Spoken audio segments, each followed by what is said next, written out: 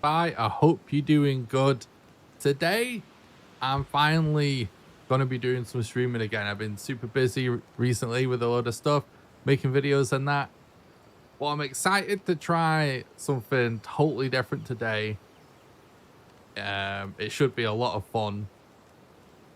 We're going to be trying Valheim's hardest possible settings.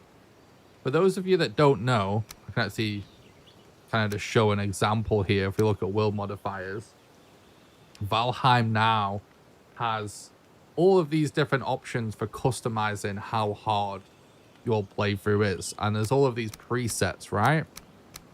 And obviously, the one that is sort of the most talked about in terms of being the hardest is hardcore.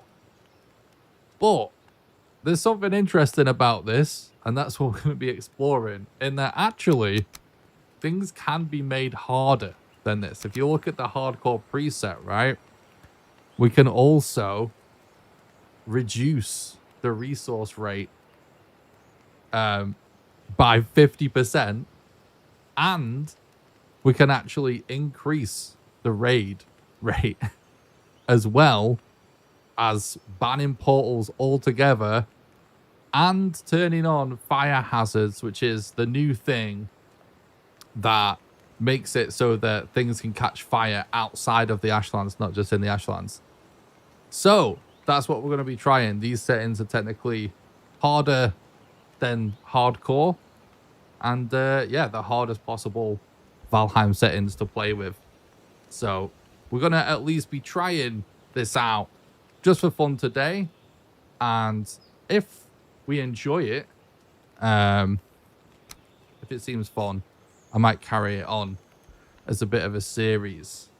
So yeah, without further ado, let's actually do this. I'm going to create a new character.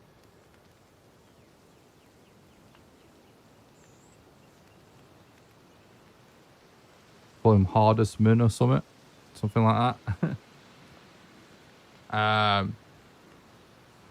I also want to do the classic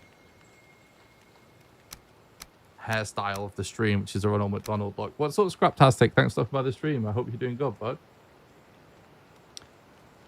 We're also trying something different today, in that we've got a new chat overlay as well, so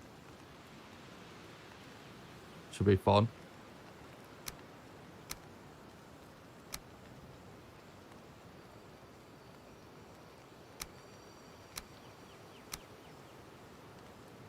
Try this.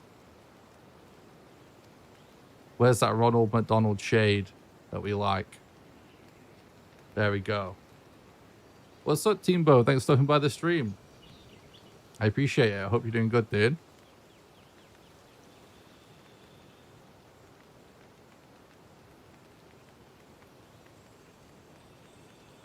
Okay. This is going to be our character. And then we're going to create a new world.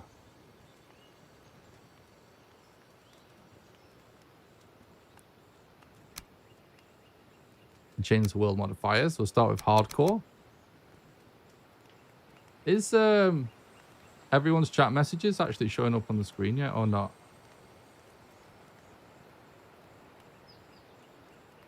Yo, what's up, Ray Dex? Thanks for coming by the stream, mate. I hope you're doing good. I'm trying something.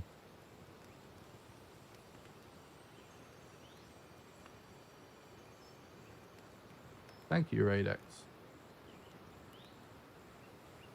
Oh, thanks, Drew. I'm glad you liked it. Maybe it took me a little too long to put out, but we got there in the end. All right. So we're nerfing the resource rate into the ground. We're increasing the raid rate. We're banning portals. And we're turning on fire hazards. So this is going to be absolutely ridiculous.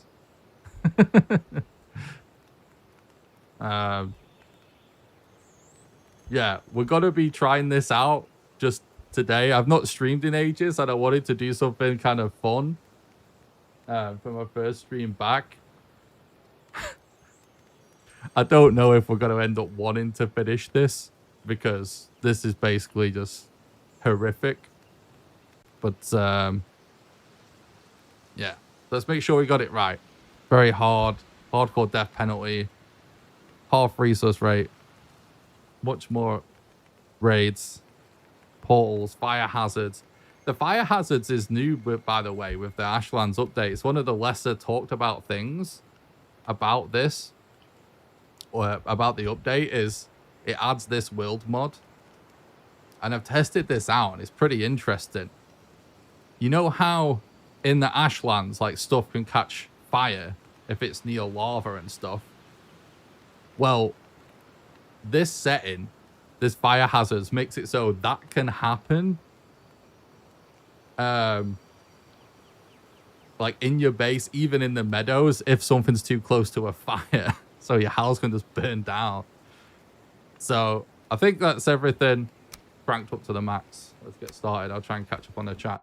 I'm so confused and flustered right now because I've got chats all over my screen because I was experimenting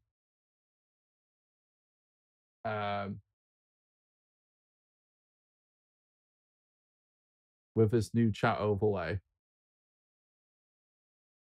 So let me just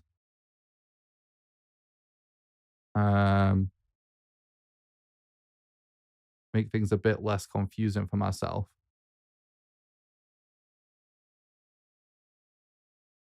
Okay, close some of it. Okay. Where were we in the chat?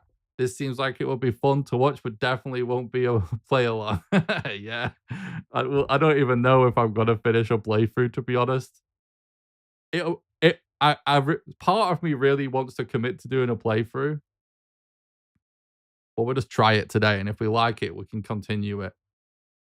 But thanks for stopping by the stream. Hope you're doing good. What's up, Carl? Thanks for stopping by. Hope you're doing good. Check in. Cracking Ashland's video. Good to see you back streaming. Good luck with the impending pain. Thanks, mate. Appreciate that. Hope you're doing good, bud. DJ Beans, howdy, came in from the Ashlands guide. Helped one. Oh, thank you. I'm glad to hear people are checking out and actually finding that guide useful. I tried. I put like a weird amount of work into that video, even though maybe it doesn't seem like it. I don't know, but like I tested so many things, so I'm really happy to hear that. Shooting an hour in the ground, set some fire mobs, walk in it and die. Oh, that's actually a cool side effect to that I didn't consider. That's cool, Fred. What's up, Ashley? You can see all the test messages. Oh, yeah. Yeah. Where can you even see them? That's funny. What's up, Fluff? Thanks for stopping by the stream. Hope you're doing good. Good to see you. Hope you're having a nice day. Mine just got a lot better. Oh, thanks, Fluff, you legend. Great to see you, mate. Set up for all the items like it took a while. It did. It's so funny because putting the items actually needed for a recipe, like in the chest next to it, is totally unnecessary, but it's so, I just felt like it looks better than just showing the debug screen, basically. Let's see you back. Thank you, Tobias. So, oh shit, good start. I'm pressing the wrong buttons on my keyboard.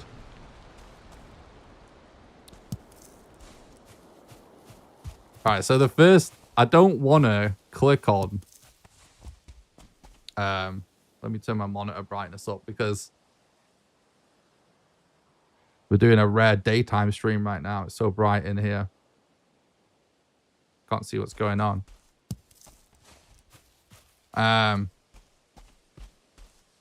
So, does anyone in the chat play no map often?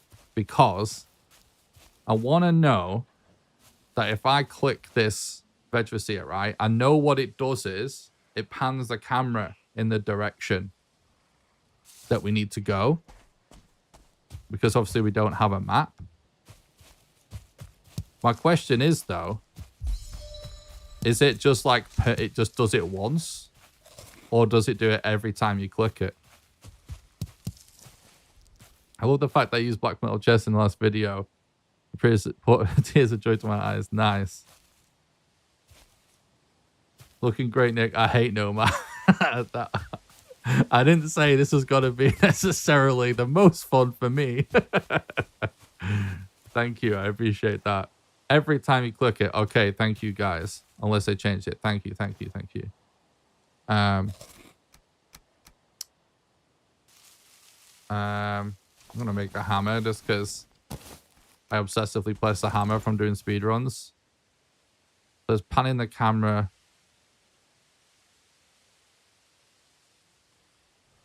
Okay, so it's just slightly to the right from here, basically. So that's good. We just, the Eikthyr boss is in line with Eikthyr. It's actually good. I'm curious how much health this Greyling is going to have. Okay, hasn't seen that crazy yet. Never try no map, but I believe it will turn you every time you check it. Thanks, love. Are the YouTube messages showing up on screen as well, by the way? To anyone that doesn't know, I have an entire new stream setup. Thanks, Salvazar. I appreciate that. Thanks, still look. I hope you're doing good, bud.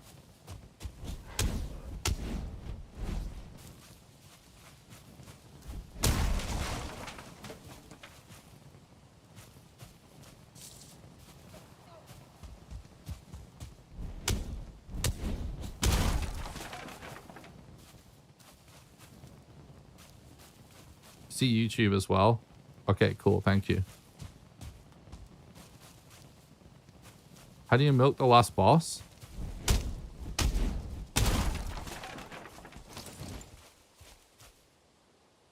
How do you easily kill father? Oh, okay. Have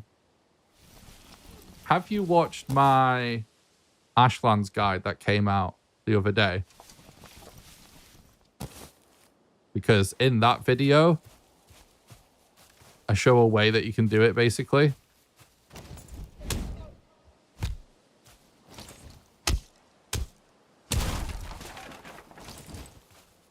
Because if you have, we can maybe talk about some of our ideas. But if not, I highly recommend going and checking out that video. It's all time-stamped in below. It's called like the timestamps, like how to cheese fodder or something.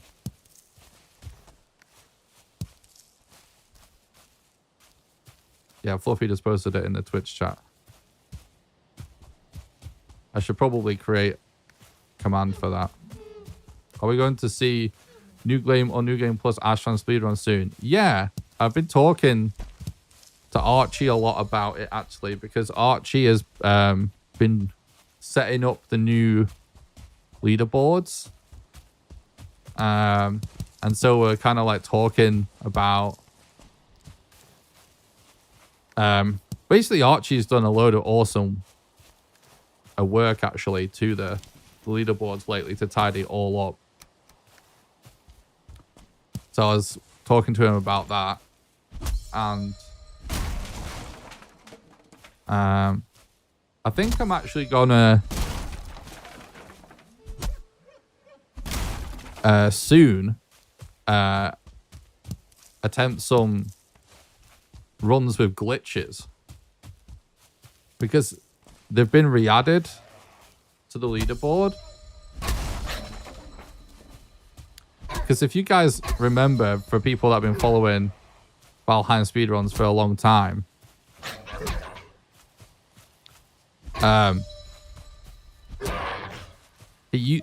back in the day, we had basically a category for a glitched variant of every single leaderboard. So it's like new game, random seed glitches, all bosses, and then you just have like random seed, which included glitches, for example. But the thing is, we never actually got any glitch submissions. And the main reason for that, I think I actually want an additional torch because I'm not sure how OP these like early game enemies are actually gonna be. Yeah, basically there never really used to be much time save in using glitches. But the thing is, now, first of all, you can clip through the door to the queen, which we've always been able to do, but that was the only thing that you could do in a time save from the previous patch. So people still didn't bother doing glitched runs because it was just for the queen. But now the fact that there's a combination of you can skip having to collect the fragments and you could potentially do a dungeon clip to try and fly to the Ashlands without making a Draka. Now there's massive time save in it.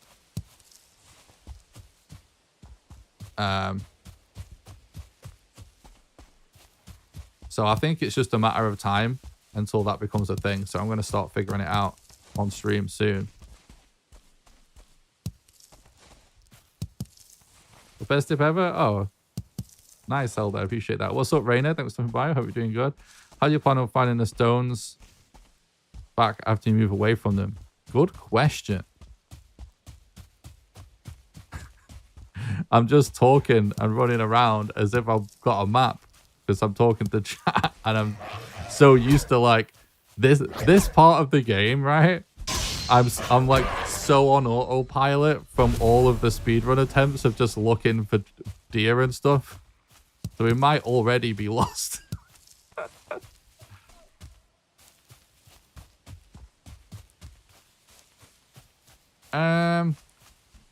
I never tested if the shield generator stops it, but I think I saw Thread doing it, and I think it does. Alright, so we're still here, chat. I'm gonna go for this guy.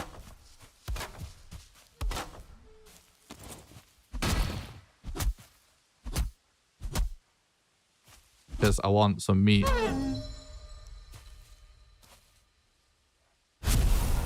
We got a trophy, nice. Yeah, what we should probably do, because we don't have a map, which I actually keep forgetting. Thank you for reminding me about that. Diablo. I should make a hoe.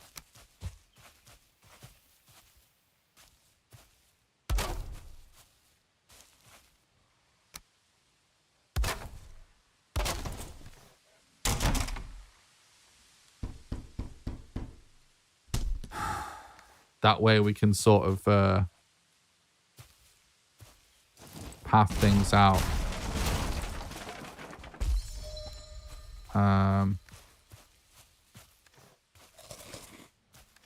Might try and catch this deer as well.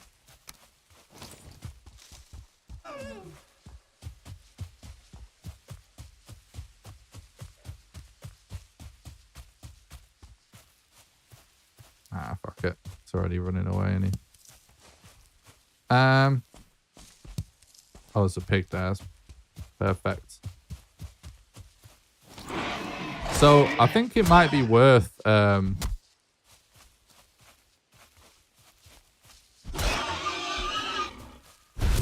just using the hoe to sort of make a bit of a path from here to where it directed us.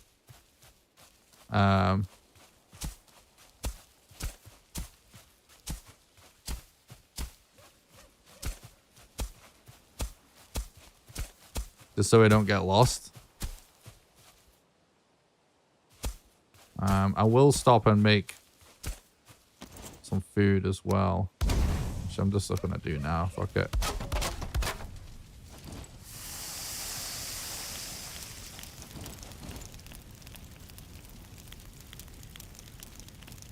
Shield generators hold the meters back. Yeah, I thought it did, but Don't really need to, I guess. You can use a tree in the sky. That's a good idea.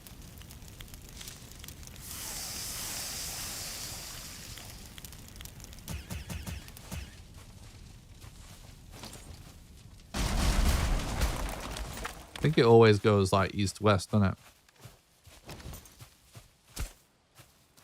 Are there a lot of no-map players in the chat? I know it's like always been a thing in Valheim that there's people in the community that love it.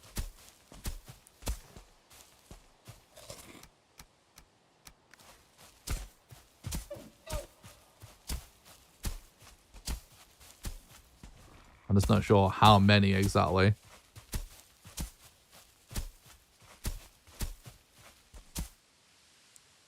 What boss am I most worried about? To be honest, because we can always do the speedrun strats,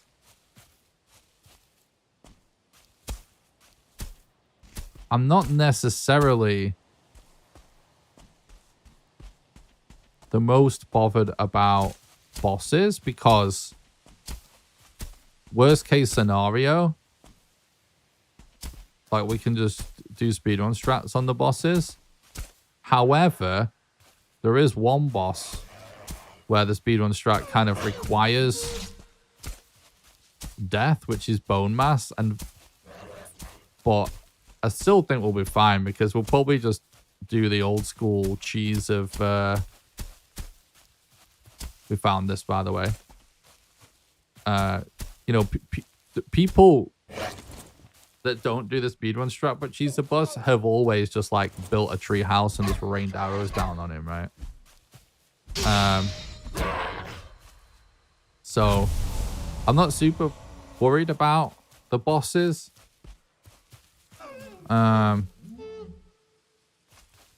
Also, maybe, but maybe we're the most worried about bone mass. I'm not sure. Right. So we've got a path forged. Now, this spot, I'm still gonna keep getting some resources and stuff though.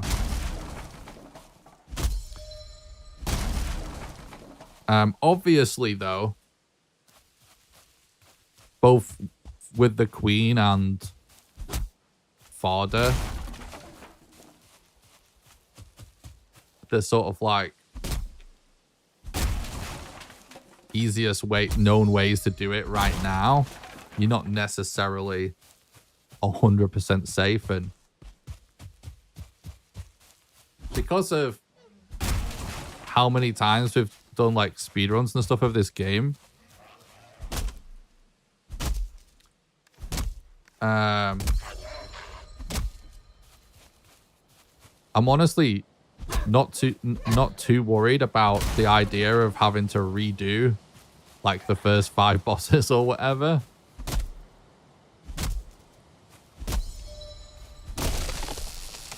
But obviously getting to the Queen or Father and dying would really suck, because obviously for the Queen you got to spend all that time getting fragments, and same for Father as well. And it's not necessarily obviously like the tougher bosses, but it's more just so like by that point we'll have been playing for ages. So it'll be super annoying. Good to be back. Thanks, Neil. Good to see you in the chat as well. Is that a new trophy on the wall behind you, Nick? The white triangles. Are they the teeth? I can't remember seeing that before.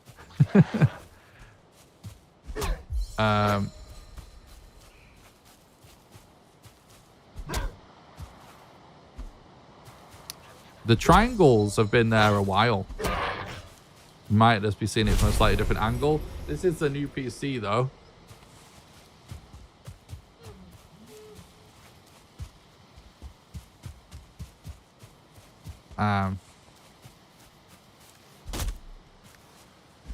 Yeah, for anyone that doesn't know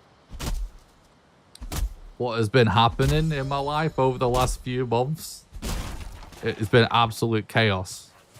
I did post a lot about it on Discord, and I think I did on the community tab a little bit as well. So most of you guys probably might know. But basically, right before the Ashlands update came out, it's a deer. Literally the day it came out, like the day the trailer dropped, my stream PC actually just fucking died on the day, even though I tested everything the day before and everything. And it was an absolute nightmare scenario. And I even had like, oh fuck it, I'll just let him go. I even had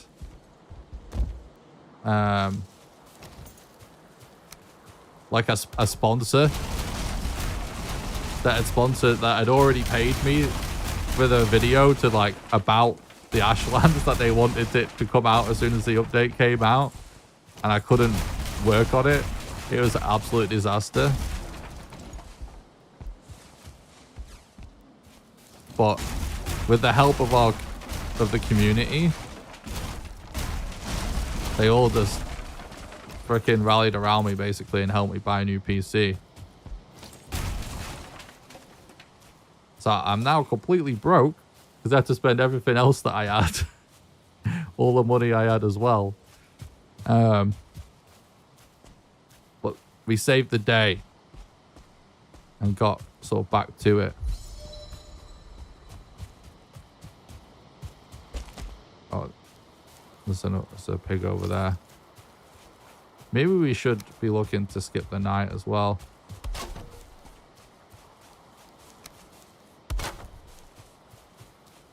Not really sure how much of an issue the night necessarily is for us, but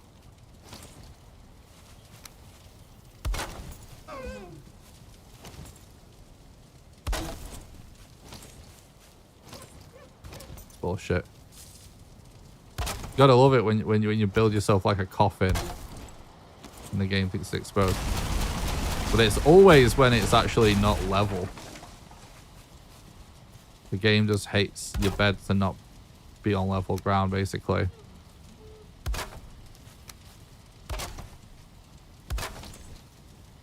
There we go. New PC looks nice. Maybe the lighting is why I noticed triangles. Oh, yeah. It's actually, I kind of wanted a way to make the lighting kind of a bit more chill. But I don't even know how to change it. We gaming. What's the goal? Right now, we're just sort of testing out the... To be honest, I don't even want a bed here for a spawn point. I'd rather be at the beginning because we've got the path down as well, haven't we?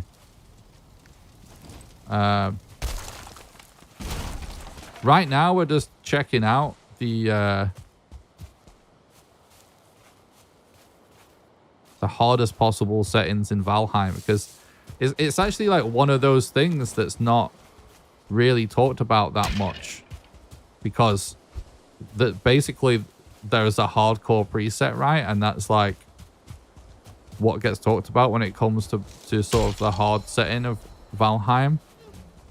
But actually you can make things even harder. Like this is hardcore, but also with no portals, also with more raids, also with half resource rates, also with things can catch fire. I should really be collecting absolutely everything in sight, because we should be over preparing for stuff. But anyway, yeah, today we are exploring the hardest settings in the game and just basically see how it feels, see how we like it, and if it feels like something I want to continue, we might turn it into a series. But yeah, that's what we're doing today. We're just sort of seeing how it feels right now. Might be a one-off stream. It might be a series. There is no map either, but that's part of the hardcore preset anyway. I was just listing things that additional to the hardcore preset. So yeah, Brando brings up a good point. It's not just those things. You know, the combat difficulty is like way turned up. The death penalty like just deletes your whole inventory. There's no map. Yeah, there's a bunch of other things too.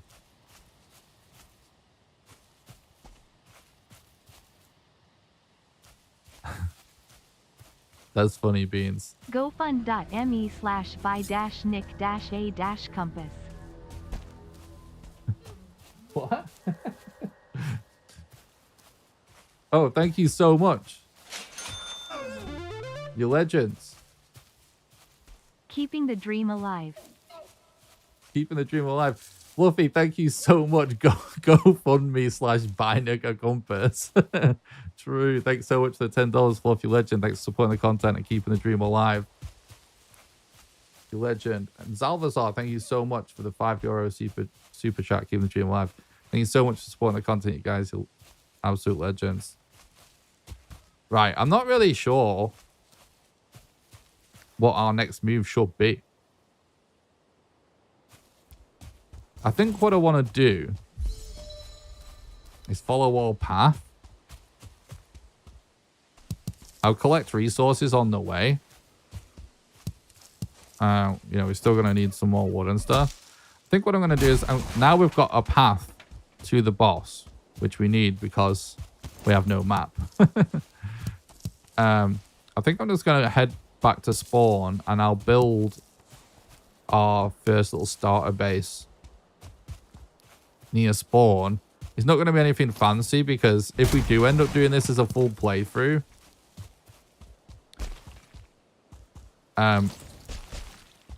lots of people have already spoken to me about doing hardcore in the past because I did start a hardcore series when the setting first came out. And everyone was saying to do it nomadically. Like when you're playing with no map and stuff. That basically you kind of just end up having to be nomadic. So we won't be going too crazy or fancy or nice with the bases. It's just going to be purely functional. But I want to get a quick base up just so we can dump everything we find into some chests, because we want to get as many resources as we can for each island, essentially. This looks like a nice area here.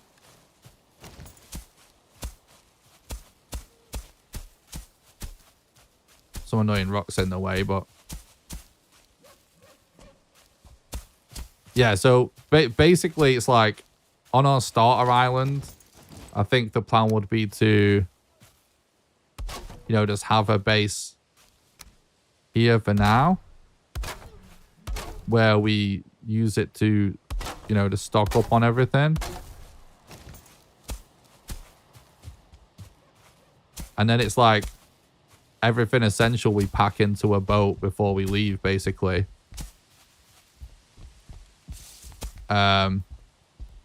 And just take with us, and we build another base at, you know, the next time we, I guess, think there's a boss on the island.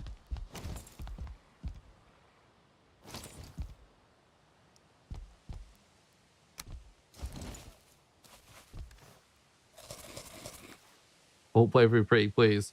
Honestly, if I have fun with this today, I'm happy to carry it on. I tried playing Nomad one so hard, but kind of fun in its own way. Yeah. It's gonna be...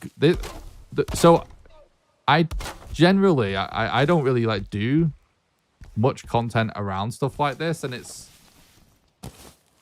I don't know. I usually find, like, I like to do very unique challenges that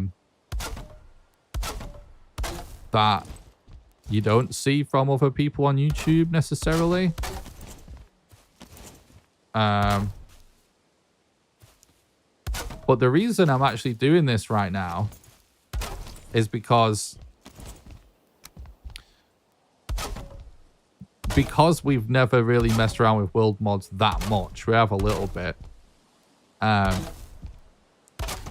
There's like actually like a bunch of stuff, and it's like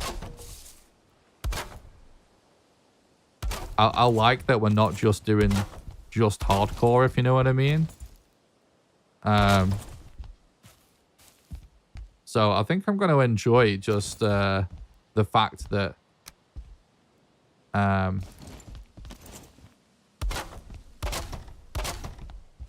it's not just that we're doing a super hard playthrough. It's also that we're, you know, we're exploring things like no map for the first time as well. Are you planning on Ashlands only? Probably. I don't normally commit to things 100% until I've tested it from start to finish. And I usually take quite a big break in between those challenge projects because it takes so long to edit. So I'm not like currently working on Ashlands only, but it's definitely on the list. And honestly, if I figure out a fun way that I can do it, I will do it.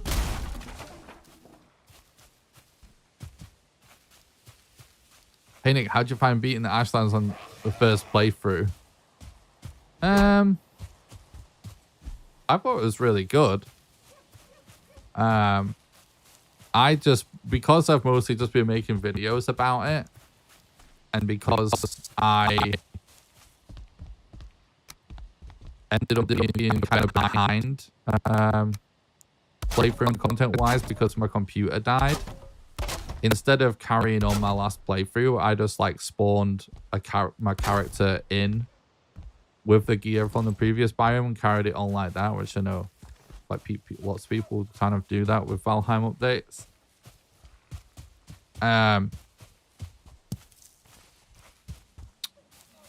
My first impression was that it, like everybody else, that it was like pretty crazy.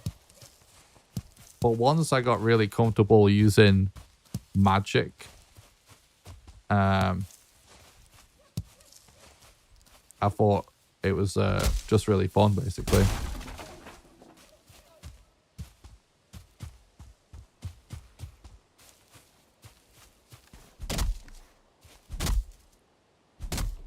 The Mistlands only streams are awesome to watch. Oh, thanks, Raina. I appreciate that.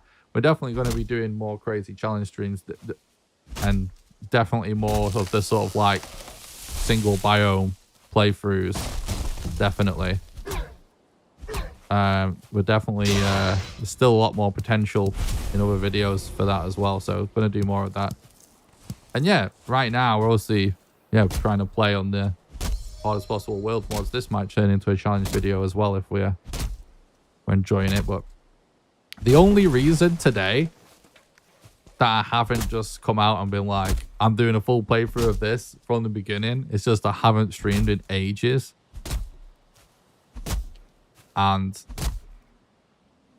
this is the first time we've streamed properly with my new setup. So I'm kind of like testing how we feel about these world mods and the stream setup today.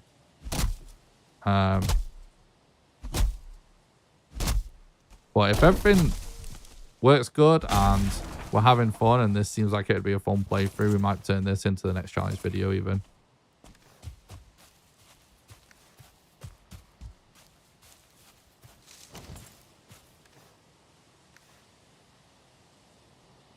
Did you do mountains and plains only? No, mountains only is actually one that I've randomly worked on and off for a while, and it's funny because of the Mistlands update came out, and then the Ashlands update came out. Like, what after I did the first Swamp Only challenge, people was just like, "Oh, Mistlands only next, lol." And then when Mistlands actually came out, it's like it was obvious that I should do that. And then the same with the Ashlands. So it keeps getting put on the back burner for that reason. And you're like the first person to really ask me about specifically mountain only. But when you think about it, in many ways, it could be the most interesting one. So I really want to do that. But no, I haven't done mountain and plains. But basically, with this I've done swamp only and Mistlands only. When I did swamp only, the hardest bio, like the Mistlands wasn't out, right? But the reason I chose to do the swamp originally was that when I had that idea, it was really in the early days of Valheim, and at the time when everyone was new to the game, I guess because of poison and stuff, it used to be quite a common thing that the first part of the game that everyone struggled with was the swamp, and lots of people felt like the swamp was really hard when you're new to the game back in the day. So that project lasted a really long time. So that's why I ended up doing swamp only first, because I kind of felt like even people, there was quite a few people that like didn't get that far in Valheim, but they played until the swamp, if you know what I mean. So that's why I did that one first.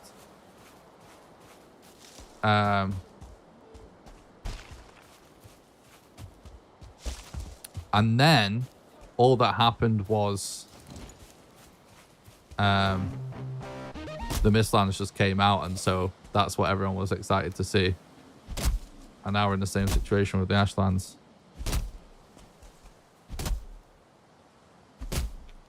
So that's why I did it in that order. My biggest problem with the biome is that melee is... Ooh, don't look away at the screen when chopping down a tree in this hardcore mode. Is that melee is almost impossible to play around. Find myself limited to magic. I know what you mean. It's considering the amount of stuff you do get access to in the Ashlands with all of the new weaponry, it does feel like a lot of it isn't best suited to that biome. But at the same time, what is sort of always easy to forget with Valheim is we used to talk about, like, with the Mistlands, right? That you don't get magic until the Mistlands. So it sort of felt a little bit pointless, because it's like such a time and resource investment to get lots of magic stuff, but by the time you get it, you've sort of done everything already. So it wasn't used that often. But obviously we sort of forget that obviously Valheim isn't finished, and the way progression works in the game is that you do sort of unlock stuff for the next biome in the previous biome. So maybe a lot of the stuff we've unlocked in the Ashlands could be super useful in the Great North. And I'm particularly hoping the Durnwind just is so OP in the Deep North, because it's such a time investment to make the Durnwind, and it looks so cool, but right now it's like only worth doing cause it's cool. You know what I mean? How do you disable a server making mobs super OP with more people? I find myself soloing the Ashland fort, but When we're 5 people, it's near impossible. Ah. I don't know. I believe when you play the game sort of like locally, not on a server, there are like commands that you can do to reduce the way the difficulty scales with more people. I would assume there's a way to do that on a server as well, but I actually don't know. I've never done it. You know who? Firespark is probably the best YouTuber to ask about that.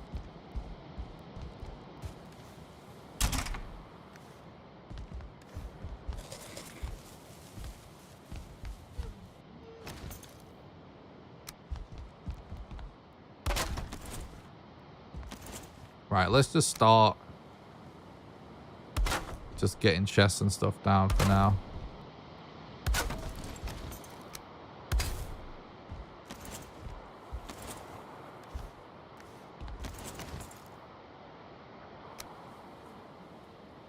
Does anyone in chat maybe know how to help this guy?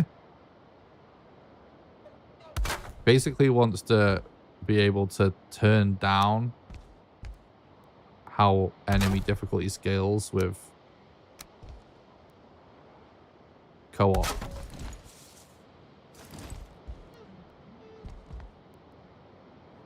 The raid should really become a problem after we defeat the first boss.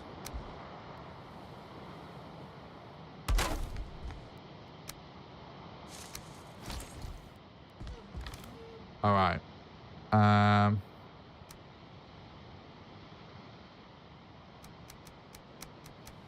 Just gonna dump everything for now. Might be worth cooking that. And it's gonna be worth getting that bee on the go already, actually, isn't it?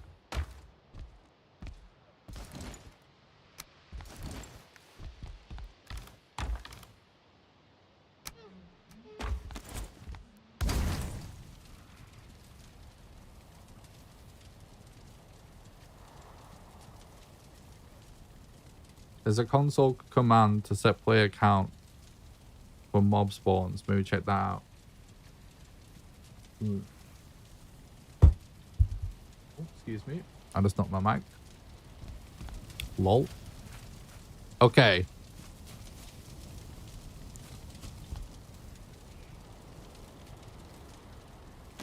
I should probably put like a little fireplace here or something like that. Again, don't really care about making the nicest base, but this needs to be functional for now. We need a lot more wood and stuff though. Still.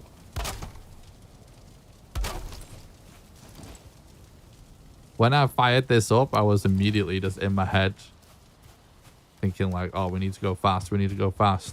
But we don't. we need to not die because, I mean, dying now wouldn't really make any difference. We're just going to lose these items, right? And be sent from here to there. But this attempted playing the game on the hardest possible settings. Oh, look, we've got our first raid. It's not going to be a big deal, though. Like I said, they'll become more of a problem. Oh!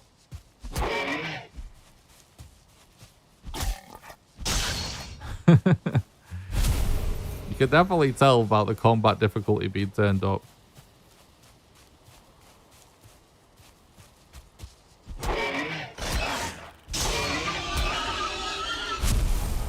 This is actually really good for us because we're going to get a load of food.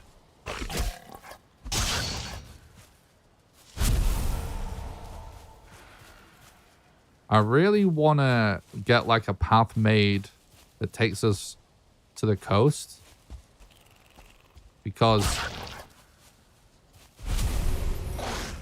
I really want to get a load of flint sorted.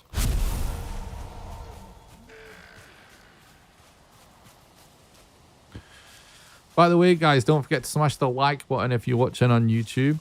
the best way you can help me out for free. Makes it more likely for my content to show up in the recommended feed and stuff, so it really helps. In fact, even if you're watching on Twitch, the best way you can help for free is to head over to YouTube, smash like, smash subscribe. You can do exclamation YouTube or click the link in the chat.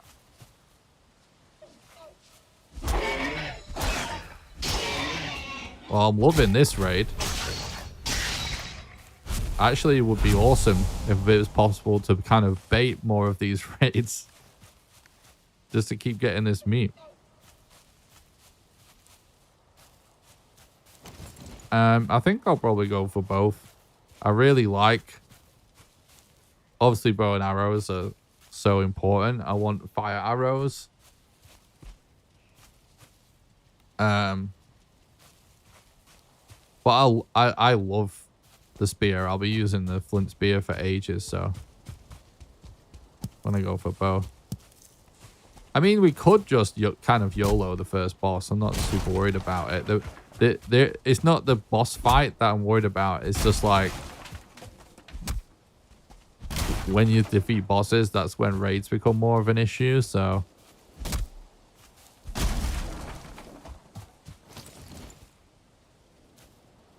it's like I'm thinking about this actually.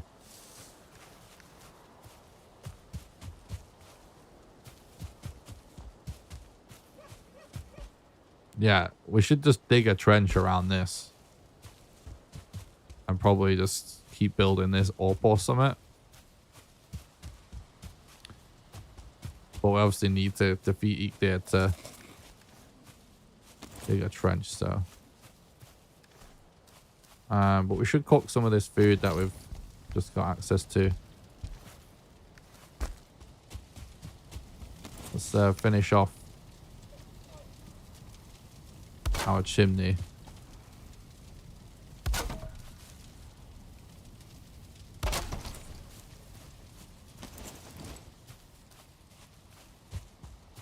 I was planning on postponing doing the boss to avoid the raids getting harder, but after thinking about it, I'm actually now thinking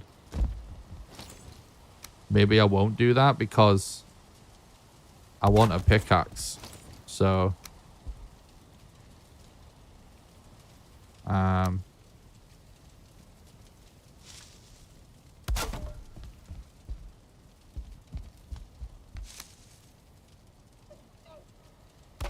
yeah, I think we might actually do the boss very soon.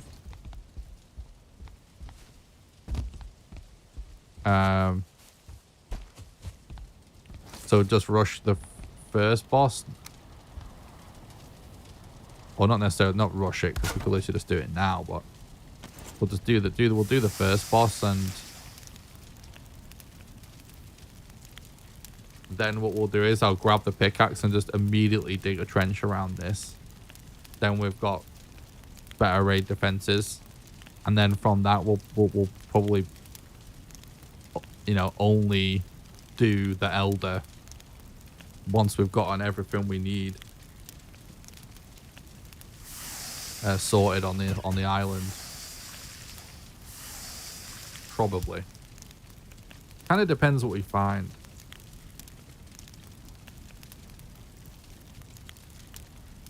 Hopefully not get ready while digging the trench. Yeah, true.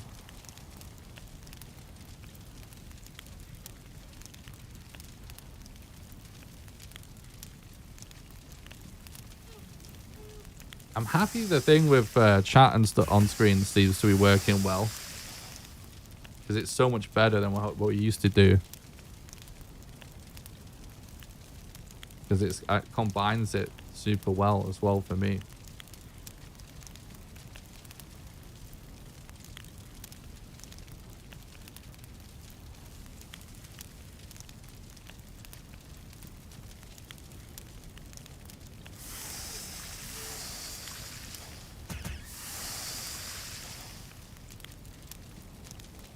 Didn't know Ricky Gervais played Valheim.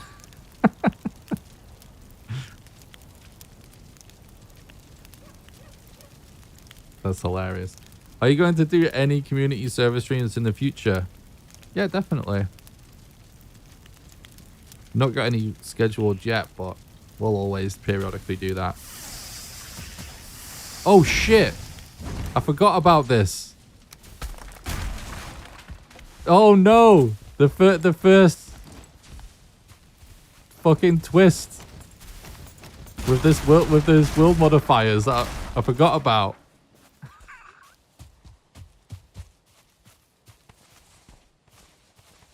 Holy shit. So yeah, I explained at the start of the stream that the normal hardcore preset doesn't have this on. But this is harder than hardcore one, and the newest world modifier is the option to make the fire spreading mechanics of the Ashlands apply to all fire sources in any biome. Oh, so what do we do then?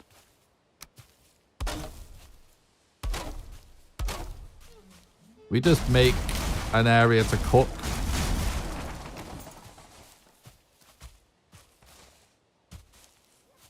Separate from the house.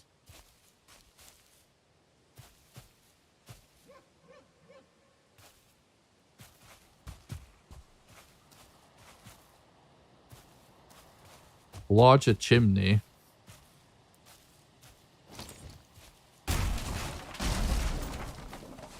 Could try that. Could try that, yeah. Okay, we'll try that.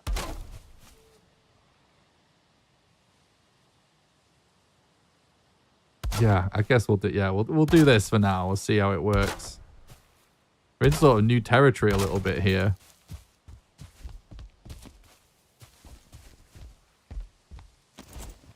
Just getting started. My house almost burnt down.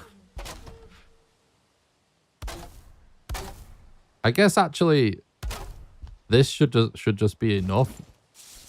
Oh,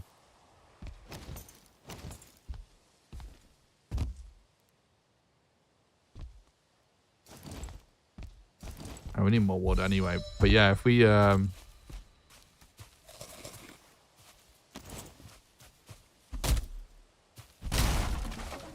we could still have one chimney technically on the top right, as long as the bottom's wider. That should work, shouldn't it?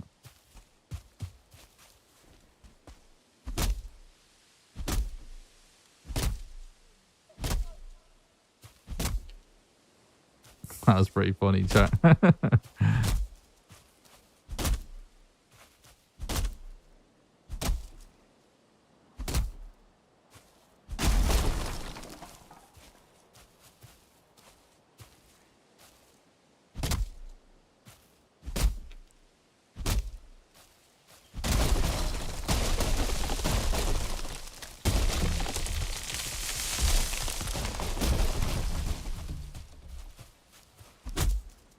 Right, I'm actually going to hit record now. Now we're sort of in the swing of things.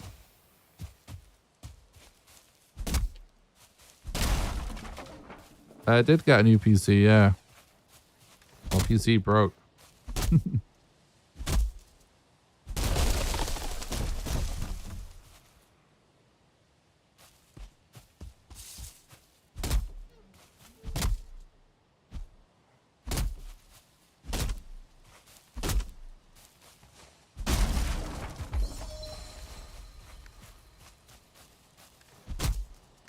This, man, you know what I would keep realizing as well? These nerfed resource rates are brutal. Farming this wood is taking so long because we've got 50% drop rates.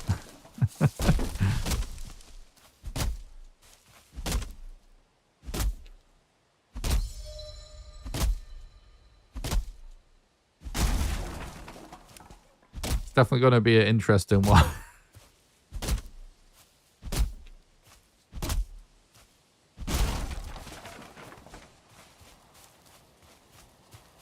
Seems like torture. Yeah. Can you imagine trying to like fully level up like all of the bronze gear in the game with this.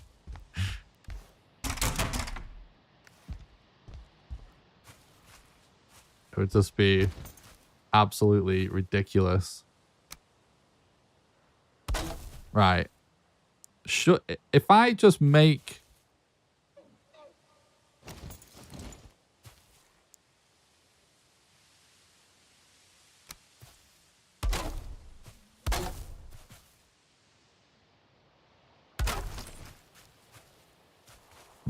That might not work, actually.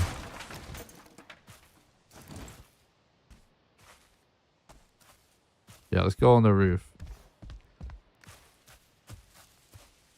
Not losing woodcutting skills is very important. I mean, yeah, when we die, all of our skills get deleted to 0. And our whole inventory gets deleted as well, so... Dying at all will really suck.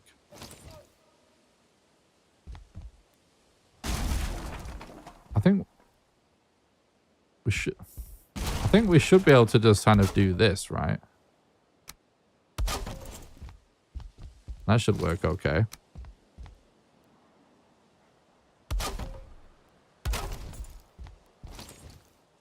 Right, chat? I mean, I guess there's only one way to find out. Honestly, the chimney's whatever. We can always sort out a new chimney, can't we? It's just making sure it doesn't burn down is all that matters right now. I never play on 50% drop rate, I think. It would just be too painful. I'm usually at 1, but I've tried 1.5. It was very pleasant. Yeah, turning it up does feel nice. However, I do think that they could do to be a little bit more of a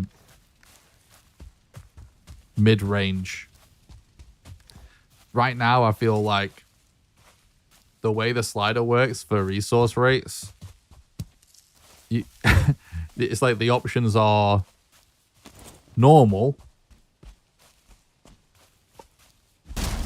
way too little or way too much, or way too much or way too little. I feel like be nice to have a little bit more granularity.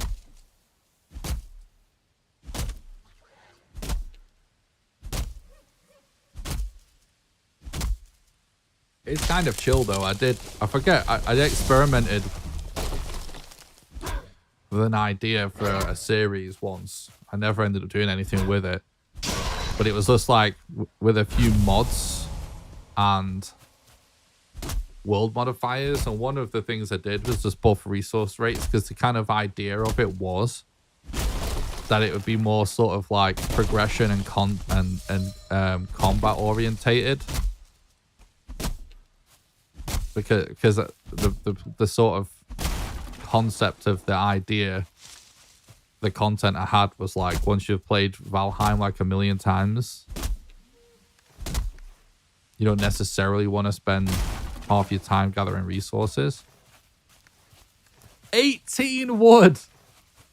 We've got 18 wood from that. What the fuck?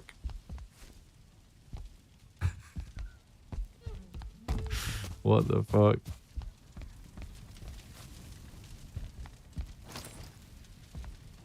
Right, it doesn't seem like it's going to burn down, does it?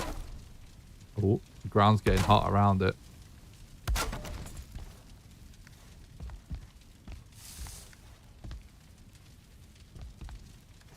Fucking hell.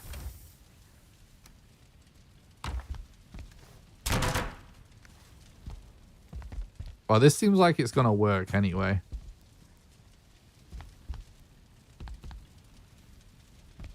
You see the flames randomly keep spreading to the edges.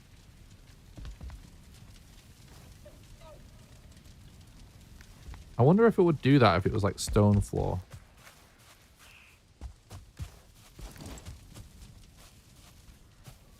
Alright.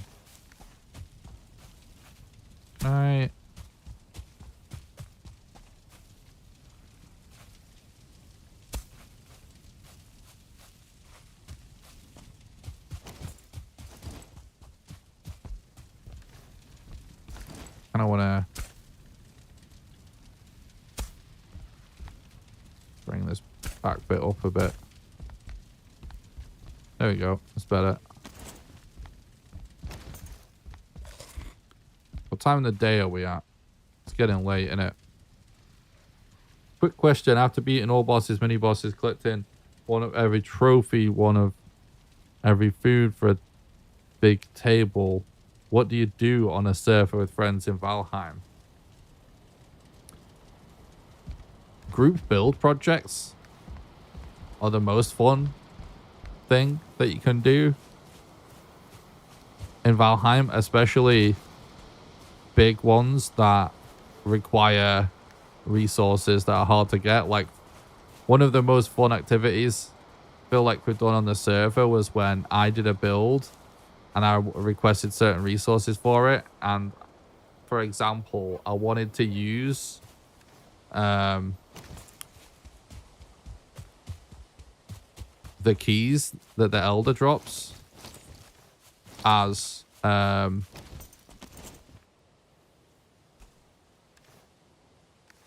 LED strips in my house.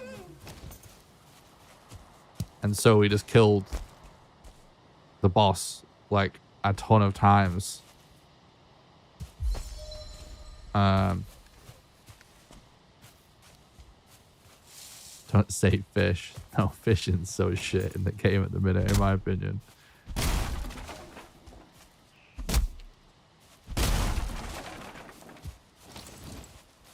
I was thinking, I don't think we saw signs of the coast right that way. I want to find the coast now because I want flint. So I'm just going to go this way. And I'm just going to go in a straight line and build a path.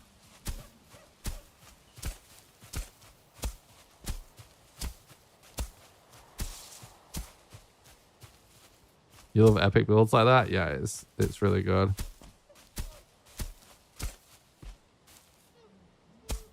You could turn up the world modifiers. Mess around with some world modifiers with your friends.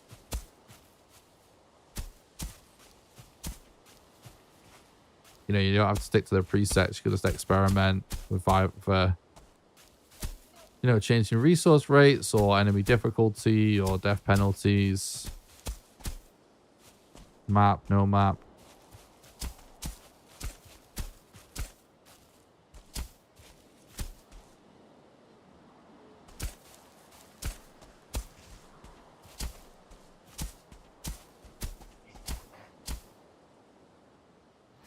Hopefully this leads to the coast.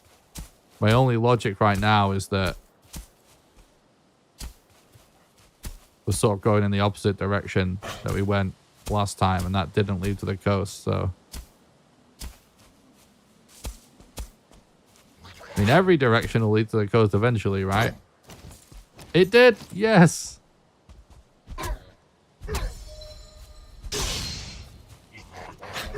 Hell yeah.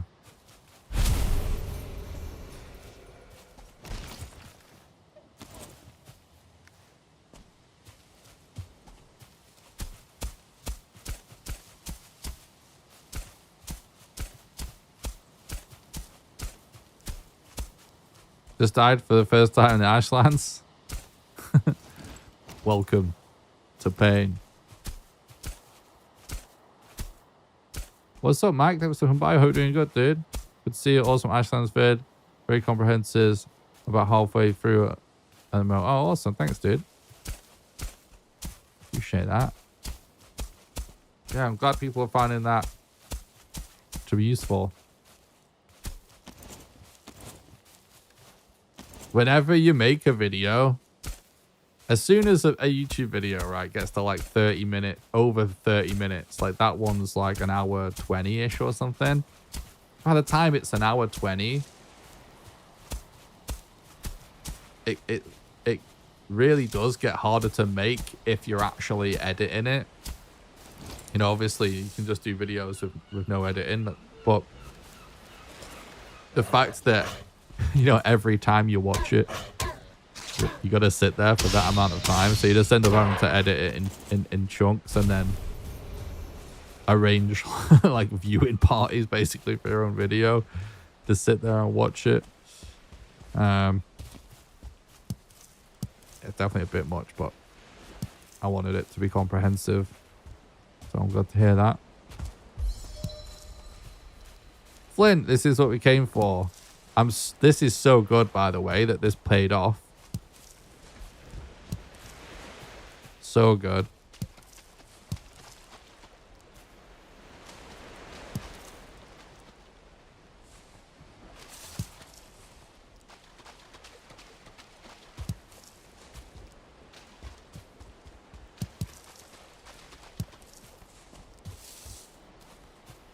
I want lots of flint because... Oh, we got a borestone. This is so good for us right now. This is so good. Right now, Lunatic, I'm just kind of doing a bit of a vibe check on whether or not this seems fun. But the goal would be to kill all of the bosses. Today, I'm kind of just experimenting, but, well, not experimenting. I'm just playing the game normally on these settings to see how it feels. I'm not necessarily committing to a full playthrough, but if it feels good and goes well and it seems like a fun thing to do on stream, then we'll continue it, and the goal will just be to kill all the bosses. The challenge is just in the world mods that we're playing with right now, which are completely insane. It doesn't seem that crazy at this moment in time. Our first twist was our house starting to burn down. But definitely would be crazy.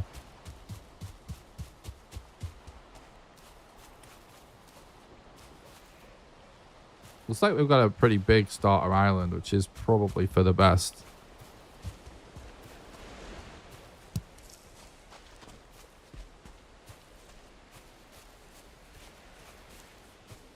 Do I have a mod list for this playthrough? I actually forgot. But is it possible for at the start of the stream, guys? I did go through our world mods. Could someone maybe do me a massive favor and either just screenshot the world mods and put it on Imager and send me the link so I can create a command for it, or just clip it and send me that, and I'll create a command, because I was supposed to create a screenshot before I went live and I didn't. If there's anyone that feels like doing that, just post it in the Discord or something.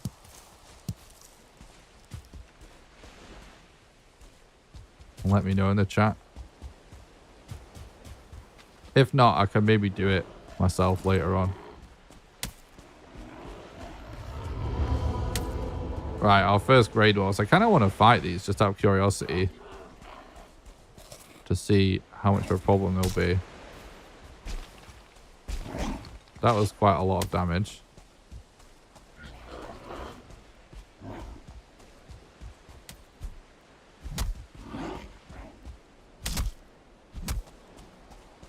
Yeah.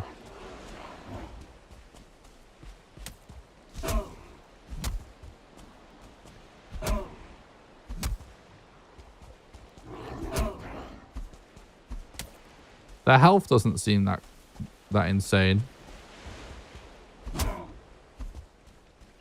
But the damage is definitely noticeably better, isn't it?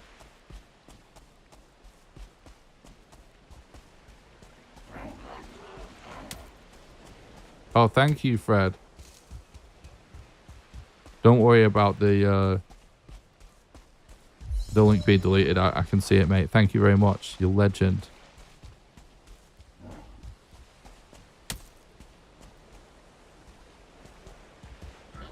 All right, give me 1 sec. I'll add this command. It's been so long that I've streamed.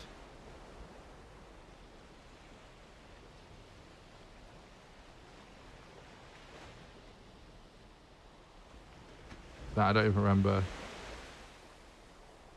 how to do this. There we go.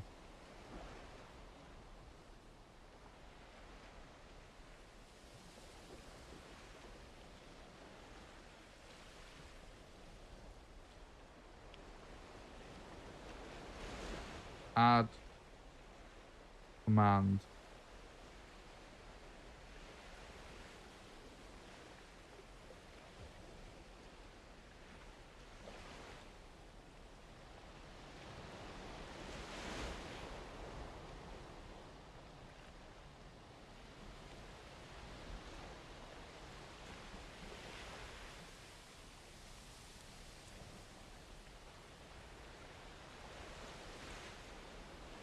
Oh, you flipping legend. Thanks so much for doing that.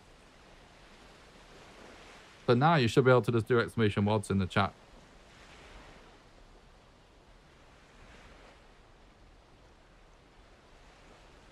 Seems to be an error on that image. Is there?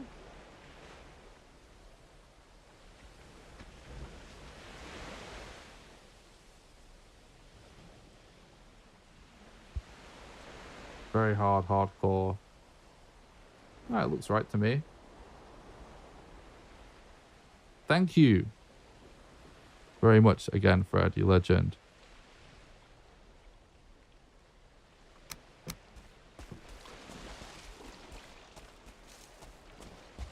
That command is right.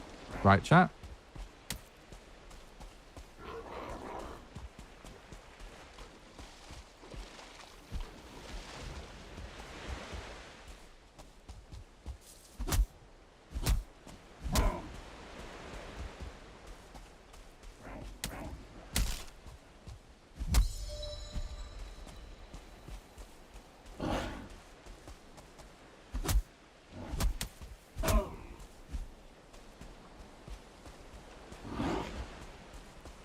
Look at this grey dwarf. He looks so depressed now, he's fallen in.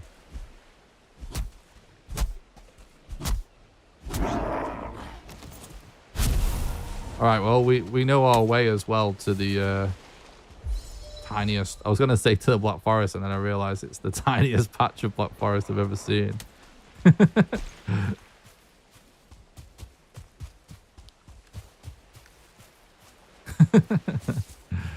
That's funny. Let's finish this guy off and then we'll get a little bit more flint and head back.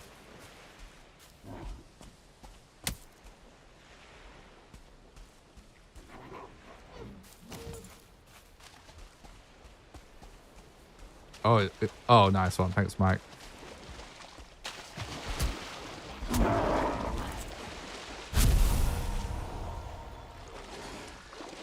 It's really confusing. I know, like Rainer said, right? It's just vanilla world modifiers, isn't it? No mods like Thunderstorm or such. That is true. But it's so confusing, the fact that they're called world modifiers, isn't it? Because, like, I called the command mods because I was like, what is a short word that's easy to type in the chat that explains it? We could always rename it. But yeah, it's technically not really mods, but they're called world mods, right? So it's confusing. But yeah, I am playing vanilla.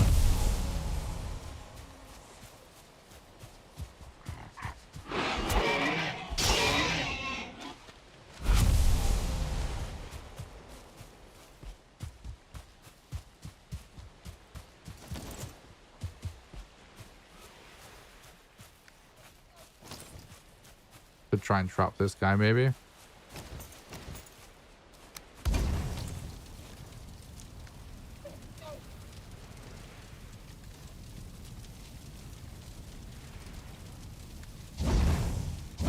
Oh, God.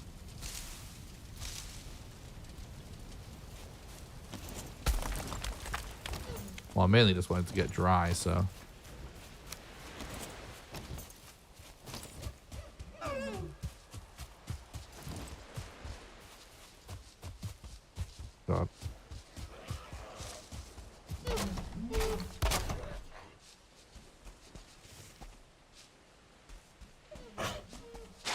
No. Oh, I'm out of wood. Whatever.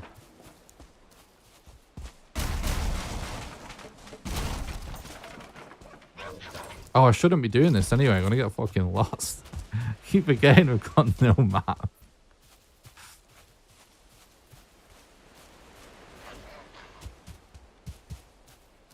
Oh, yeah. I bet when you get to the mountains, even on hard, it is crazy.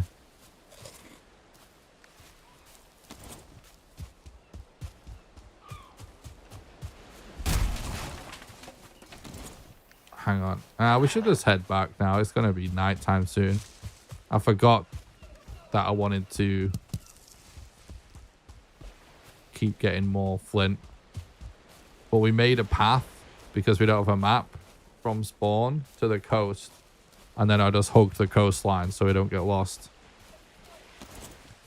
I just realized that was actually a second borestone, wasn't it? I thought it was the same one. So that's good. We'll definitely be able to make some new upgrades, some new gear and stuff now.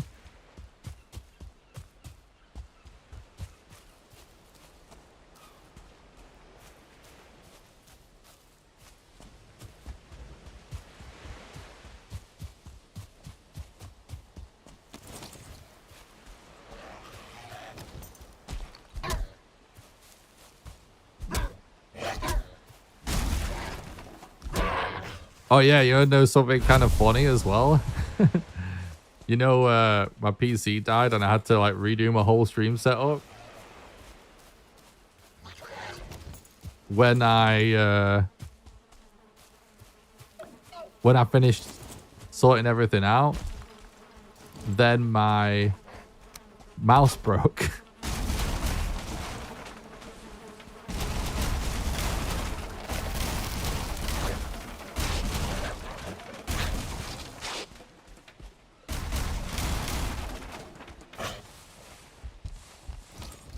Okay. Alright, I guess I'll just take this wood as well. You know what? You know what I've just realized? Because our resource rates are so garbage, this is like the highest yield of wood that we've had so far. We can literally cut down multiple trees and end up with like 20 wood.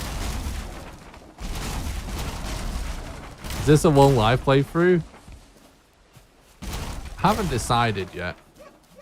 I'm going to try and not die. Just because dying is going to be such a pain in the arse anyway.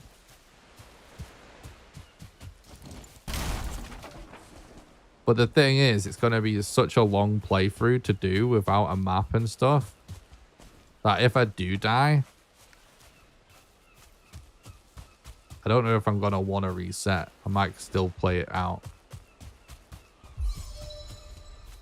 So today is really, because it's my first day back in streaming ages. I literally haven't even streamed with this setup before. So like hopefully everything like works fine and everything. I've done some test streams, but like not in ages, and things have changed about the setup since then. And yeah, because these world mods are sort of uncharted territory, for today I am playing as if I'm doing a full playthrough, and I am playing trying not to die. But we're kind of testing the waters today. If we like it, we'll continue the playthrough.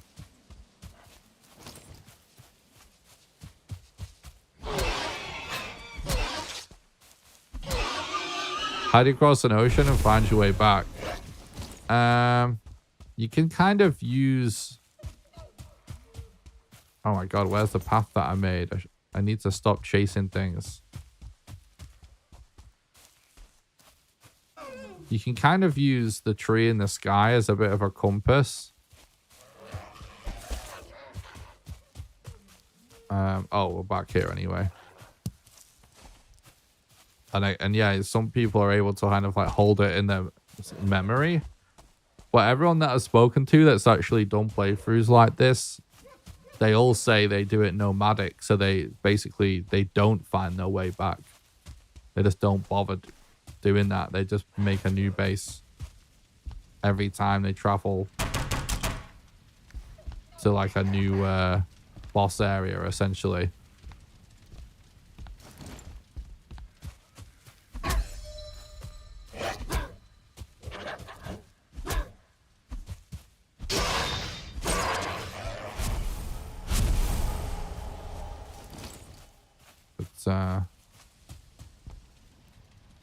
But gonna sleep in. Now we should be able to do our first workbench upgrades.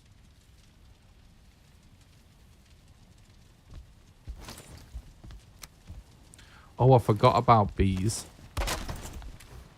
Let's get that down whilst I remember. Well, oh, it was already in my inventory because I was going to place it and then I forgot. Of course.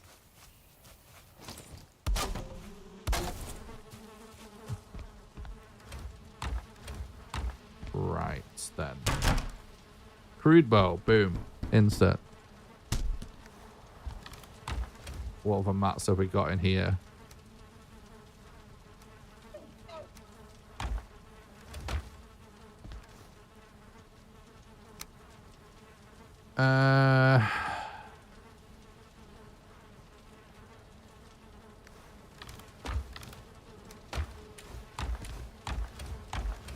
It'd be good to farm some bones as well. Definitely gonna make a spear. I definitely want fire arrows. But yeah, we're gonna have to start going for some feathers, aren't we? Oh my god, I wonder what feather drop rate's gonna be like, guys. Oh, please don't be bad.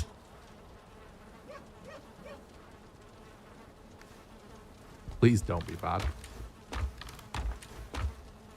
Let's cook some more food.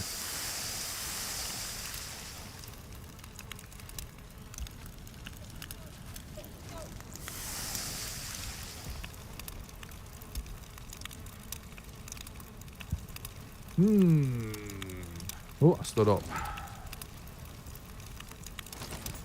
Oh, what does crouch?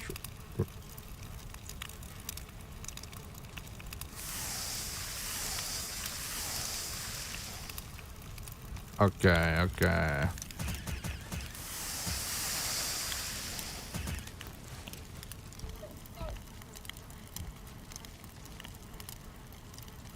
So I think now we've got a bow. We should focus a lot on hunting.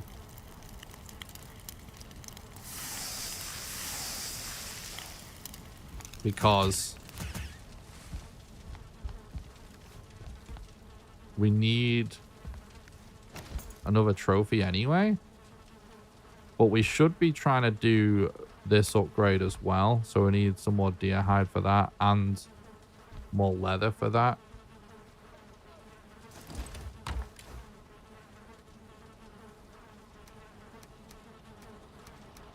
So I'm just thinking if... I don't think there's any...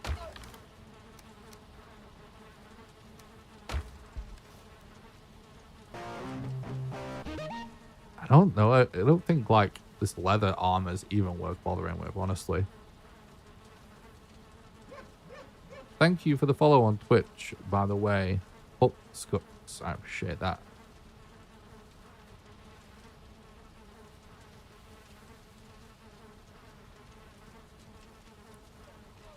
I feel like 2 armor's gonna do nothing on these world mod settings. That's how I feel, chat. What do you guys think?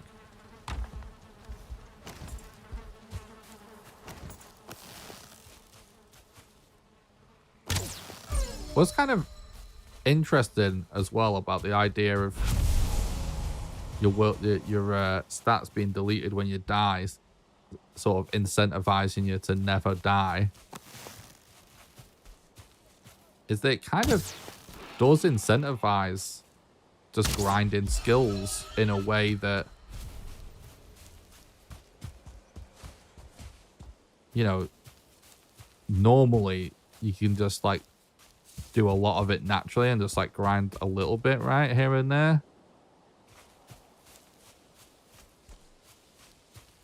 Armor and shields almost feel useless on hard, only can imagine very hard. It's just a no-hit simulator. Yeah, that's what I've been kind of thinking as well. Remember a long time ago when these build mods came out, Thread was testing it and he was telling me the same thing basically.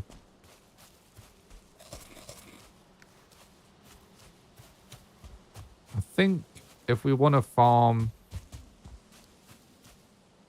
more mats, we go back to where we went to yesterday.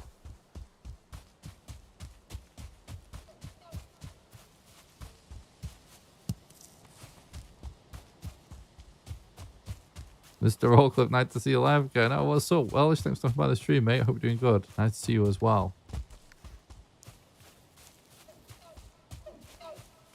Nice to be back, honestly. I love the vibes when I stream and stuff. It's usually the best part of my day when I get to stream for you guys. Right, I'm not making the same mistake again and just running off like a headless chicken, hunting things, chasing them.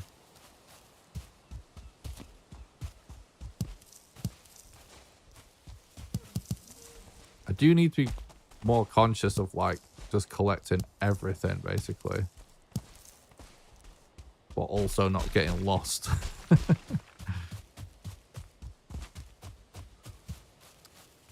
You know, I was thinking with, you know, with the difficulty settings, like maybe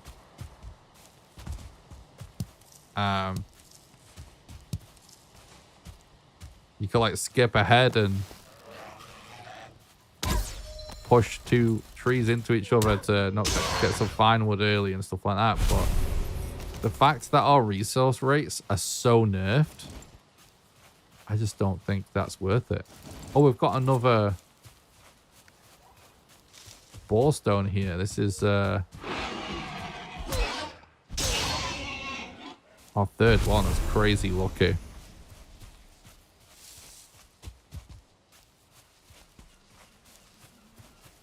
They need to add extreme hard combat so Grey Wolf can one-shot you in full iron. That would be funny.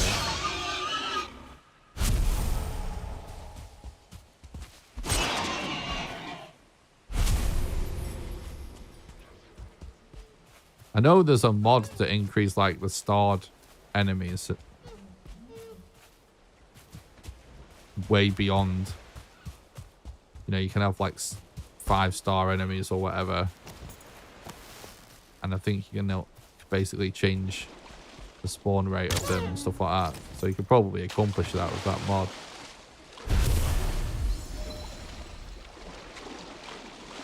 Alright, I'm gonna go this way because we already got a lot of flint in the other direction. Flint is like really useful early game.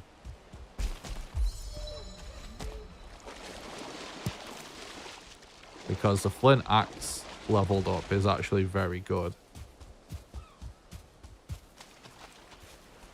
I would like to start farming bones, but we haven't even found Black Forest yet.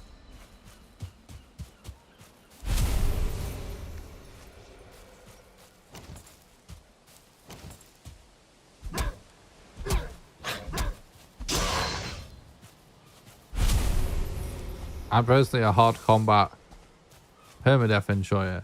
Nice.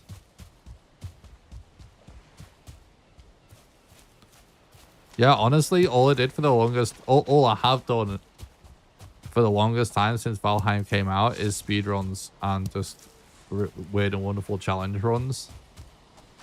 I've had so much fun doing that I've never really bothered with the sort of like vanilla world mod stuff and just stuff like everyone does, like permadeath or whatever, because always just trying to do something like totally different. I have done permadeath stuff, but not like just a normal permadeath playthrough, if you know what I mean.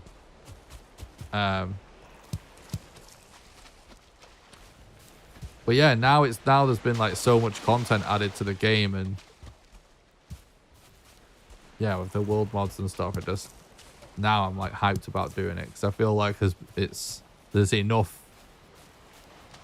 there that'll be new to me now that will just keep Valheim feeling fresh for me, if you know what I mean.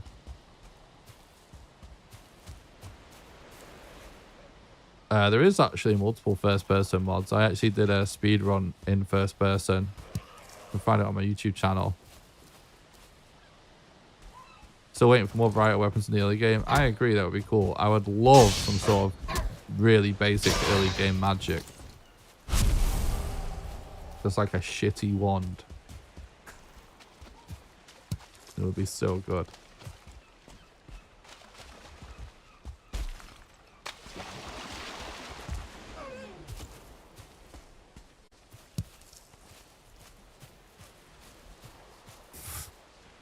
Next one shot in you would be scary. It would be scary. Oh, there's a tree in the way. Look, it was almost lined up perfectly, but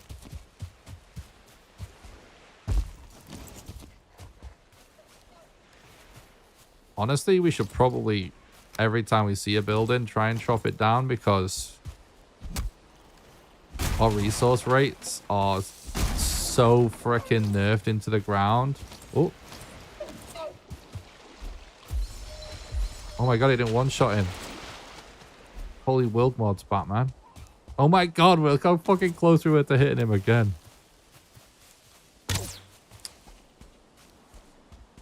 I did not think that wouldn't be enough. But I forgot what we're up to exactly. I forgot what I'm saying now. Don't matter. Epic Loot mod is one of my favorites to play with. I wish they would implement something like that in the game. Yeah, that is a cool one. I should do more mod content. It's been on my list for a long time and I've messed around with mods a lot.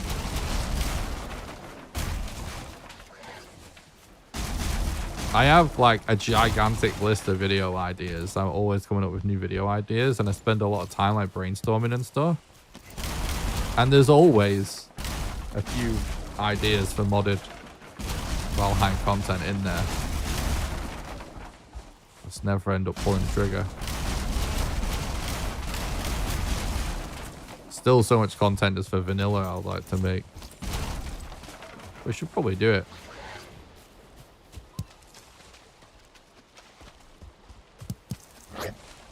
Painting one question, did mods in the Mistlands or any other biome get buffed? Or is it skill issue? They've not been buffed in other biomes now. Since the recent updates, if that's what you mean. Wow. Surprised that's not one-shotting him, but...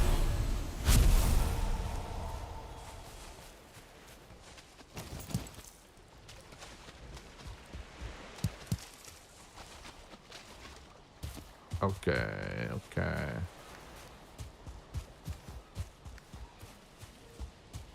I think we still need a few more leather to get our next workbench upgrade.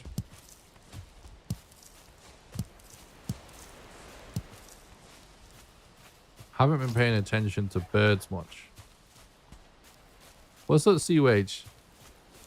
Thanks for stopping by the stream. I hope you're doing good. It's going great. Thanks for asking.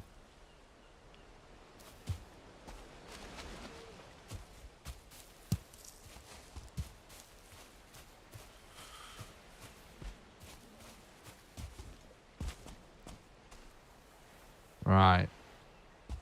Let's go to that up there. I really love knives in the game in general. So yeah, I do play with flint knives sometimes.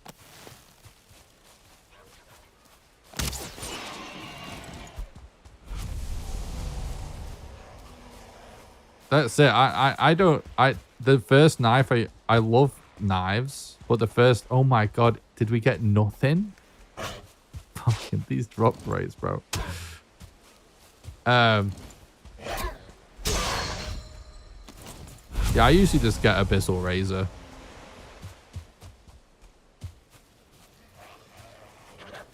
You can get it so early, and it's so good, especially just like level it up like once, and it's pretty easy to just wreck fuelings with it even. But I like knives in general, so I do play around with all the knives. But yeah, I don't make it super often either, because it is a bit weak.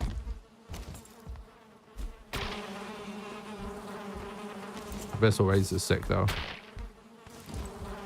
And any knife after it is oh shit, what? Should have waited a bit longer.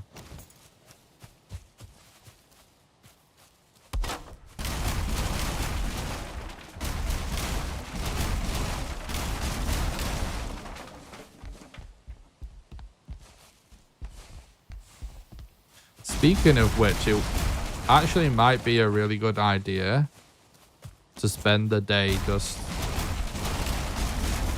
hugging the coastline.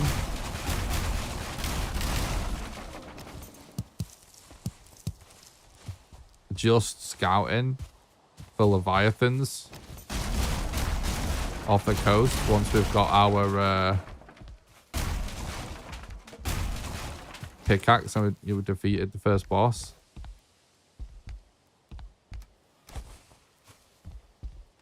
I guess we'll leave this here for now. Don't really want to drop anything.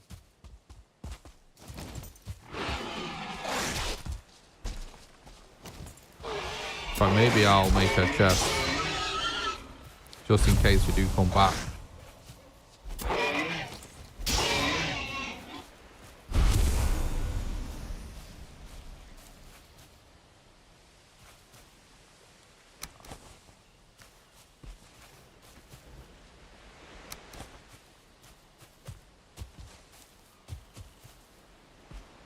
Okay.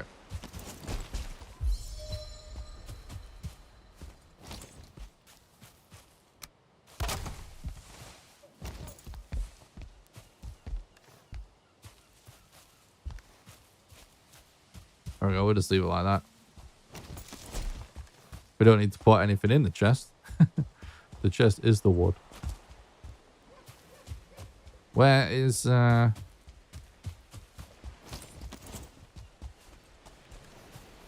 No, I think we collected everything that did drop from that stuff.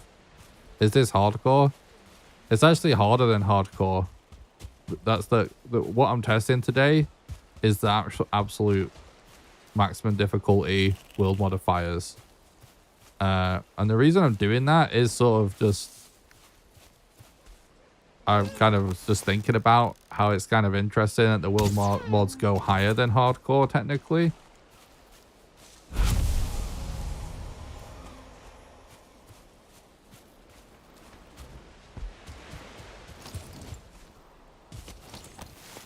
So it's the hardcore preset, but it also has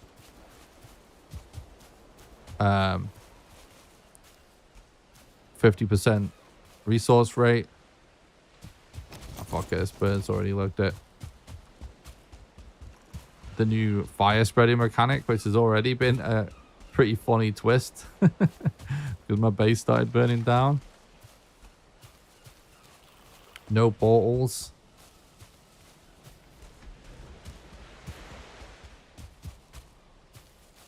So yeah, fire hazards is very cool. Poggy. Nick, love ya, man. Here's a little something to make your day. Oh, thank you. Fine, you legend. Thank you so much for the 1999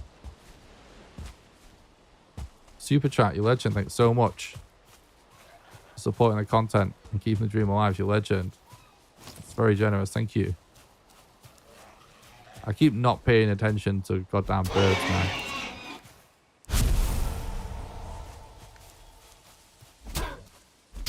Right, let's just get back home.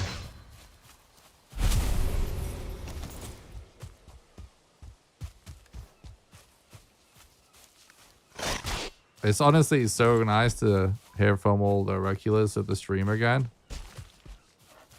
They're not streaming in so long.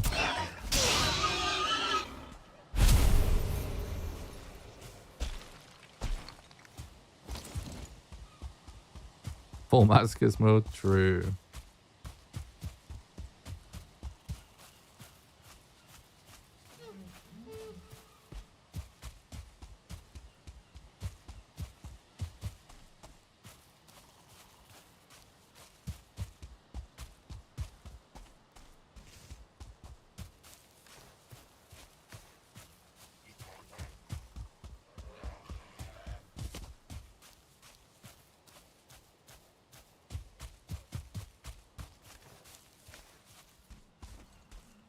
Just making it back before it gets super dark.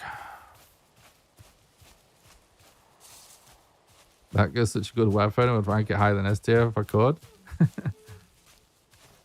It's definitely one of those weapons that I think is maybe a little underrated, just in terms of how unique the special attack is.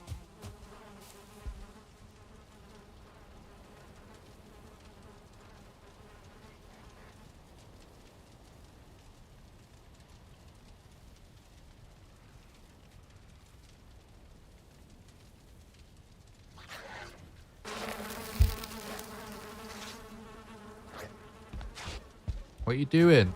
Don't attack my bees.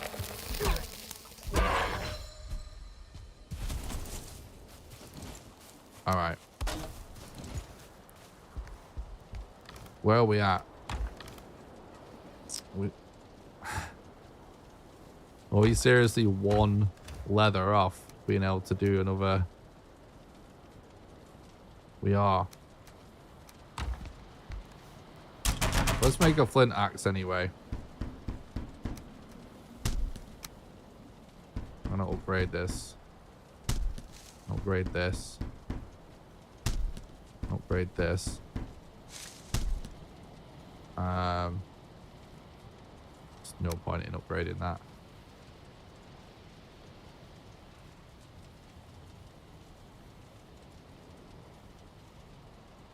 I think.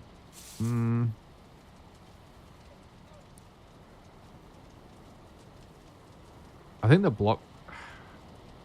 So that the parry bonus, even of the wood shield for early game, is usually worth it, right? But with very hard difficulty scaling, I think it's just gonna be better to never get hit, really. Which makes it seem sort of pointless.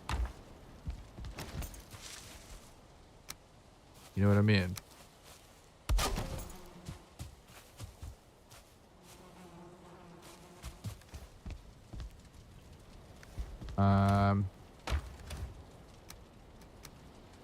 What do you guys think? We still don't have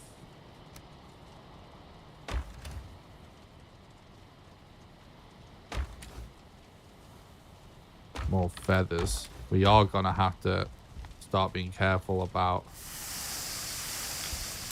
birds and stuff and actually get some feathers going.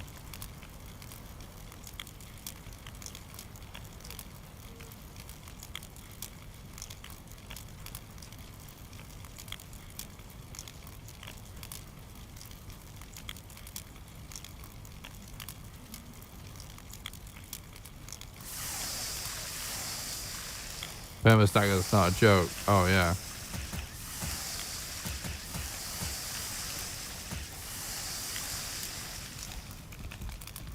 For sure.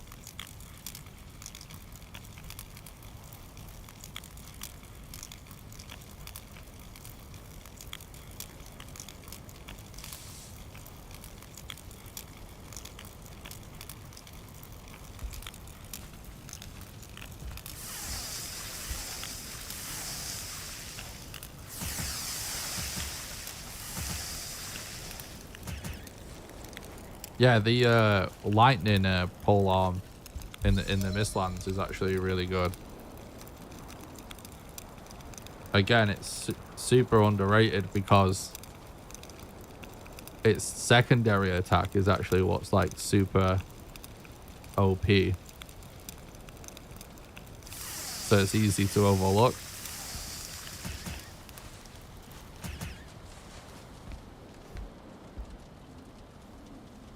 Okay.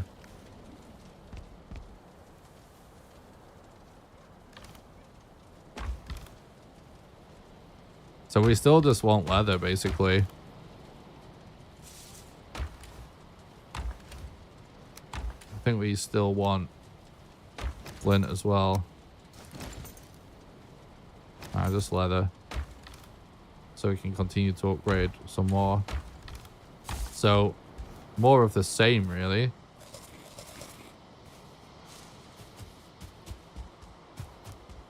We could multitask a little bit. We should actually take that resin. Every resource is precious when you've got 50% resource rate. Okay, now. We could multitask and sort of circle around the edge of the island, perhaps.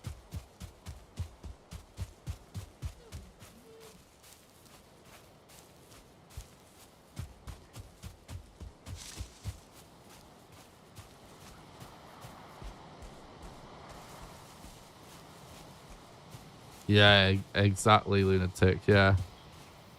It's so good at crowd controlling seekers and stuff.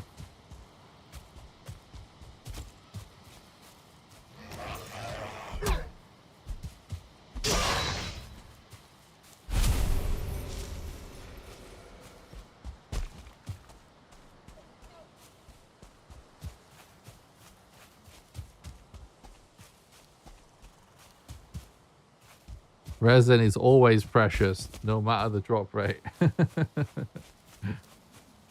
True. I know it is Fluffy's favorite thing. Right. Oh, I should have made some more wood arrows, but whatever. Birds. Keep an eye out for birds. Oh, there's one. I have not been this concerned. Oh my god. About shooting goddamn birds. Since, like, Valheim first came out, basically.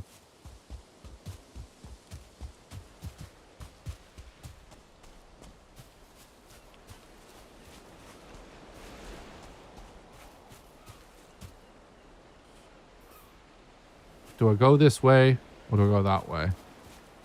This way kind of seems better somehow.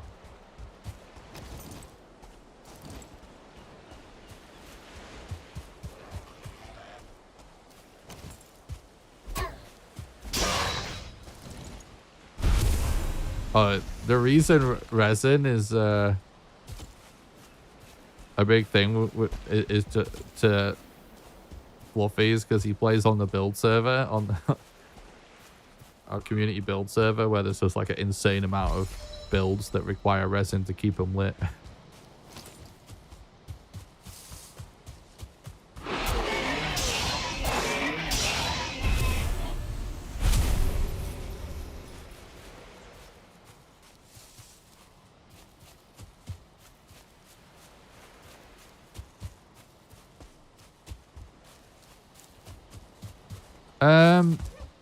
No, they don't target him.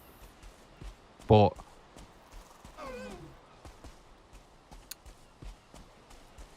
I don't know. It's kind of weird. It's still bulked, basically. I need to do more testing with it. But basically, right? If you're not if it's not aggroed on you, then it's extra weird. But Father does spam so many AoE attacks that he does wreck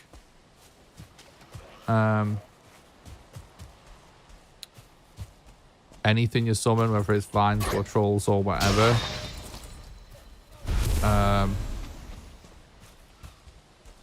But yeah, if you're really like going out there to cheese it, there's better methods to cheese it, but if you mess with his AI, so he's always being kited, he's always walking around, or you just like de-aggro him, then the trolls are particularly OP.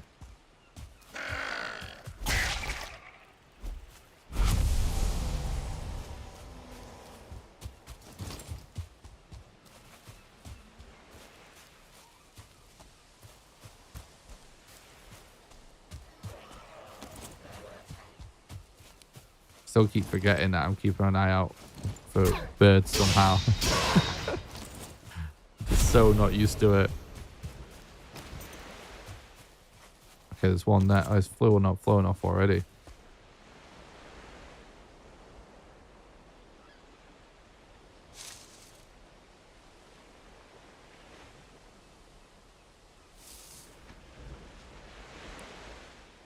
They do come back eventually, right?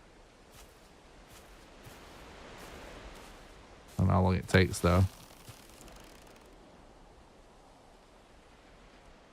I don't know if it's worth wasting this arrow, actually.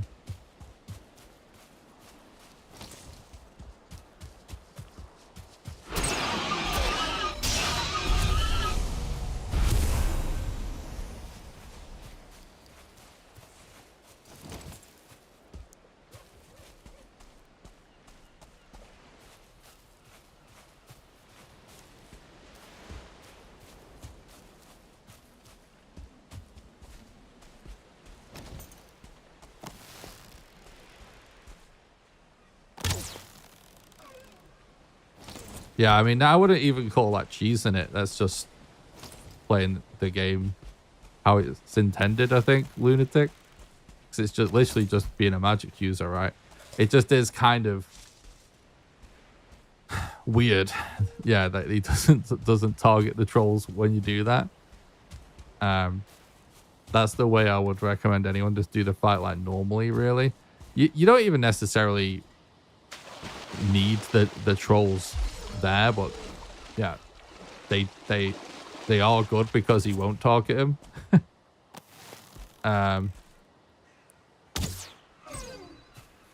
But the best way I have found to cheese it is in my latest video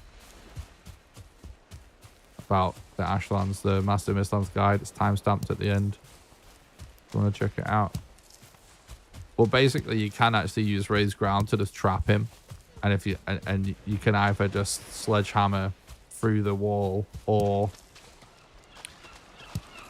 leave a gap in the structure and just spam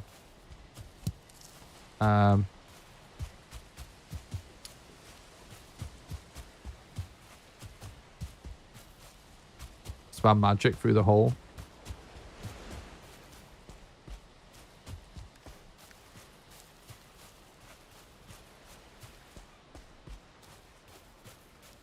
And if you do that, you can actually avoid his aggro altogether. If you're very careful about it, you could probably do the whole fight with him only doing like a couple of AoEs at the start.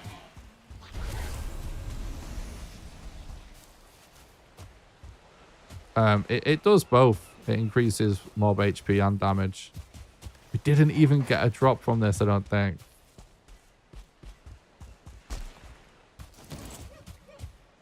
I want chests. Nope.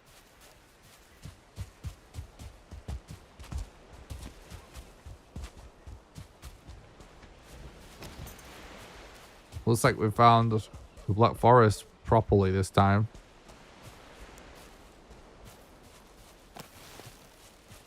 Honestly, it would be so good to find a troll cave right now full of bones and leather and stuff. So I kind of want to go in.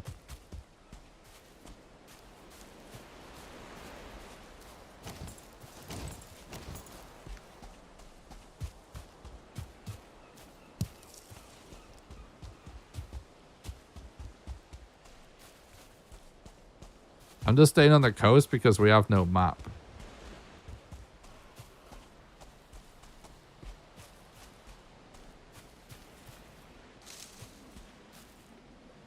Can you tell us how do you know it's good Black Forest or good swamp from first look?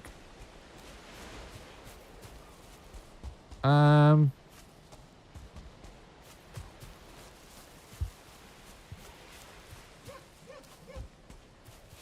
it kind of depends on the context, really.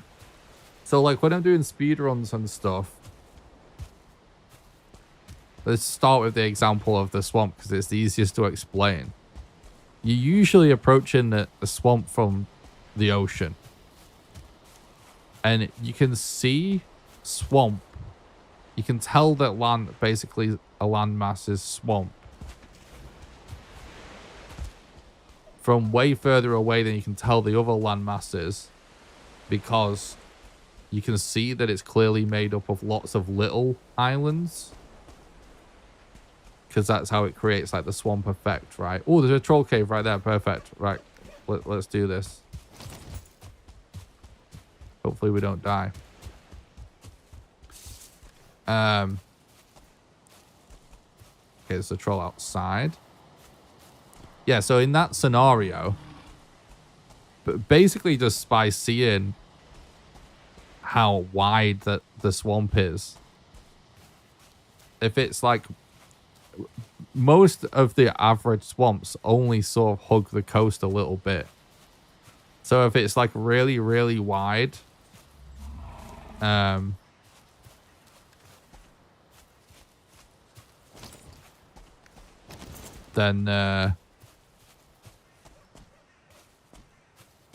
it's probably a good swamp. For Black Forest, it's sort of hard to tell. Like, you can say the same thing if you're viewing it from a boat, but if you're not viewing it from a boat, it just depends what you actually can see. Oh, we got lucky / unlucky here. No, there's no troll inside this, but it also means we don't have any loot, so... Well, we've got loot, but... I was hoping for a chest full of leather and bones.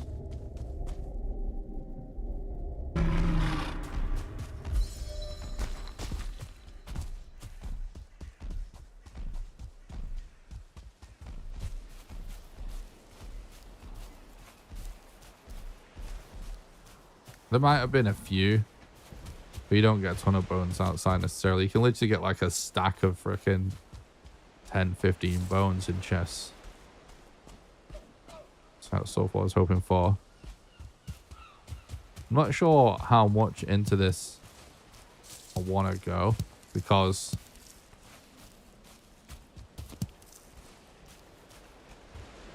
I'm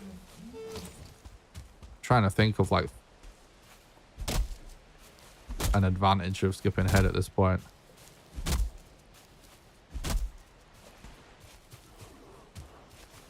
I don't have a ton of arrows on me, which is why I didn't start fighting this troll.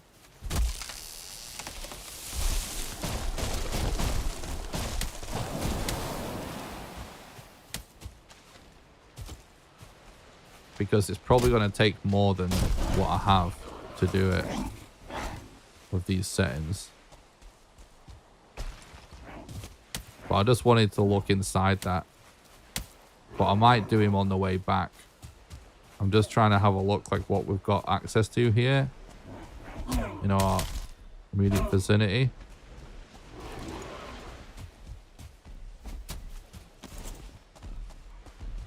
Of course, now the troll's coming as well.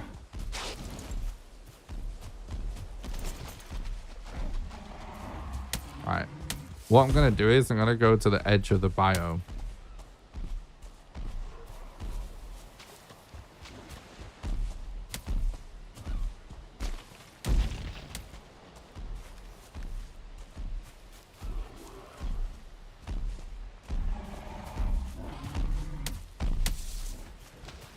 Nah, the troll caves would be the best thing that we could have at this moment in time.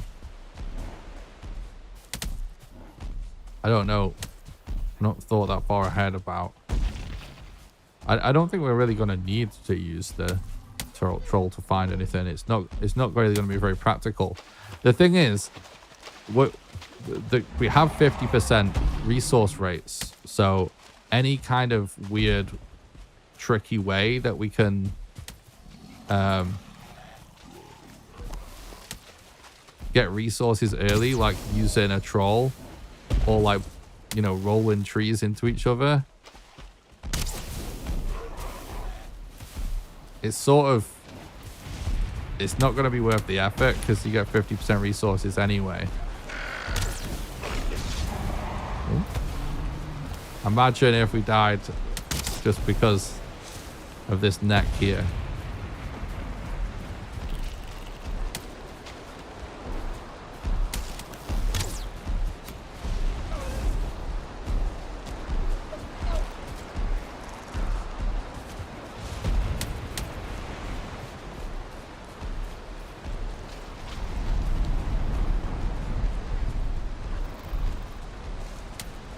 Oh, I forgot that we crossed this.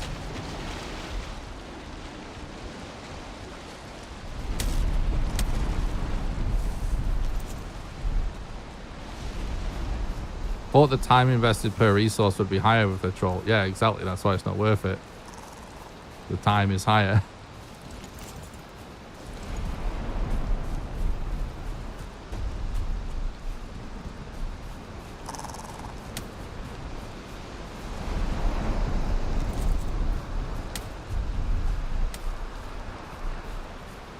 The thing that you have to bear in mind is because of the damage buffs, a lot of armor and shields are basically pointless. Do you like want to be playing where you just get hit as little as possible anyway? So just like, yeah, min-maxing just to get some little pieces of armor and stuff quickly is not necessarily going to be worth it.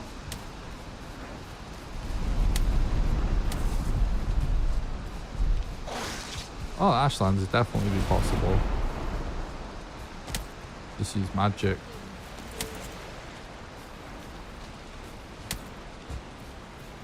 I'm trying to do this fight whilst also heading back to our path so we don't get completely lost in the process.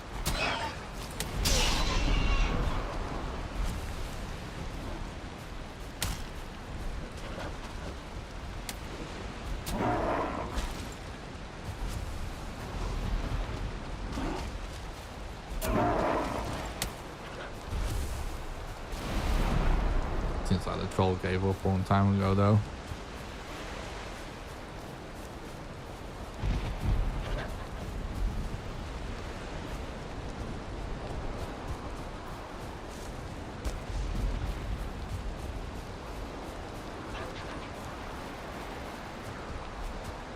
If you do exclamation mods in the chat, you'll get a link to what my current settings are.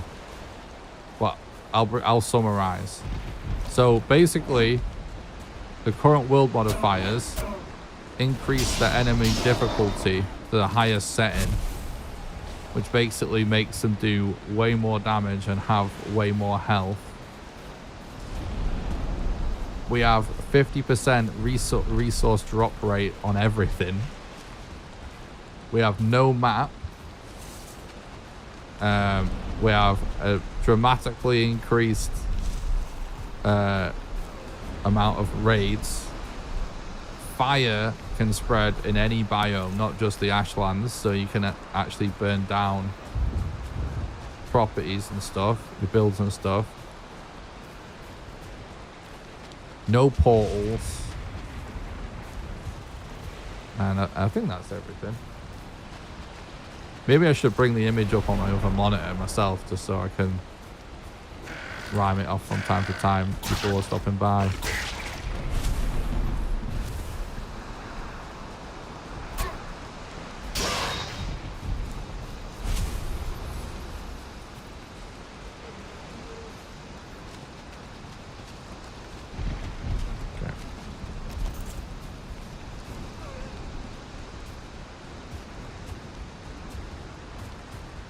Our path back home is here somewhere.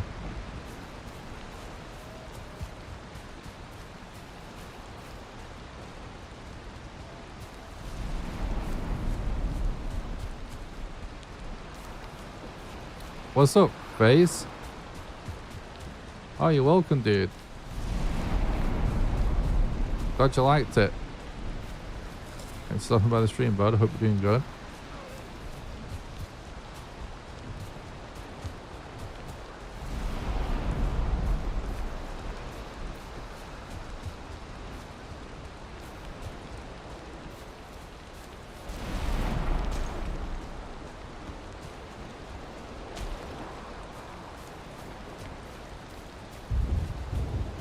Hardcore like this is extreme. Yeah. We're literally going above that. It's like hardcore plus plus, basically.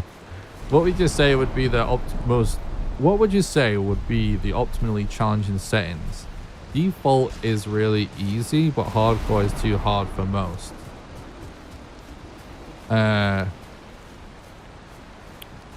it's always going to be like difficult is always going to be relative to different people's. Not even honestly. One of the most how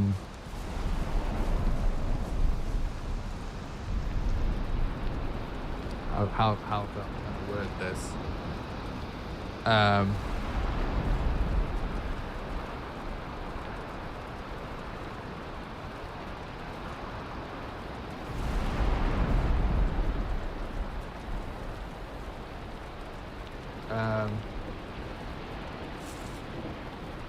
I think one of the most overstated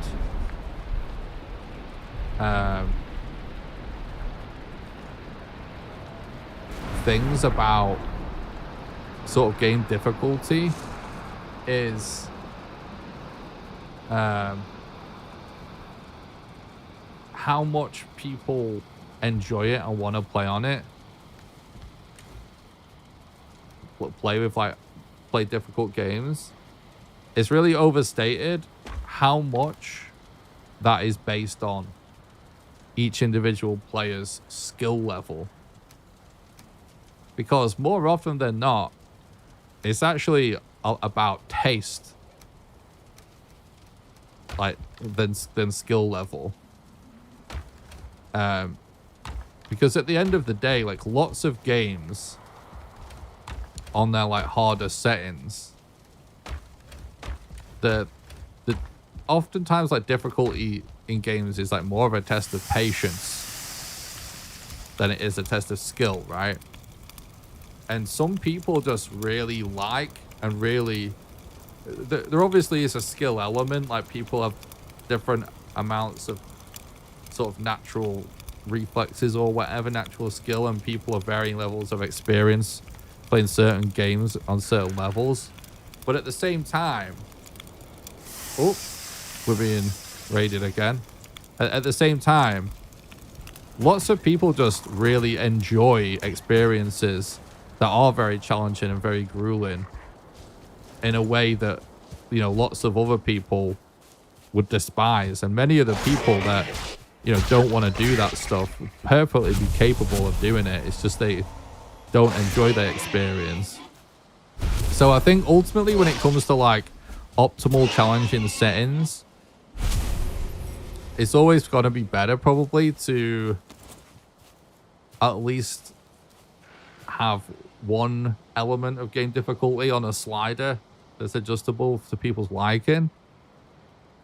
But oh, I was literally scratching my eyebrow as I was being bitten. But yeah, if you wanted me to like pick what I think would be a nice middle ground for people that want a challenging Valheim experience,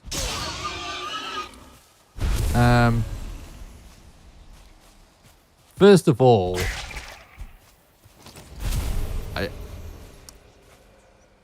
I think the world modifiers, how they are, right, are good. They're really good.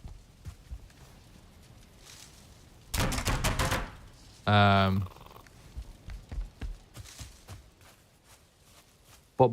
I think the part of the issue with finding the sweet spot for people at the minute is that I think they need to be a little bit more granular, because there's some quite big jumps So I do think the ideal thing is probably going to lie a little bit in between some of the settings we have now. But I think for most people, bumping the difficulty up, um, it basically depends what people want. If people want to play Valheim, like basically just like on normal, but they want to introduce some challenge. If you're comfortable, really comfortable with game difficulty, definitely just bump the difficulty up to hard. Very hard, I think, is a much bigger step. But that's really going to be personal preference. But outside of combat and stuff, I think the death penalty slider is a little bit more interesting because it adds a lot more consequence by just deleting your inventory, for example. And I think that combined with playing with without using portals is a way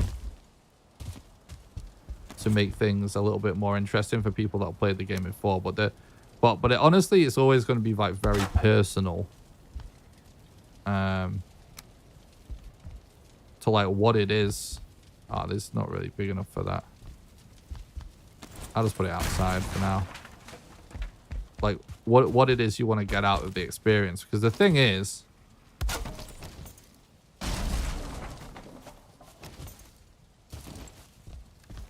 I would say being forced to like not use portals and your inventory just being deleted when you die is a good way to add a more challenging twist to playing Valheim if you play the game a lot and you want something new.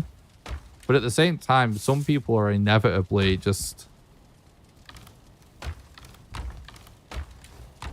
not gonna wanna have to more intensively grind resources. Because I think part of the problem with a lot of the difficulty sliders is that a lot of them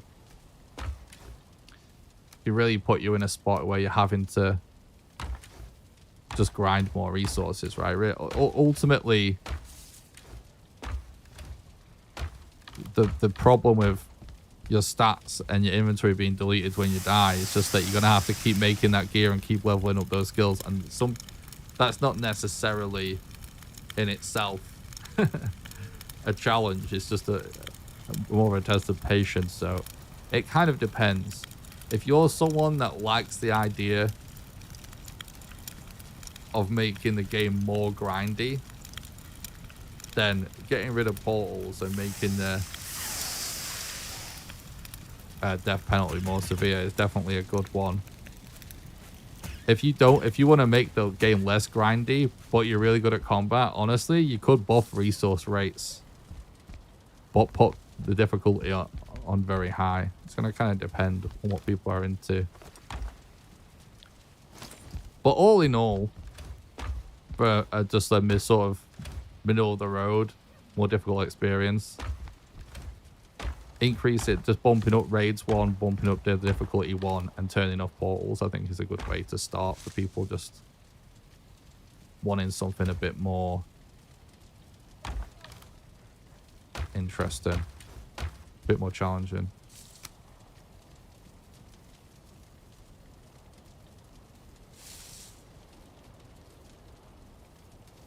I don't know what it is I want to do at this point, honestly, chat.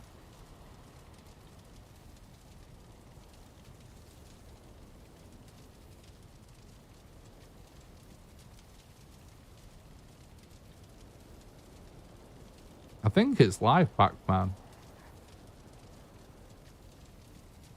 I wish the skills had selectable perks every 20 levels or so. Yeah, that would be awesome. Started playing this update. I was playing solo on normal difficulty until I got to Ashlands, but I caved and turned down the difficulty.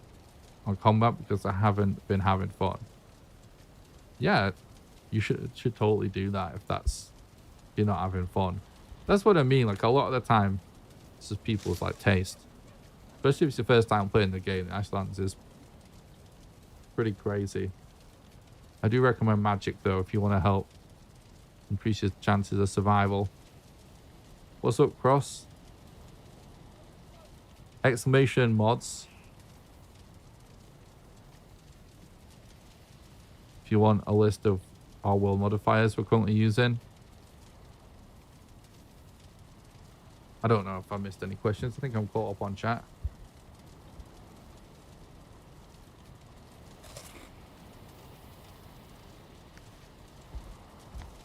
Right, I'm quickly going to go to the bathroom, chat, all right? I'm just going to sit here and quickly go to the bathroom. And then I need to figure out. I've been chatting so much shit. I've not figured out what I want to do next. So I'll be right back. Don't go anywhere. Remember, smash like on YouTube. It helps with the algorithm.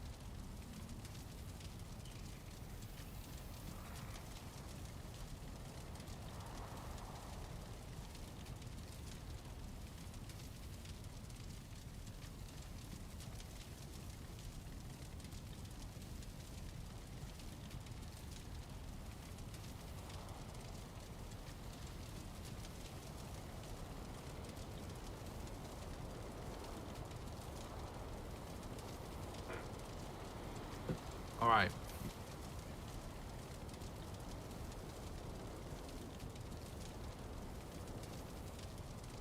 I'm so used to streaming speedruns, I'm really not used to being able to step away from the screen.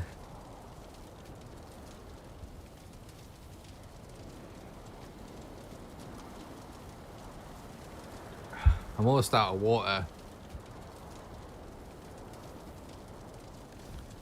Well, I could go get a drink out of the fridge, which is something I normally don't do because I've just non-stop playing.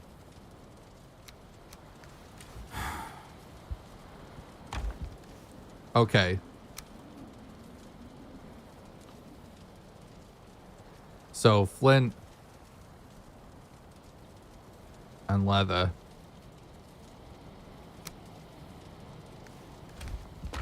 And feathers. It's still the same. Same shit that we need. Fucking hell. It's just a grind. I guess we go the other way. The resource drop rates.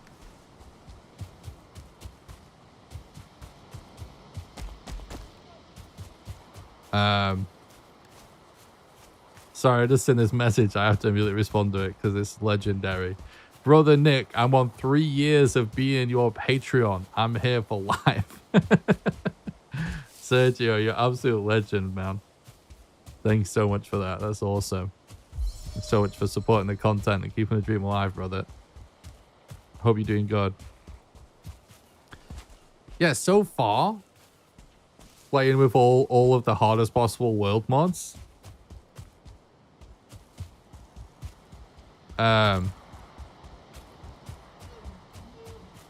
The thing that surprising me the most about how much of a pain in the arse it is the 50% drop rates. It's actually kind of crazy. So it's been a minute. How has the speedruns been going since Ashlands? I just beat the last boss yesterday. And it was hell in Ashlands, for me at least. I haven't... I've only messed around with like speedrun tech and stuff a little bit since the Ashlands cut came out. Cause I spent so much time just making, you know, like news and guide videos about the Ashlands. But we'll be starting speedruns, or I'll be starting figuring out the speedruns, at least. No. Oh my god. Very soon. I should have snuck up closer. You always forget how bad the crude bow is when you go back to it. So I'm usually crude bowed out my mind. Did that bird just go already?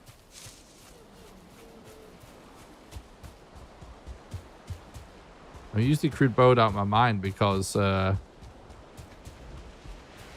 it's what we use on the speedrun, but because of the amount of time I spent putting together Mistlands guides and Ashlands guides and stuff,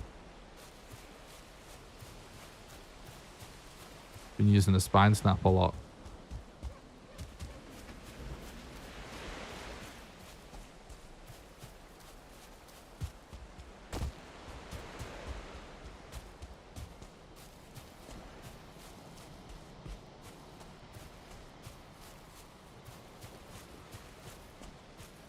There's only been multiplayer speedruns done so far, to my knowledge.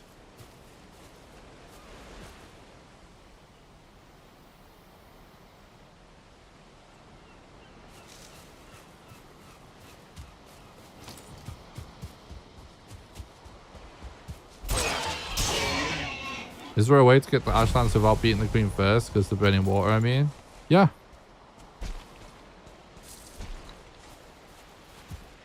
I mean, hypothetically, if you have enough mats, you could just build yourself a path there by racing the ground, but a load of stepping stones go all the way across the world like that. But yeah, you can do it using a glitch as well. If you get a dungeon in the right spot, you can clip out the dungeon and kind of fly to it.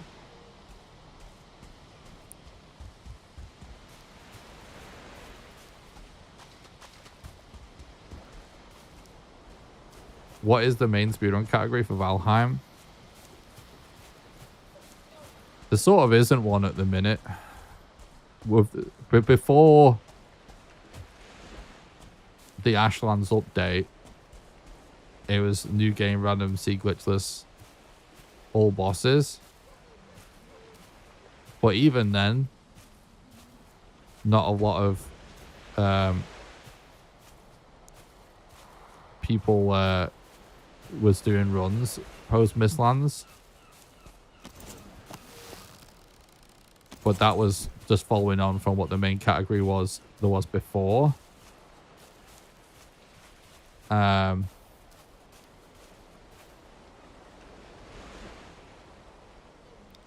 wouldn't be surprised if the main category becomes just using glitches and stuff. And all of the terminology has actually been renamed. The leaderboards was just redone by Archie, one of our moderators. Oh my god, I've missed every single bird so far. This is fucking ridiculous.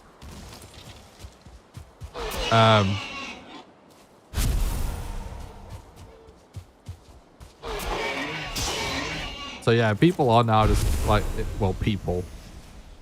Archie has renamed it to any percent. But then you can just select like basically the version below any percent now. Which is a little weird, but I think it's okay having the version selection. It's honestly so hard constantly reading chat and not aggroing birds.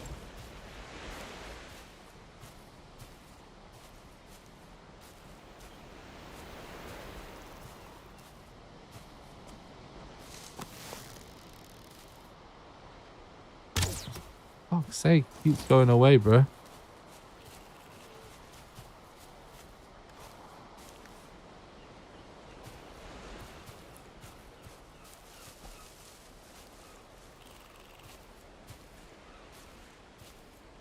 Speaking of world mods, my buddy made it super easy.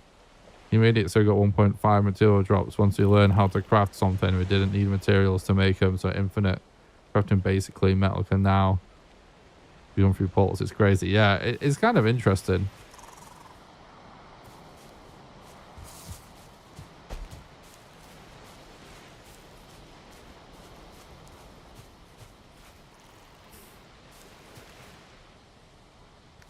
Fuck it. Let's just go do the boss with the spear. I wanted to save up all of the fire arrows, but honestly, like with the drop rates and stuff being what they are,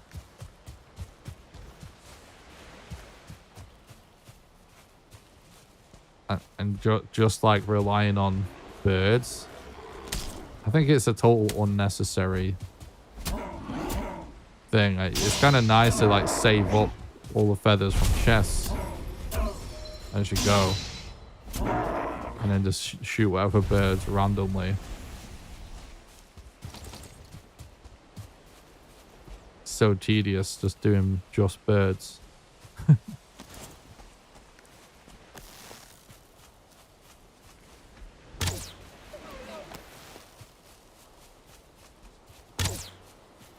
Fuck.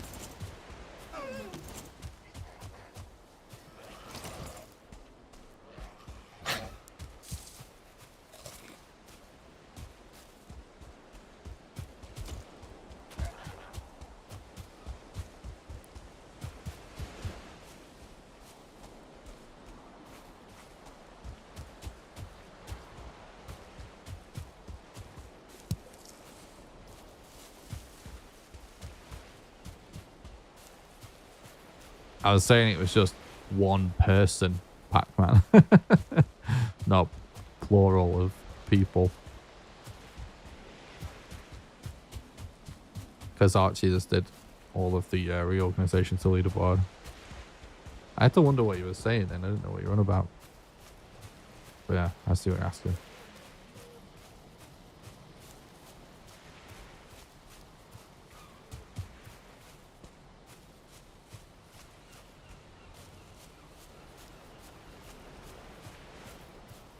I have one of my worlds kind of set up like that. No free build though. I just want to be able to progress, especially since a lot of my group isn't available most of the time. Yeah, I remember. It's funny because I remember we've had conversations about this on the stream so many times. And whenever I've said it, just sort of out of the blue, there's always really... there's always been like super cringe people in chat just being like, "Oh, L loser, who makes Valheim easier?" But I always said to what that was always in response to was me saying, "Oh yeah, like loads of people play this game casually just for fun, and will just turn up resource rates and stuff because." Look, they've done so many playthroughs. They've played the game for like thousands of hours. When they play Valheim now, they just want to progress and they just want to build. So they don't want to spend 9 million hours just hauling copper. And it's so funny because people are always just like, "No, that's bullshit. People only make the game harder." But there you go. We just had two people back to back. Let's say.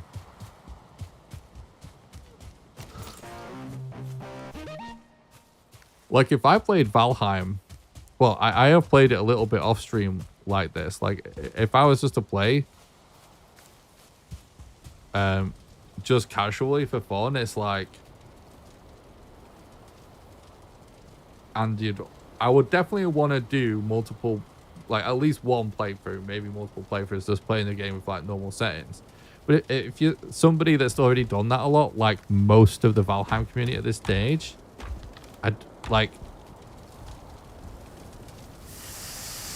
I totally see why someone would just crank up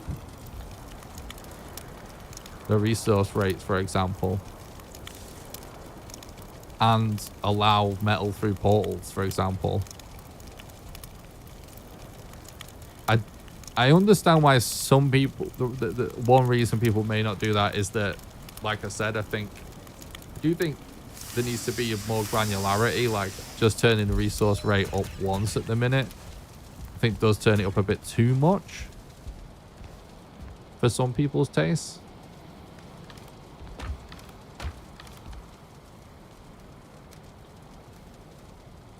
All right, chat. Now, we can just go and melt Eikthyr instantaneously with the speedrun strap, probably. Or we could just fight him straight up with a spear. What would you guys rather see me do?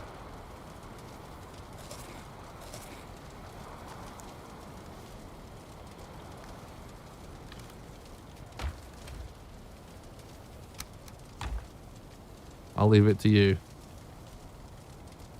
Sounds like me. Everything I do now is just for casual playing. Yeah, exactly. Turning around with metals and mats just takes forever. Exactly. The joys with all the mods in the world means you can play the game however you want to. Exactly. Combo, melt and poke. Need a pickaxe ASOP. So fire trap build. A win is a win. Spear strat, we've seen the cheese before.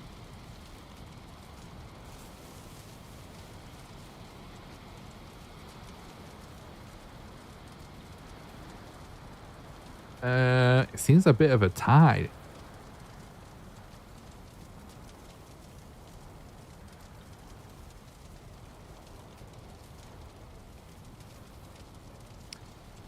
We'll just do the spear strat, I guess.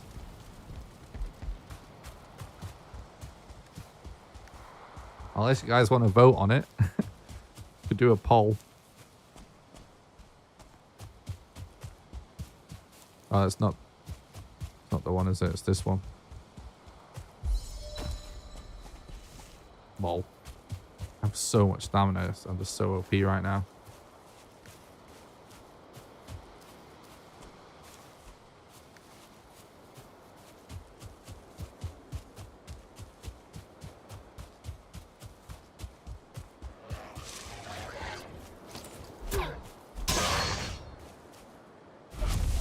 I use the vein mine mod because I can't be honest doing all the mining.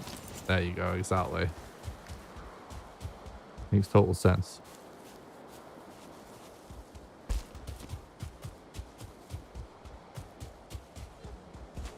You know you, Boo. Appreciate that. Boo.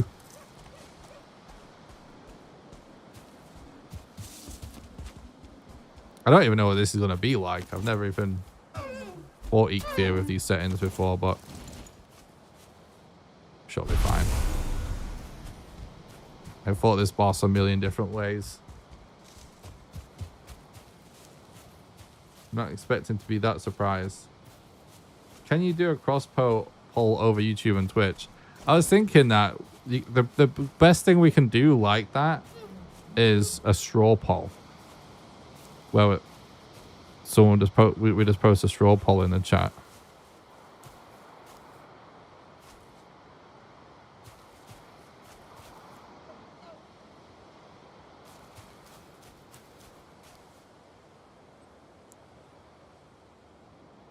I'm just gonna do it for now. Maybe we'll do a straw poll for the next boss.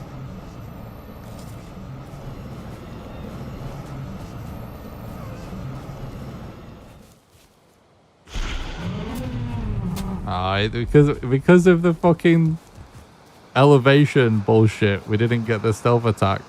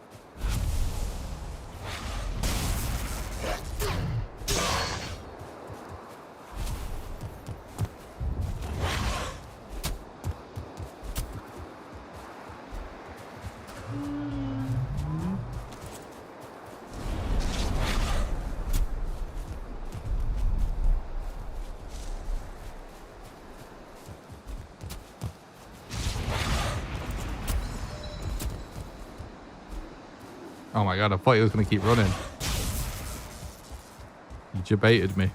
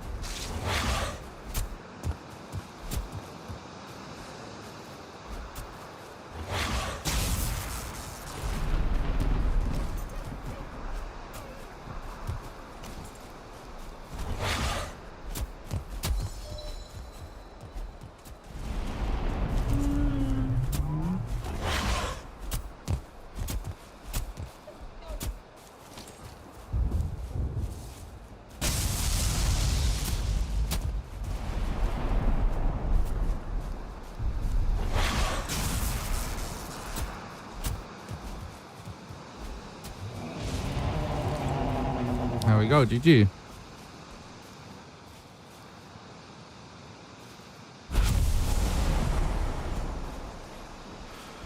All right.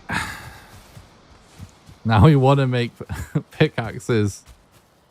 Build a goddamn moat around our base as soon as possible. Because, yeah, we've literally got the raid rate on max.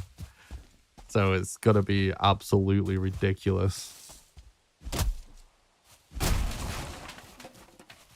But did it change the settings? If you do exclamation mod in the mods, sorry, in the chat, you can get a list to it. But basically, it's the hardest possible world modifiers. So it's hard, but basically it's hardcore, but like 50% resource rate, fire that spreads, no portals, all kinds of stuff. So it's literally every single world modifier on its hardest.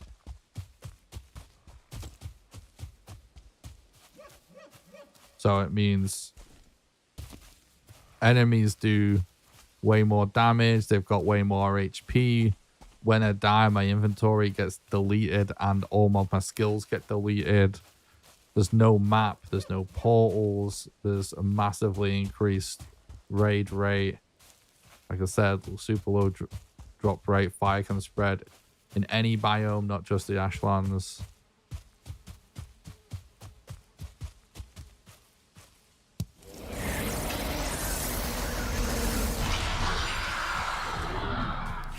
Nice. My god. Does the resource rate affect the amount of honey we get, I wonder?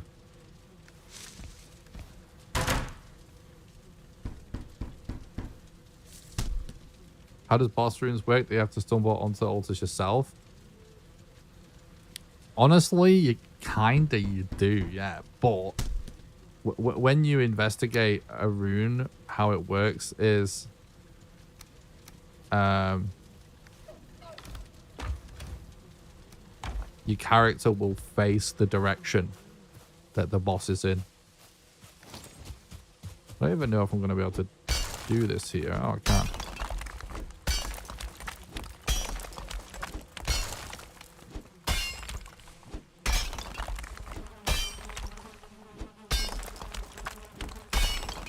This is going to be very messy, but we're not doing very pretty base builds in this playthrough because we're going to have to be pretty nomadic anyway. Don't build a lot since your base will burn. Definitely that. Also, because of the map, not having a map and stuff. And the thing is about that, the death penalty setting being like everything on your character is just deleted. Even if you're not doing it permadeath, you want to try and do it permadeath as much as possible because it's a nightmare, right?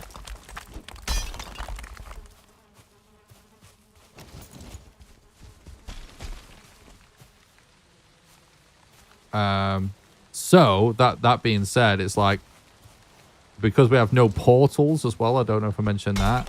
It's like you kind of just gonna build a new base every time you get to like a new zone.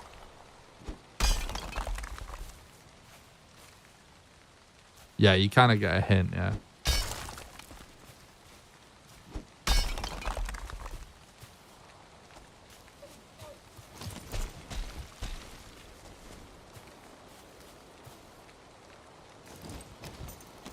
Oops. I wonder how much stones these drop with these resales drop rates.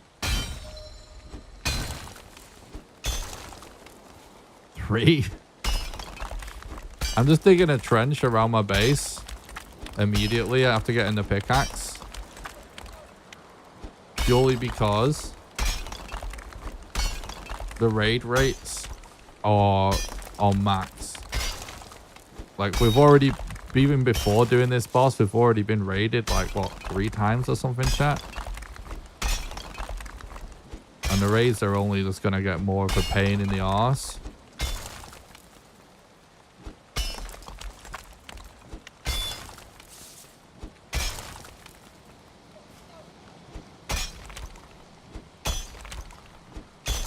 The more bosses we kill. Because obviously when you kill a boss, it means you start getting the next hardest raid. Or the possibility of the next hardest raid, right?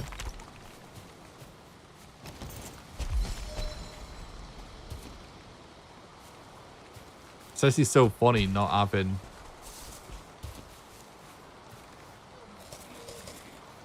a map to line myself up in the top right.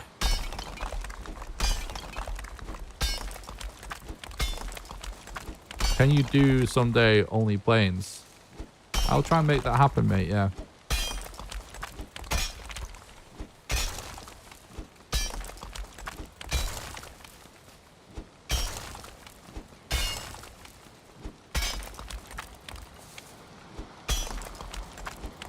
Trying to kind of deathless run on normal mode.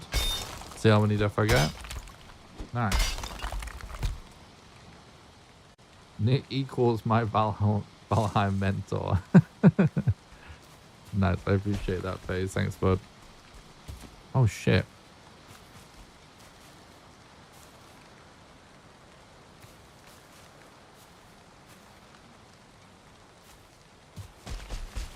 Sooner, farther with 1 death and 1 bug death. We're kind of going way off course here. I can't fucking line myself up. Oh, I need to repair anyway. Fuck it, chat. I'm using this.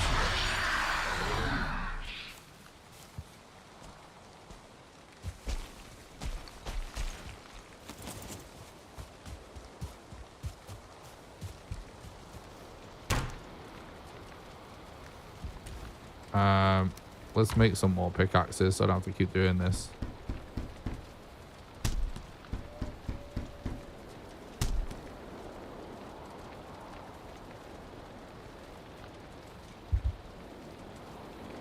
The bugs in Ashland's like killed you? What bug did you get? That's annoying.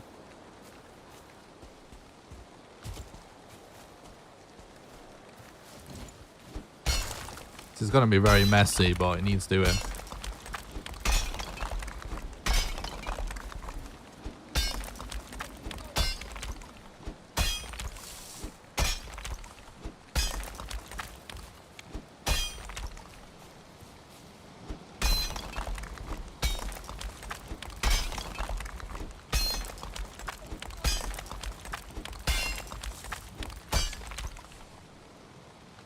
Was on a flame pillar, got in a slide animation several times on the same pillar, couldn't cancel or anything into lava. Oh shit.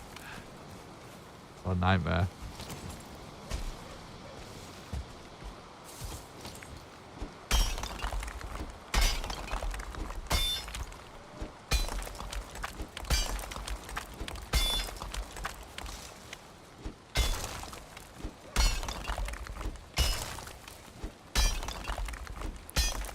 Yeah, there is a weird thing that can happen in Valheim sometimes where your character gets sort of stuck in like a fall animation. And if it happens when you're like trying to jump off or over something in the middle of a fight or something, can be fatal.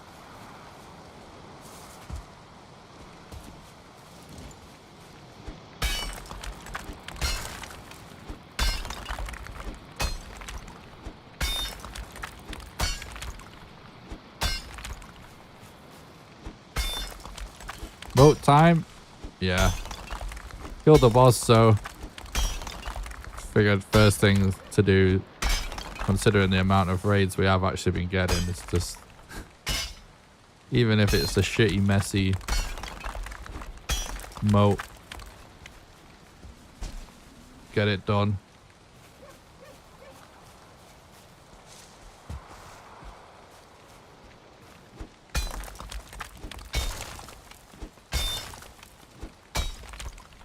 Do enemies get more defense or just HP and do more damage? Oh shit! Oh my god, my life just flashed before my eyes. They get HP and damage. They used to get a tiny increase in size, believe it or not. I don't know if that's still a thing.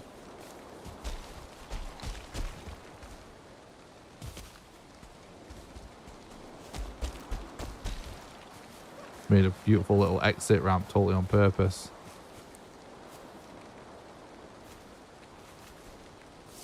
Oh, I'm dead. I thought I was going to land on that stump, but if it works, it works. Right, exactly. I think that's what... If we do end up continuing this playthrough,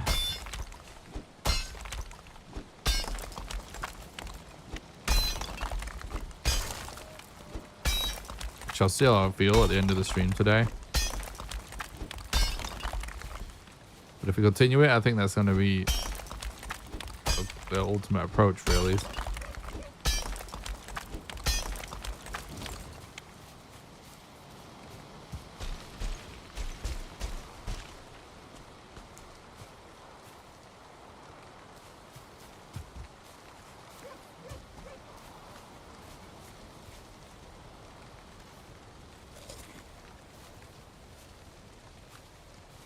Whole Darrington trees are dangerous early on. Yeah, they are.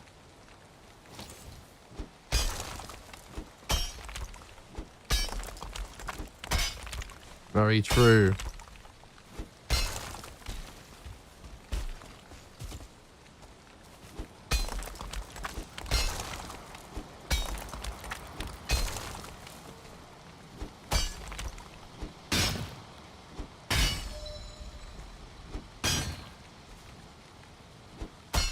Also, how does the YouTube stream still only have 18 likes? Come on, people. You word lunatic. He is a lunatic after all, guys. Better do what he says. There's no telling what he'll do.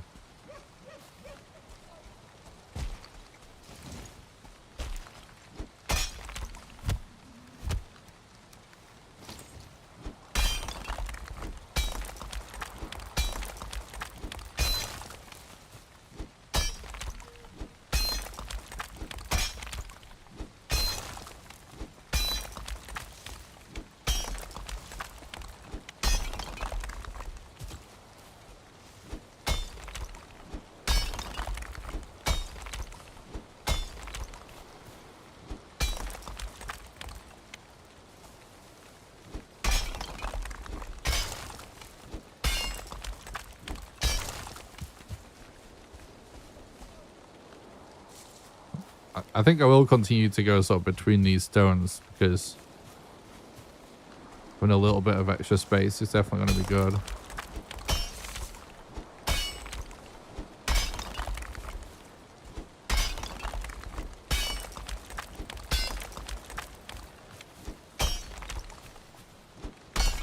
Doesn't necessarily have to be at its deepest point. Well, it needs to be deep enough to put mobs off.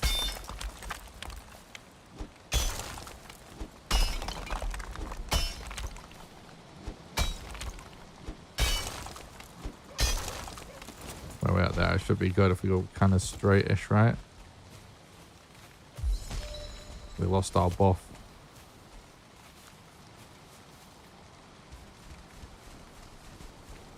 Nope. We need to go like full left now.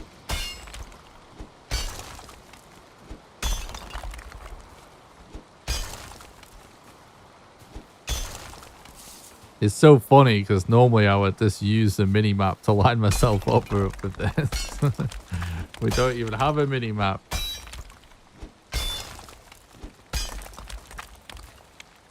Also, a quick question. I plan on starting to upload a bit more once my apprenticeship's done.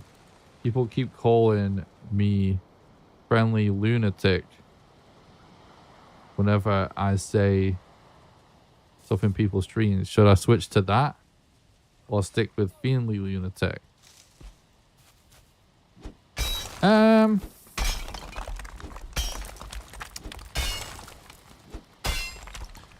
Honestly, when it comes to content creation, it truly does not matter what your channels are called, really. You know, there's obviously seems logical that it does, but it really doesn't. There's people that are like so successful with the dumbest names and the most hardest to read and hardest to pronounce stuff. Like, your community ends up like learning how to say it and what you're called and everything anyway, and that's all that really matters when it comes to your name, because we're all kind of faceless in the algorithm anyway. Like, your whole life as a content creator is determined by the algorithm, and having a weird name's not going to affect that. Having said that,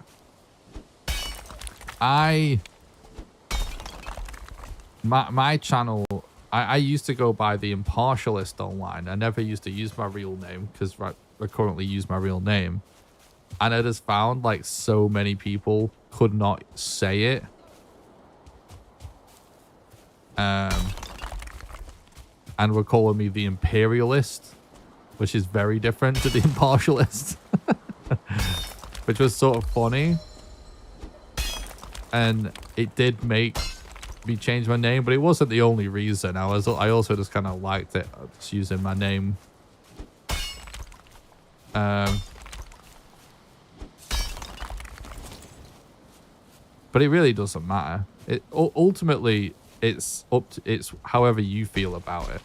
I think that's the most important thing to consider with like what you call your channels and stuff like that. Is it doesn't matter in terms of it will not harm your chances of success or anything.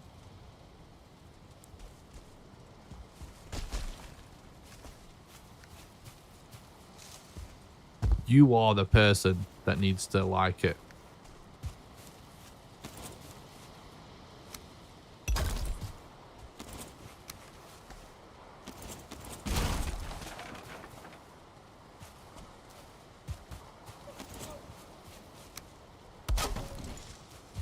All right, bit of a mess, but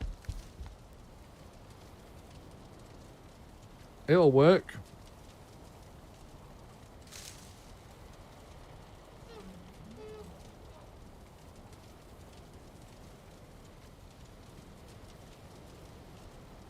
Oh, we don't only we have 68 likes. What's up, cat? What are you doing? What, are you coming here to talk to me, cat? Now he's backed it off. Gonna say hello to chat. What is he doing? Yeah.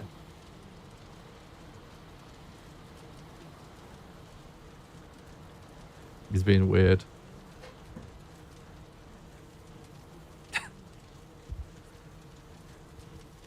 I used to always stream with the door shut.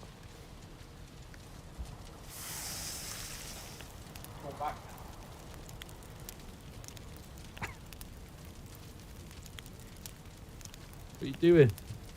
Woo. Relax.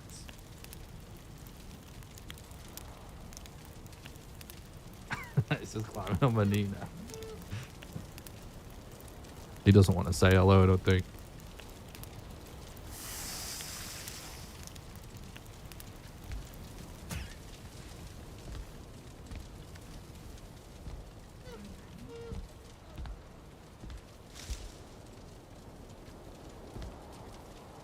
Yeah, well, anyway, yeah, what was I saying? I was saying, yeah, I always used to stream with the door closed. So the cat wouldn't just be like a demon and run in and start knocking stuff over midstream. But this new PC is awesome, but it's also the first time that I've actually had water cooling. And I didn't realize how much heat having water cooling actually kicks out in this tiny room. So it keeps the PC nice and cool, but it makes this tiny little stream room so hot that I just have the door open now. So we're gonna randomly get cat visits.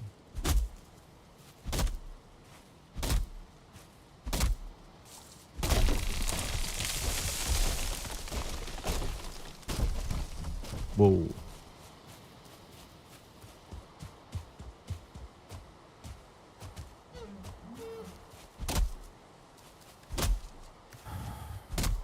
I think it would be good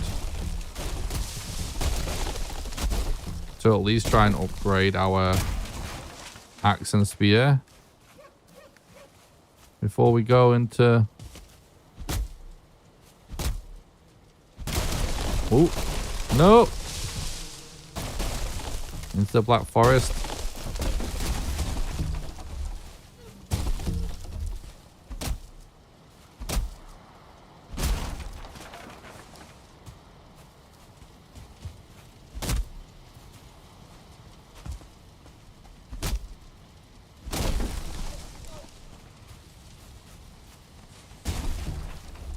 So the more we like get to fight different enemies with these settings, the more I am thinking like shields are going to be kind of pointless unless they're a very good shield for the area we're at.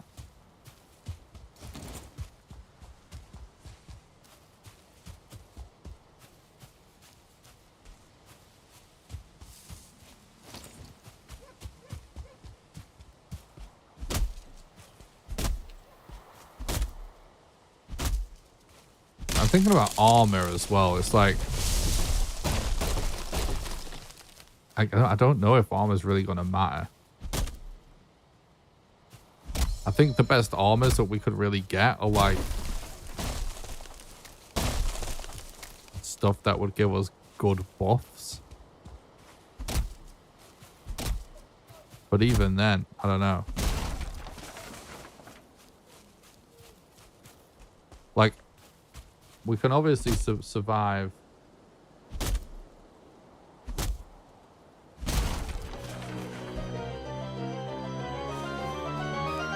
Foggy. He smiley face. Lunatic, thank you so much for the 9 months. Twitch sub, I appreciate that. Hope you're doing good, bud. I'd say any shield that can do a knockback parry to give you extra damage onto enemies might be worth it then. The problem is you always still take damage when you do that, right? Well, not always, but you will always. So, you know how in Valheim, the way that like blocking and stuff works is it's like based on your health meter, and it's like relative to how much damage is incoming and how much health you have and what the block value is of what you have is, right? And basically if that incoming damage is over a certain amount and your health is under a certain amount, you get staggered, right? Well, the thing is that the enemy damage output is buffed so much. What is it on this setting? Is it 200% or 180% or something damage output. I can't remember exactly. But it's really high. That I think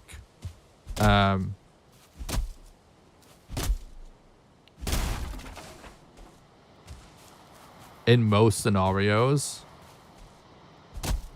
they're going to be able to break your guard basically and stagger you if it's actually a difficult enemy. You know what I'm saying? But like, for example, like if we built like so one of the most underrated early game items is actually the bone shield. Even though it's a tower shield, because the block value is so much higher than the wood alternative. And for example, I'm pretty confident that with like the sort of health that we're wandering around with at the minute,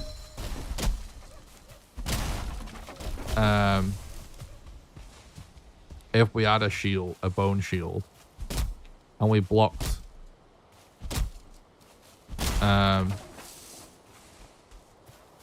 just like a skelly, I'm sure we'd be totally fine.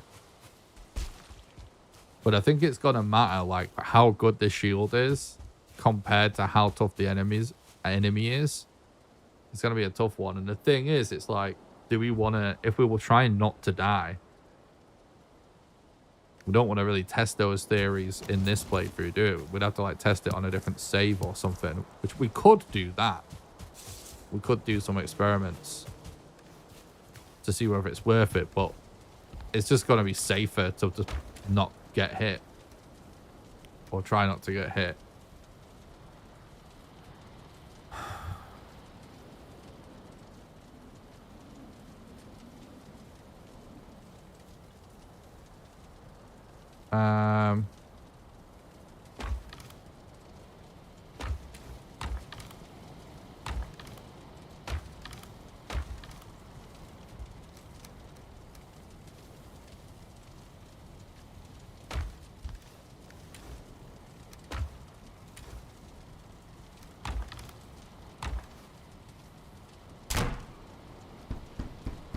Right.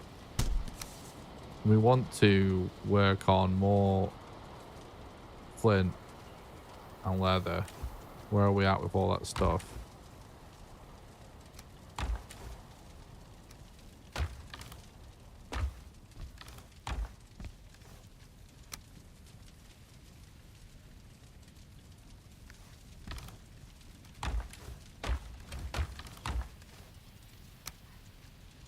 Oh, that's very good.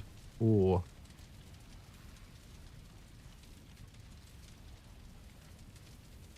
Level 3 flint axe, I think, actually would be more, a little bit more practical. Still need more.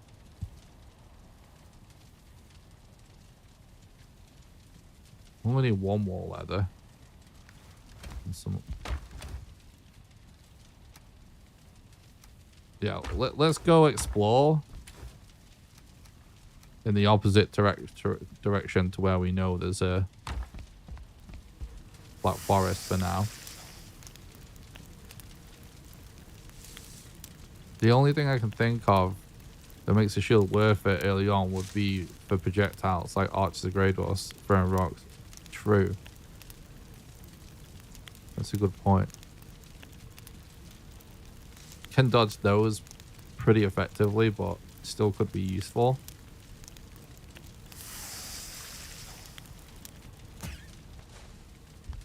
I'm not sure if it's worth going for troll armor or not.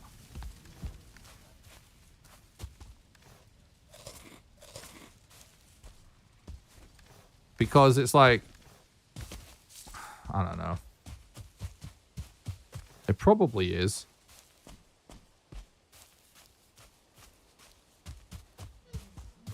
It probably is.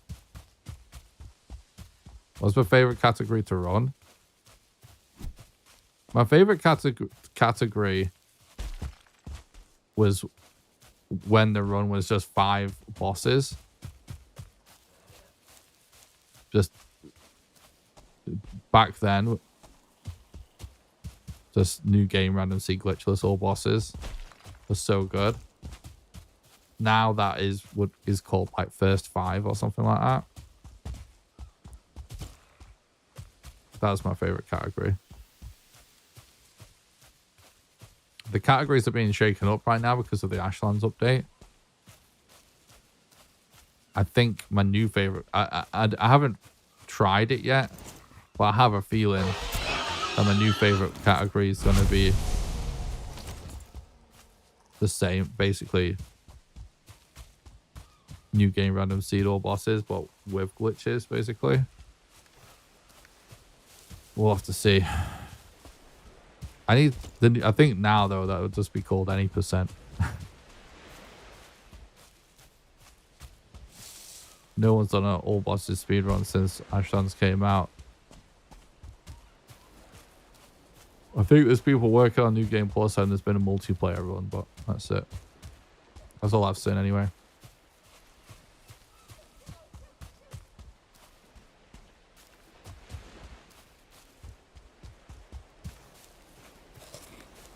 Honestly, no one really has been trying to figure out how to progress Valheim speedrunning for a long time. It's just because there's not enough runners.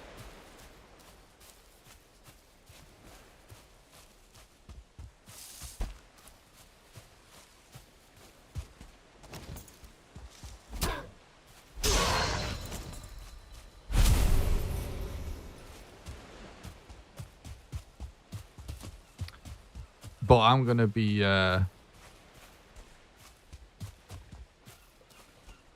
jumping into some glitched runs soon.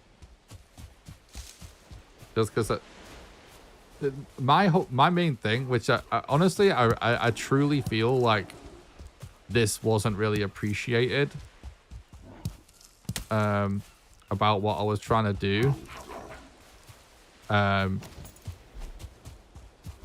When I was doing Mistland speedrun attempts, like I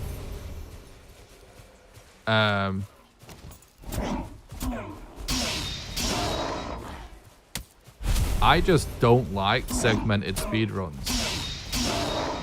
To me, like a lot of speedrunners for other games,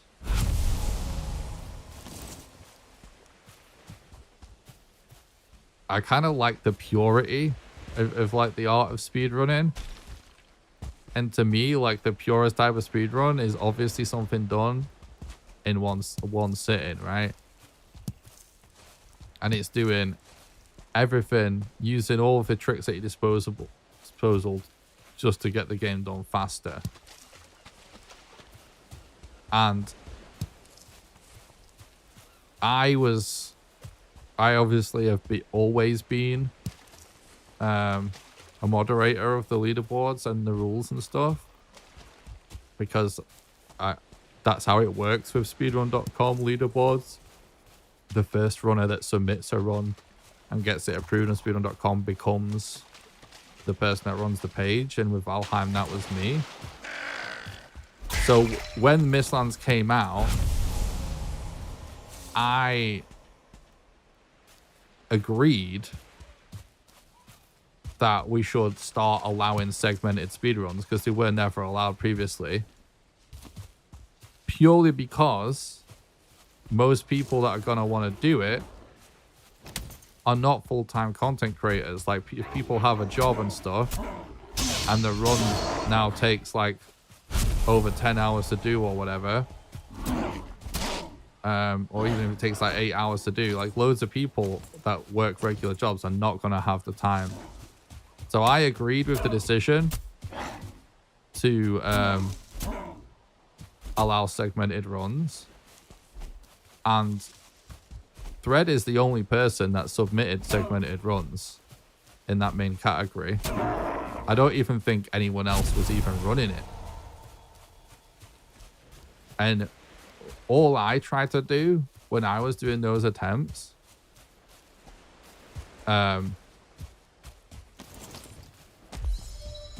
was do it unsegmented. And the reason for that is that I do this stuff because it's fun and it makes for a really fun stream. Like, if speedrunning Valheim didn't make for a fun stream,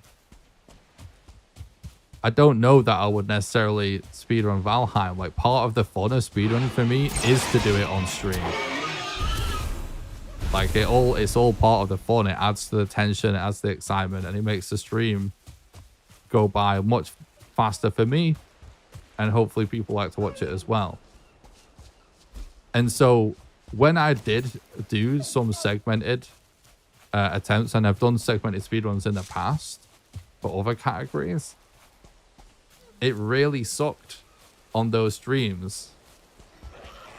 That my chat was always filled with confusion about why the stream had been going for an hour, but we're like 5 hours into the run or whatever. And I just feel like in the context of like a stream for entertainment purposes, it isn't quite as good, because people want to be able to see the whole run when they tune into one stream, you know what I mean? So that's why I didn't do as many, well, it's one reason why I didn't do as many Mistlands attempts as other categories, because I only cared about managing to do it in one stream. And I wasn't just gonna, you know, record playing alone and do segmented that way. So this wasn't into that. And obviously I also focused a lot more on videos during that time as well, because my channel grew so much. Wait, I'm tripping. Oh, there's some more boar over there. Let's go. But yeah, I feel like that was something that is sort of like lost on people, because like Thread was uploading segmented runs that he'd edited to be one video. I think people wasn't really appreciating that I just wanted to do segmented runs. It's like, sorry, I wanted to do single segment runs. Because it you know, that's still what I want to do, which is why I'm just going to start running glitched. Because previously, where's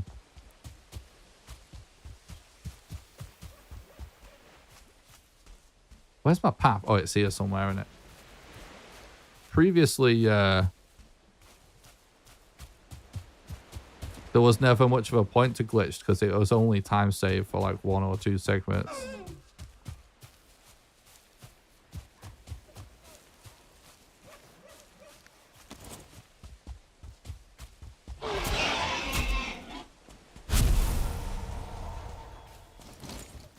And again, I was part of a conversation with a group of modifiers that decided to allow people to do segmented to submit to the leaderboard. That's because I still do think that's the right thing.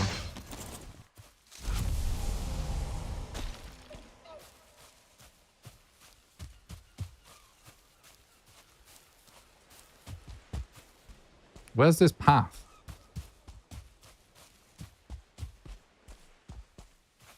Good seeing Valheim. Keep cool. You and your PC, if you say that, Richard. Thanks for I hope you're doing good.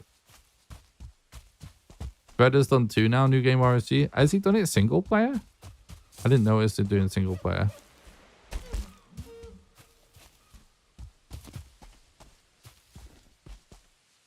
And he's still doing segmented, I guess.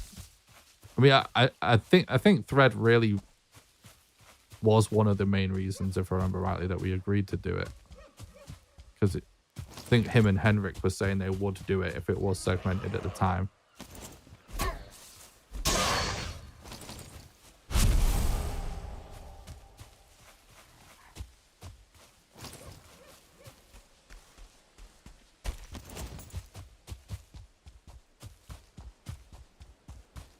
Now I'm just lost. I can't see a thing.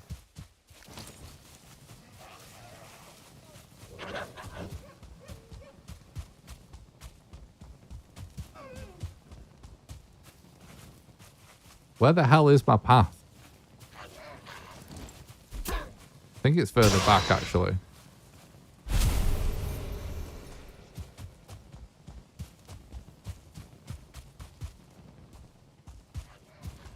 $16 hours is a bit much for uncemented, though. Is that where Thread's at the minute with that category?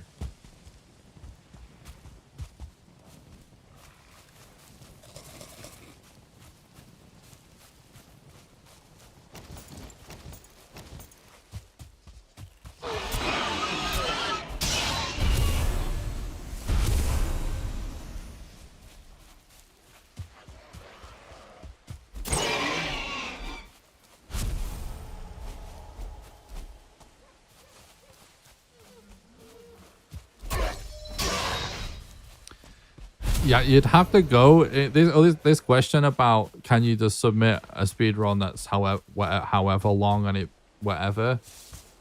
You'd have to go to the leaderboards at speedrun.com/Valheim. You can get a link to it by doing !SRC, and as long as what you're doing abides by the rules, make sure you check the game rules and the category rules. The answer is yes. Now, in some cases, in the past, we've agreed that on, you know, a cutoff point where runs can't be over a certain amount of time.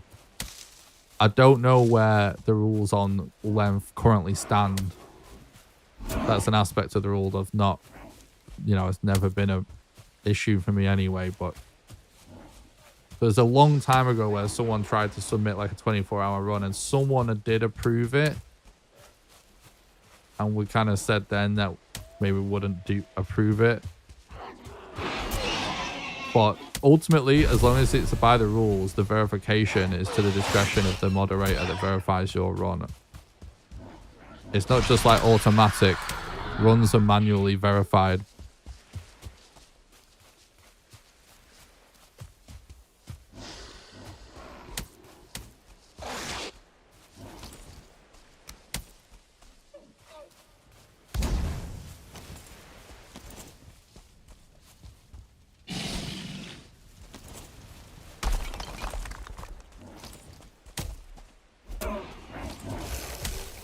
Oh my god. That rock damage is ridiculous.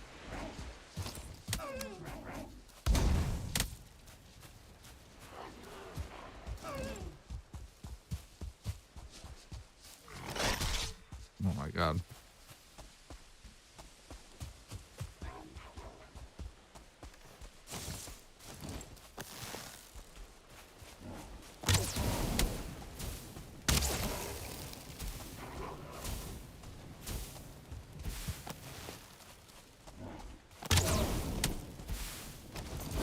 No! Fucking hell. I was trapped in animation then.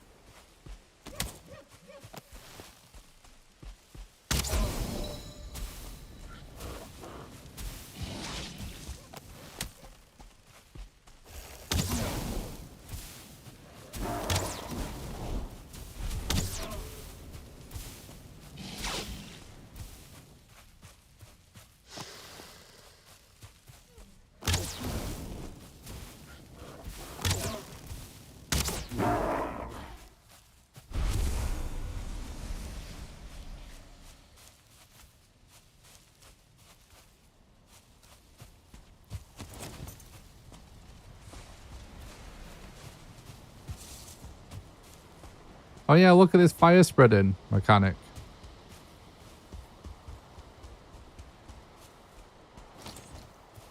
Someone mentioned that earlier about this setting. It's so good.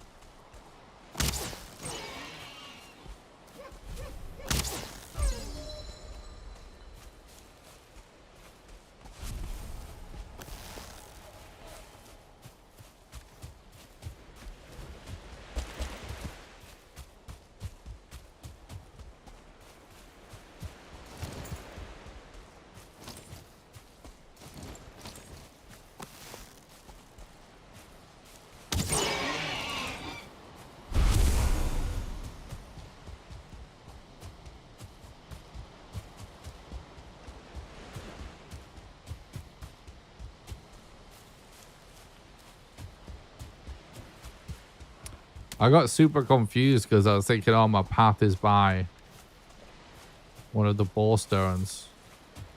But then I forgot that we found like 3 or something. So I got a little bit lost there, but I think I know where I'm going now. It's so funny because I'm so used to just being an autopilot talking to chat whilst playing the game. But there's a couple of times so far in this run where that has like gotten me into some pretty dicey situations. I need to be careful.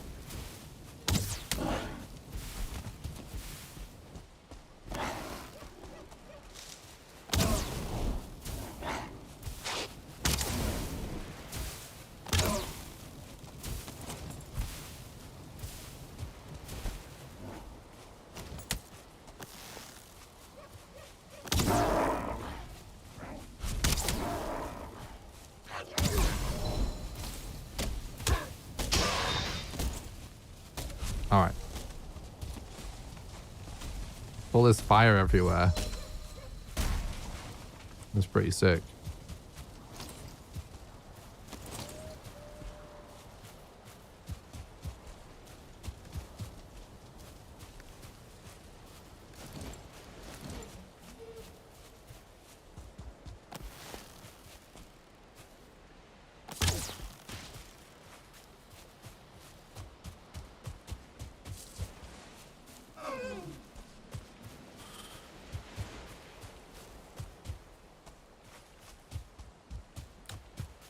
Here's our path.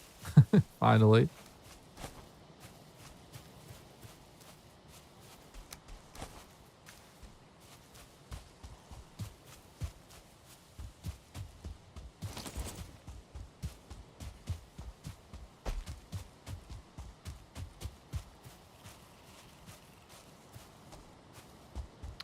The old segmented rules that we came up with was that you used to have to do the first 4 bosses before you took your first break. I believe. So it sounds like it might be the same now. Archie did tell me that he didn't really change. Archie did all of the recent updates to the leaderboard, but he told me that he essentially didn't change the actual rules much. He just sort of reorganized the categories.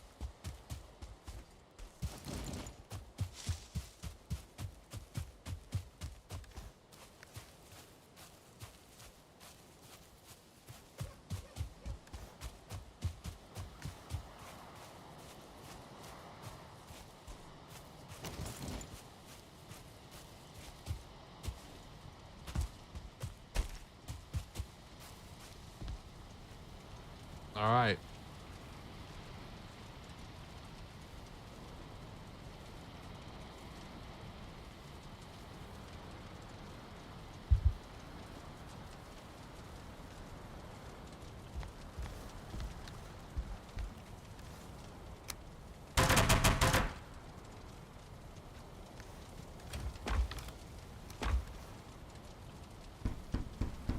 But this is big. Wait, no! I was meant to do an upgrade. Pain.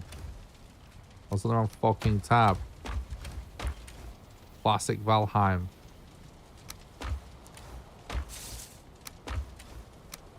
Fuck.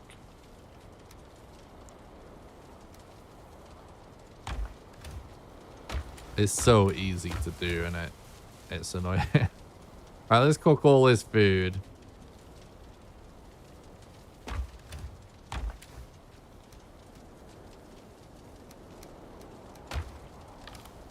And then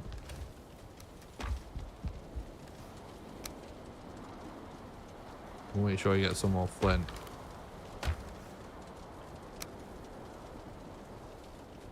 Hang on. So we need 6. No, that's done. We need...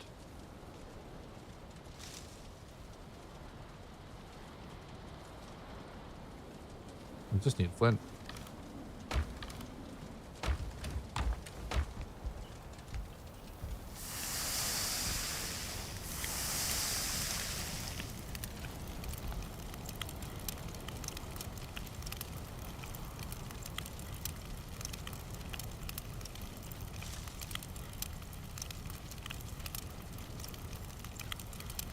You can't stitch that together and submit that. You sort of submit the VOD separately, but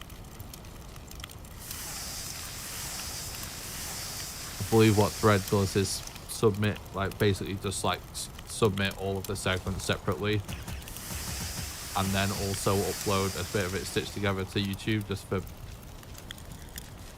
you know, people's viewing pleasure, basically. But I don't think that's actually the one that's official. Because you can't be seen to edit and run your submit.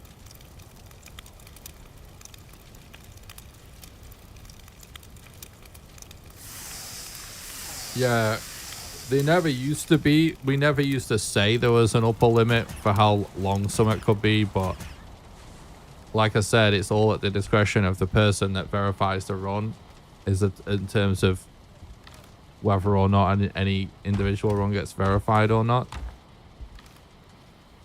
And you have to bear in mind that I think now it's only me, Thread, and Archie that are still mods. I don't think there is anyone else.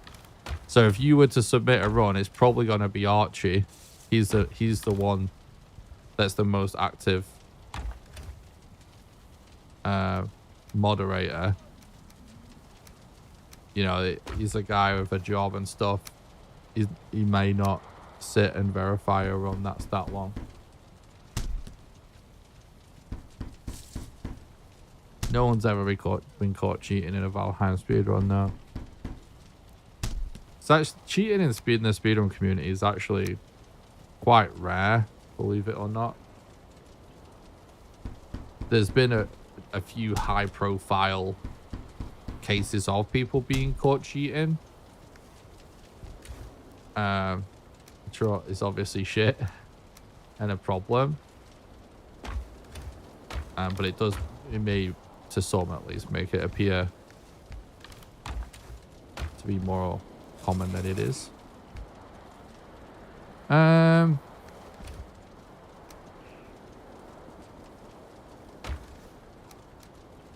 It was just Flint, wasn't it, that we wanted? Man, it seems like the resource rate nerf might affect those. Yeah, exactly.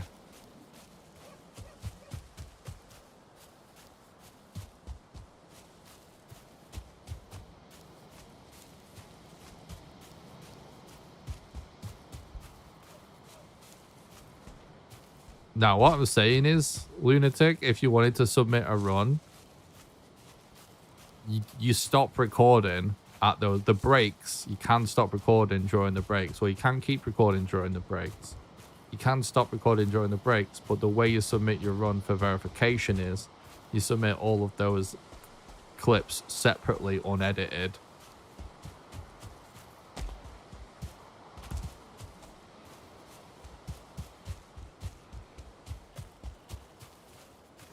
Thread just then edits that footage as a YouTube video.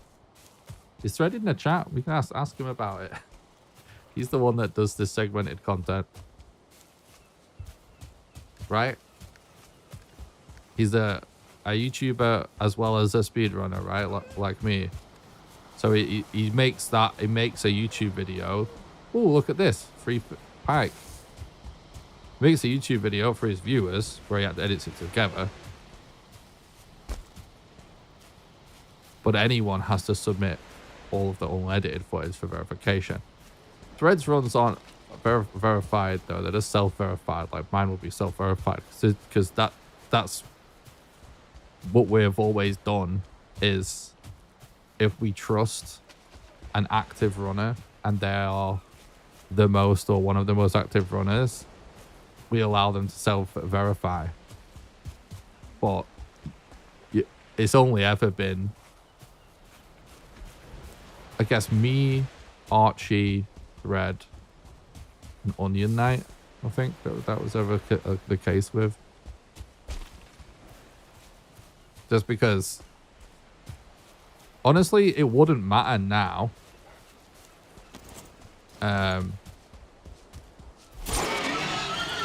Really, now someone else could verify it, but the reason it was done like that is because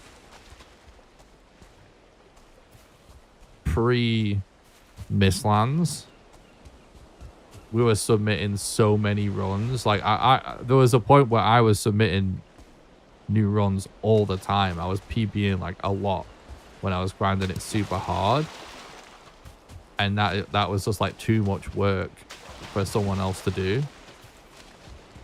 If it's like, you know, however often it would be, once a week or something, or more often than that, perhaps.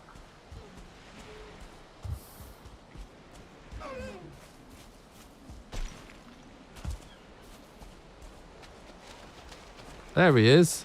Speak of the devil. How's it going, Archie?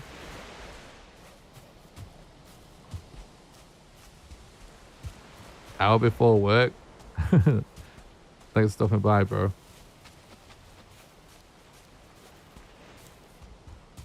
Someone was asking about submitting segmented runs and stuff. Red 16 hour 30-minute running is the only one on the leaderboard at the minute.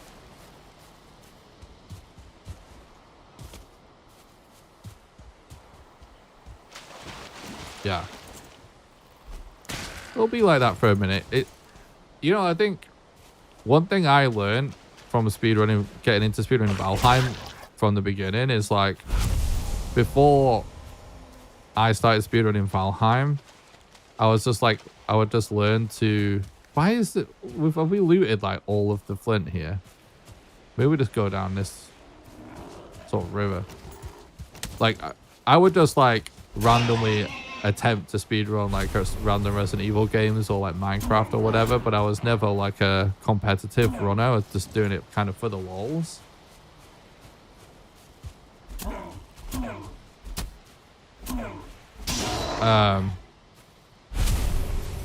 And when Valheim came out, I was thinking like, oh, Valheim speedrun would be fucking awesome, because I just had Minecraft runs in my head the entire time. And I thought that like before I even finished my casual single player run for the first time, runners will have already broke the game wide open. I thought the world of speedrunning moves so fast. But one thing I've learned since doing it all the time, oh, we've got a shipwreck. That's really good, even though it's in a weird spot. I wonder what the drop rate on this thing is going to be. Yeah, one thing I learned anyway is that it all moves far slower than you think. Even with the most popular and biggest speed games out there, like if you actually follow the progress of like a new Souls game or something when it comes out, and you watch like Distant everyone like try and figure it out, the progress is actually kind of slow when there's big changes or like new games altogether. It takes a while for runners to figure out the best way to do it.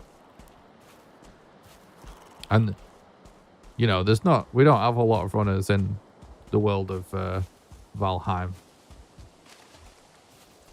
So it may just be, you know, an amount of people you can count on one hand, basically, just figuring out what they would do.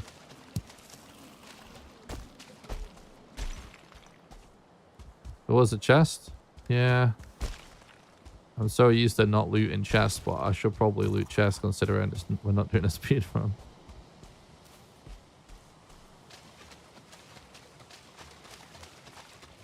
You know, someone just said magic might be viable for speedruns in Ashlands. So these resource rates seem normal. The resource rates of the shipwreck is crap, and then wood and stuff is crap, but treasure chests seem unaffected. One of the things anyway that I was thinking about when I made my Ashlands guide is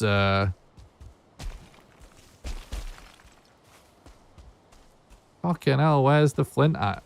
Is the flint affected by the resource nerf in the world mods? We're on 50% resources right now. I'm starting to think it is.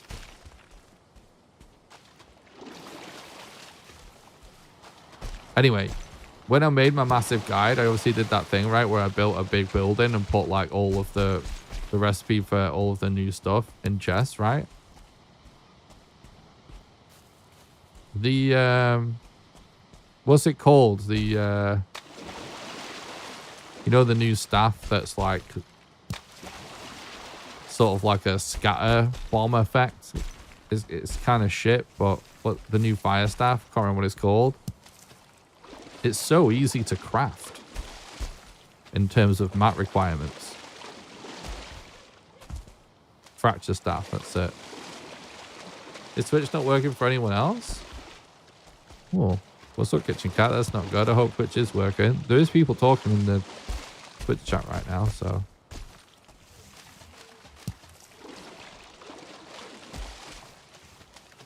I'm not sure about upgrading the Golder table,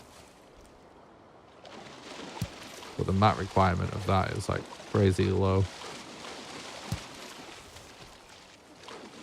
The thing is, though, it's like the ultimate problem is just going to be figuring out the best way to get the bell fragments. Because for the boss fight, you can essentially just do it the same way you would do the queen in the speedrun now. By the way, something I haven't even said today, since my first day back streaming in ages. What my plan is, if we continue this playthrough, which people seem to be into it, so I think I might.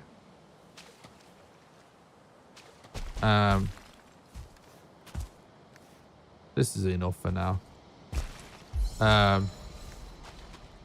What my plan for the foreseeable future, at least for a good month or so, what I'm gonna do is I'm gonna try and stream a lot more often, and I'm gonna basically alternate between this playthrough and figuring out the glitched speedruns on stream.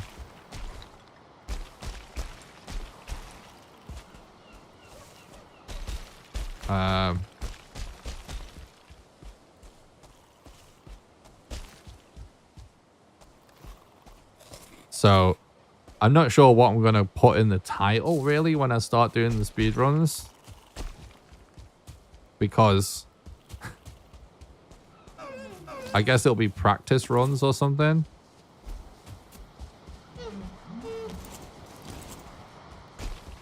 But I'm going to start just doing speedruns with the strats that I think is the way to go.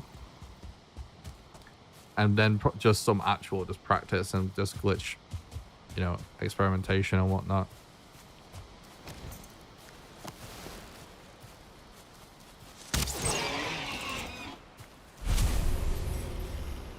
Basically like we did when Mistlands first came out, the stream actually figuring it out. I think I basically need to do more of that, because the thing that Valheim speedrun is in the most need of is actually strat hunting and routing, rather than just optimizing what's already known, if you know what I mean. Because yeah, and I think like if I don't stream me doing that, the odds of me making the time to do that is going to be a lot smaller. So I think I'm just going to start streaming doing that and just doing attempts with what we've got so far.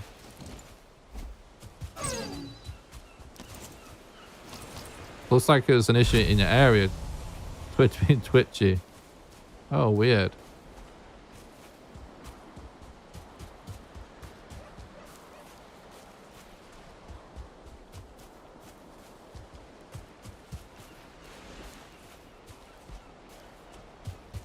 Yeah, it's 0.5 resource rate. It's shit.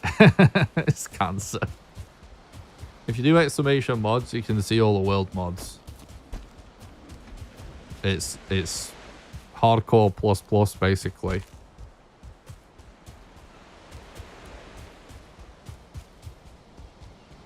And if for anyone who wondering why I'm doing so much wandering around and stuff, yeah, it's no map as well. So I'm sticking to the coast and I'm sticking to paths I've carved in the land.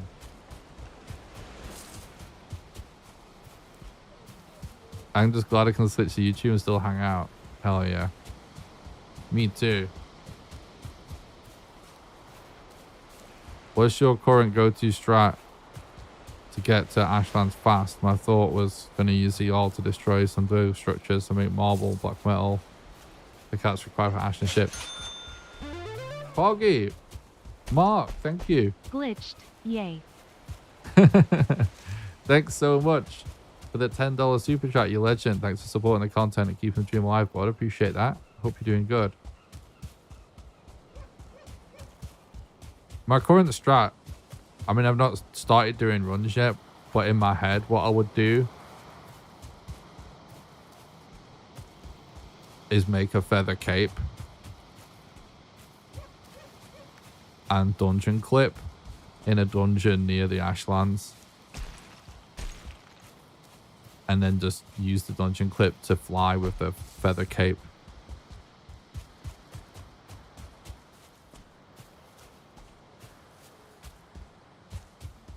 But that's because in my head at the minute, I'm mostly just thinking about glitched. For glitchless,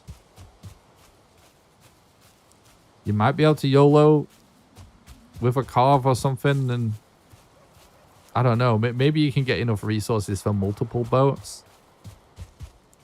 Because you can get so far and then just jump off and land on an island. And then you could just YOLO with one carve and then just use the hoe to build stepping stones from then on in.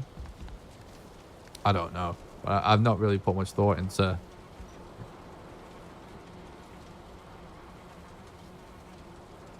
doing it. You have to get refined ether anyway.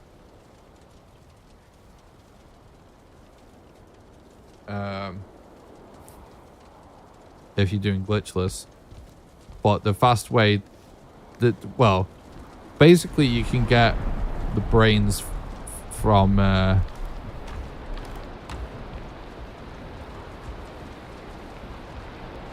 dwarven structures.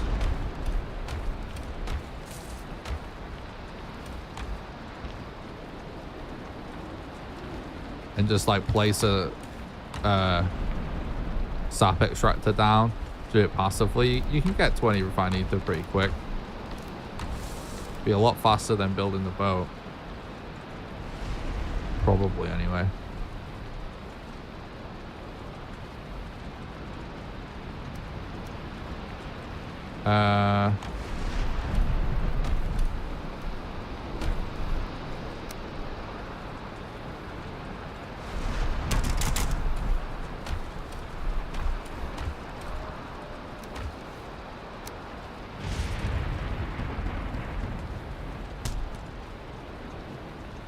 Right, that's good.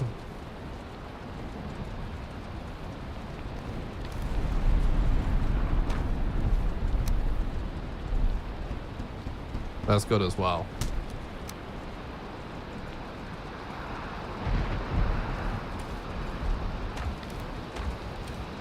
I think we're basically ready to go to the Black Forest. I can't decide whether I want to like grind killing some trolls or not. I don't know. I just don't know if a fully upgraded like set of troll armor is ultimately going to be worth it or not. I just don't.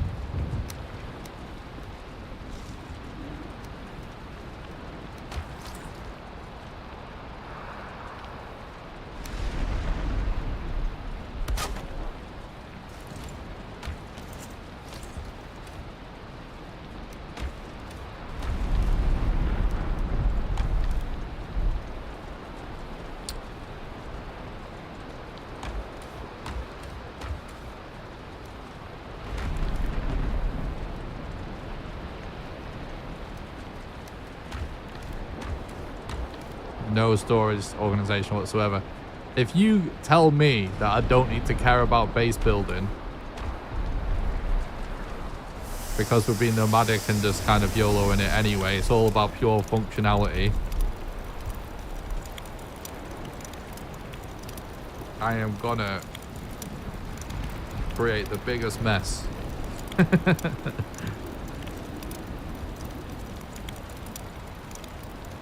How hard or easy would it be to get 10 iron for nails by the time you kill the queen? Really easy.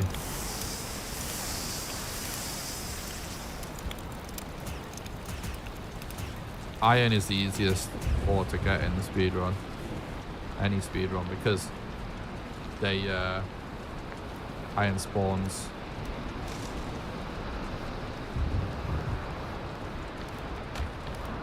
In chests. In the swamp.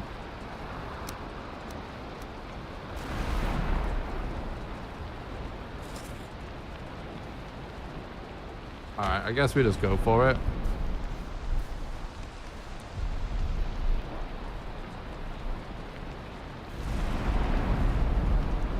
No worries, Raina. Appreciate the lurks.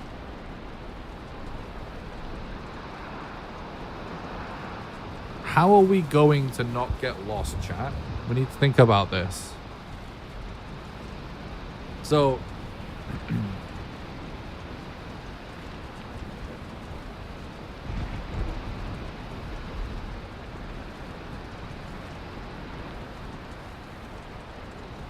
no, you're right, Lunatic. It's not really that hard. But in a glitched run, it's probably still not going to be worth it. But on glitchless, it could be worth it. So here's what I'm thinking, right? Here's why I'm asking. Currently, I have a path that takes us from here to the coast. No problem. Then, our Black Forest is just along that coastline. Very easy. The thing is, we're gonna want to leave the coast.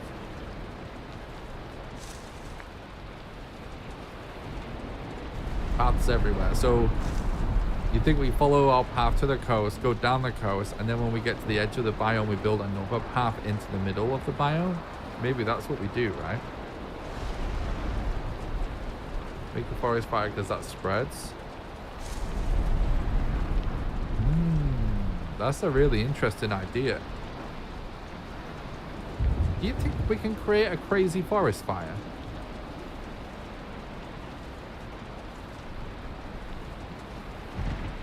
I think that's what we do anyway for now. I think we follow our path to the coast, follow the coast to the biome, and then we make another path on the edge of it. We could go around the edge of the biome anyway to start with.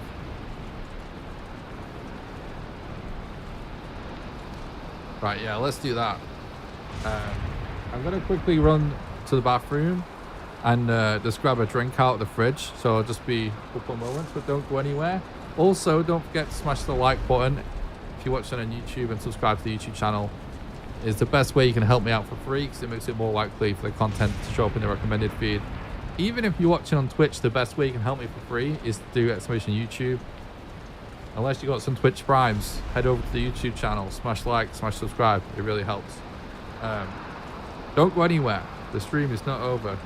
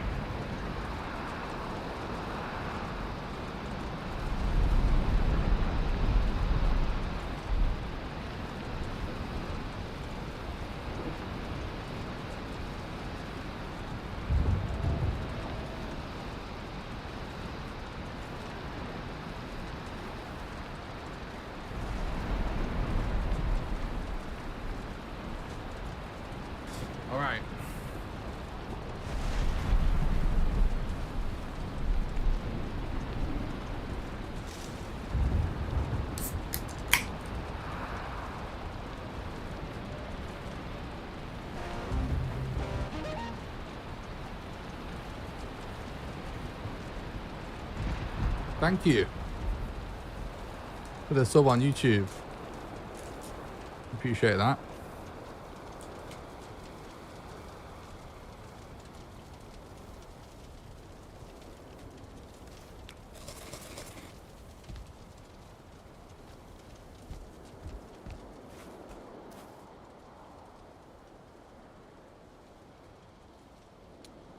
I swear our bees are nerfed.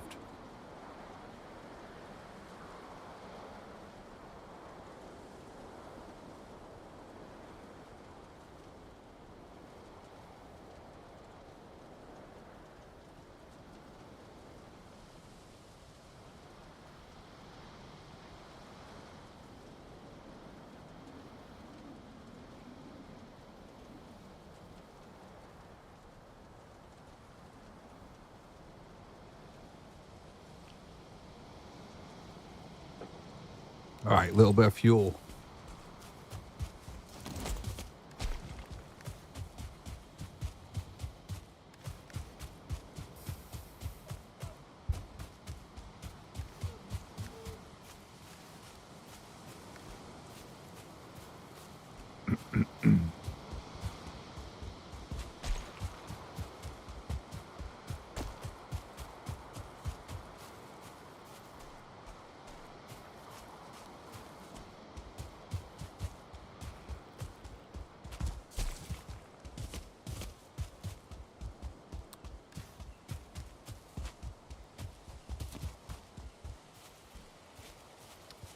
I think we're Gucci. I don't think there's anything I'm forgetting, right?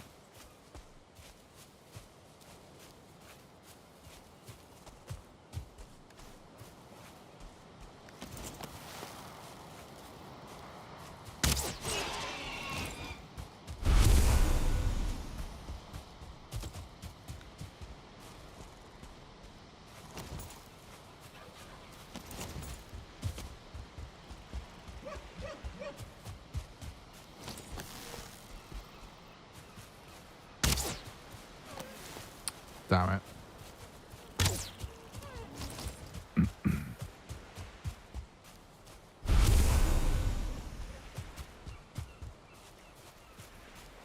What's up, Austin? Thanks for the look. I appreciate it, mate. Hope you're doing good.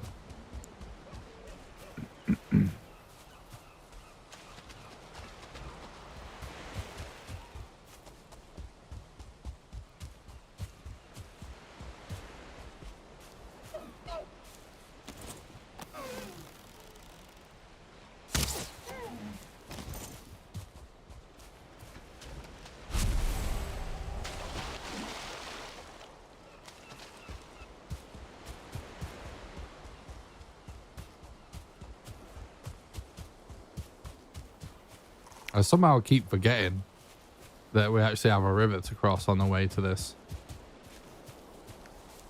We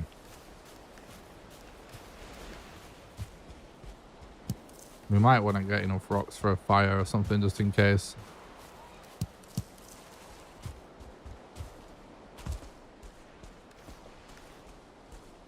You know what? One of the first things we should do is actually just start getting our cauldron going, isn't it? Just thought.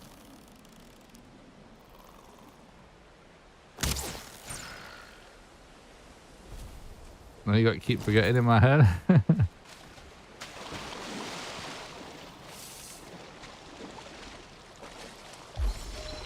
Nice, just reached it. I do keep saying it a lot, but it's because it's true. Oh, this troll's hanging around. That's actually potentially really good for us.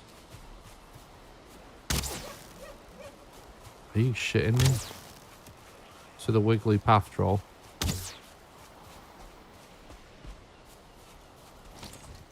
Did I hit him?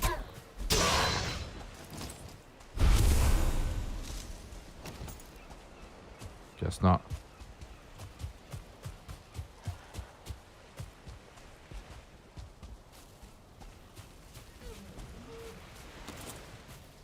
Holy's ball. Ooh, we've got 2 stars. Wow, look at the damage there. That's pretty funny. Oh shit.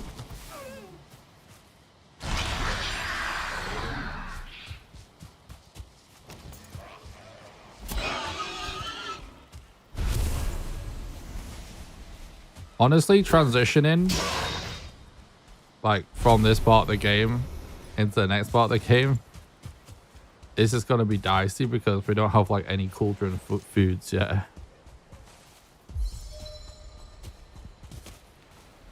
Which is actually why I think what we should probably do is focus on food.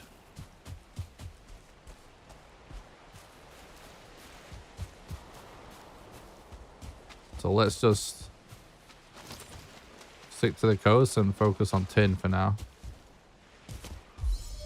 Who knows how long it's going to take to get 10 tin. And a forge.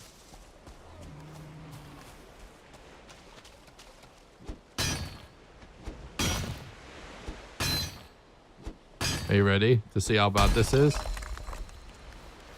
2? Okay. I guess technically it could have been worse.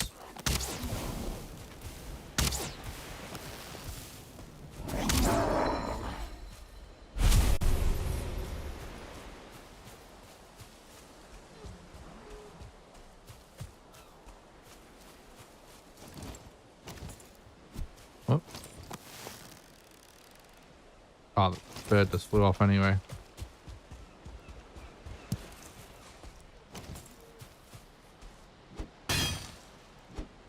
We could quickly grab some core wood as well.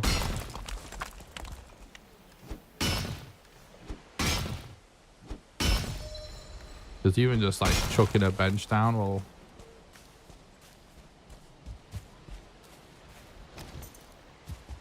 obviously get us a better rested buff. And we should probably think a little bit more about increasing our rested as well.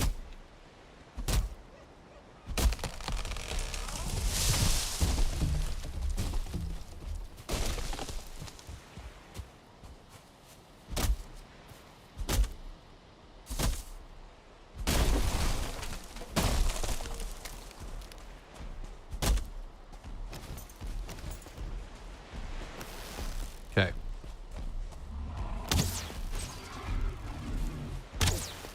That was a nice stealth bonus we got there.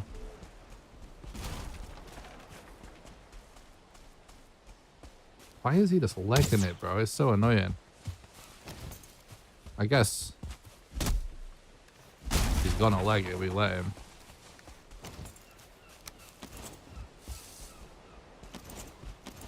Whatever.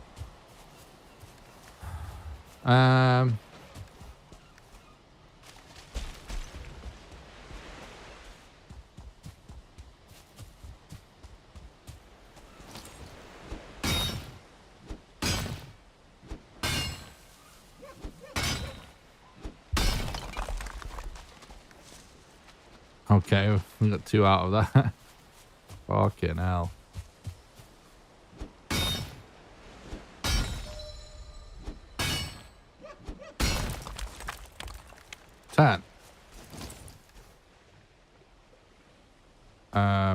It's getting dark anyway.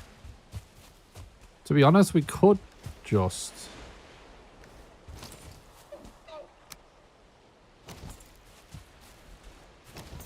put a bed down and skip the night.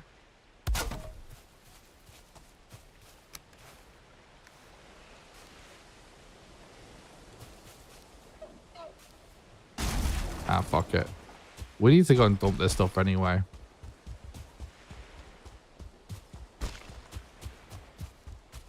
We're gonna have to go dungeon diving, aren't we, to get some cores anyway before we can do anything with this, so.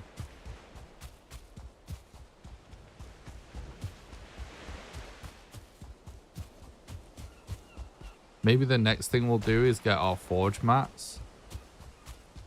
And then we'll go dungeon diving.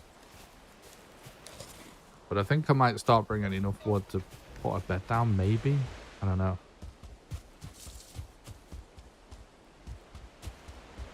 I feel like putting a bed down to skip the night on a regular basis is just gonna, yeah, I think we're just gonna have to start doing it, right? Because otherwise,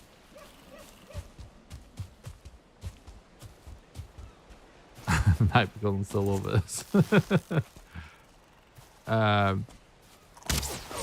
Yeah, otherwise we're gonna have to just, we're traveling so far, we're gonna have to run all the way back to base way too often. You know what I mean? Oh my god, the elevation bullshit. One of the reasons axes are so good in this game is just because of the animation. Has one of the, you know, sort of biggest hitboxes that's easier to not get fucked over with, basically. The one downside of not throwing spears and just using a normal melee attack with them is so easy to get shafted by dodgy collisions. Yeah, broad and forgiving, exactly.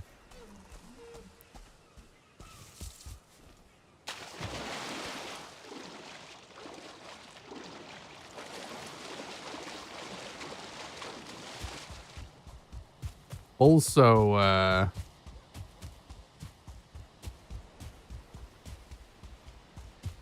if we find a trader, it's got to be like an emergency because the odds are we'll never find it again. Not once we've left our starter island anyway. We need to kind of get a lot of stuff like that figured out if we find a trader on starter island. Because basically anything we want from it, we should try and buy so we don't have to come back. Because we've got no map or no portals, right? So does burning wood shacks make coal in this setting? I actually don't know. It's a very good question. We could try that next time we see one. Remind me.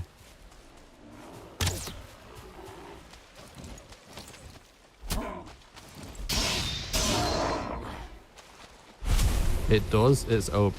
That's funny. Right, I guess we know then.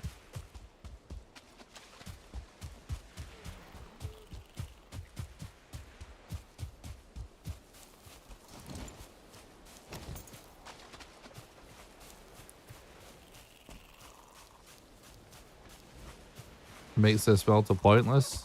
Really? Is that good? The kiln, yeah. Well, how crazy is it? Is it like just structures? Or is it... like, can I just get coal on demand or something?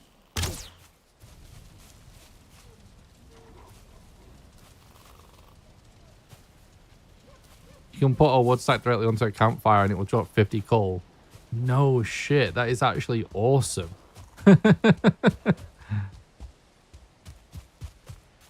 That is awesome.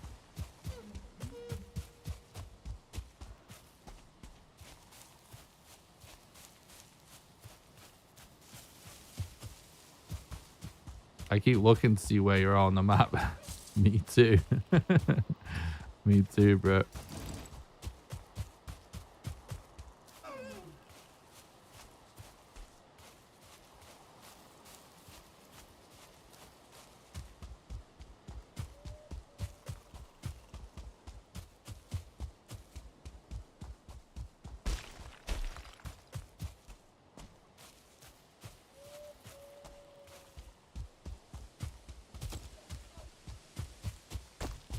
I never do know about. I'd get way too lost. I mean, yeah, you're preaching to the choir.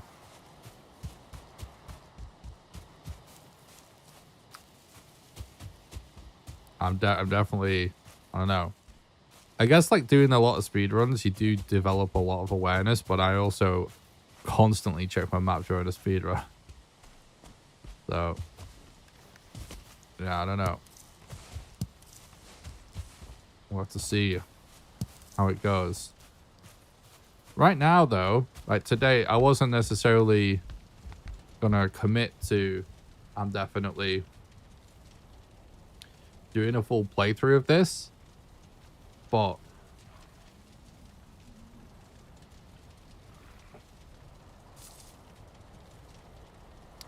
I don't know. And now I'm thinking that we're definitely at least gonna carry on.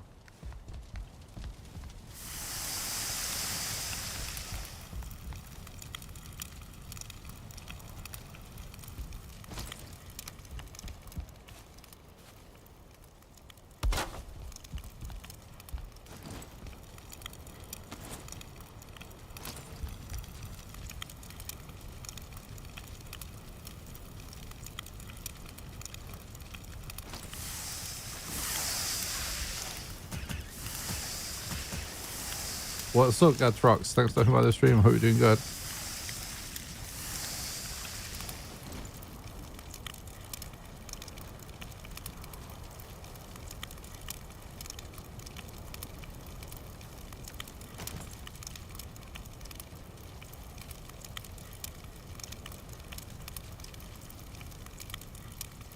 So we've made a bigger space like this for this fire, by the way, so, to not burn our house down. So we literally almost burnt our house down when we did a one tile fire.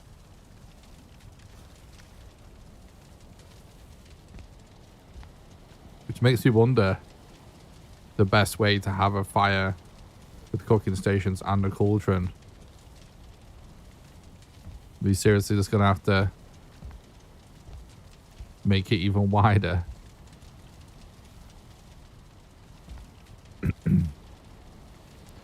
Yeah, that's right. The tree in the sky is a compass.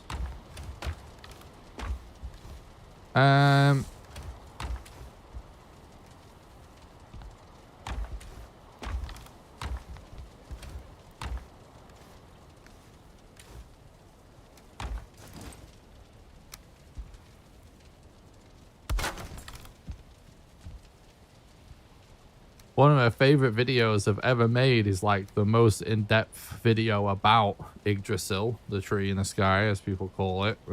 That's its actual name. Yeah, I made like the most in-depth video ever about it, basically. And I freaking loved making it. Where I went into the whole Norse mythology behind it and stuff. I was feeling inspired by all of Vati Vigil lore videos and decided I would make like a Valheim lore video about it.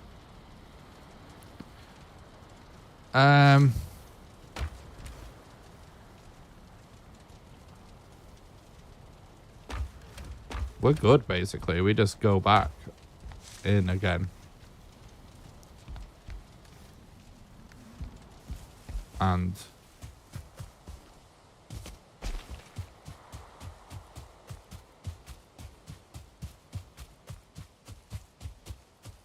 I think I'm gonna get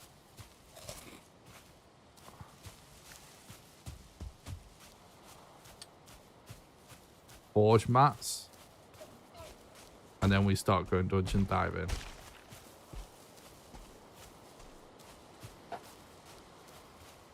So it's gonna be a bit of a long process, all of this, with no portals or map, but I'm basically just going to do the same thing I just did, but I'm going to keep going on the coast until I find some copper. I'm going to get 6 copper at least, or as much copper as we can, probably. Or if not, at least 6, like I said. And bring that back to base.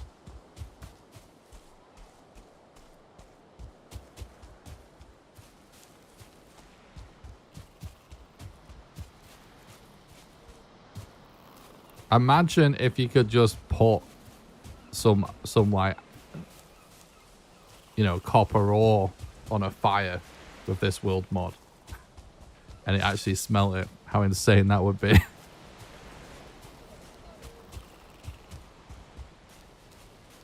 So someone mentioned putting a whole stack of wood on it being OP. Imagine if you could put a load of iron on it or something. Hi again, Nick and chat. Had to leave previously short notice. Oh, how's it going? It's going good. I'm having a good time. Oh my god, the collisions.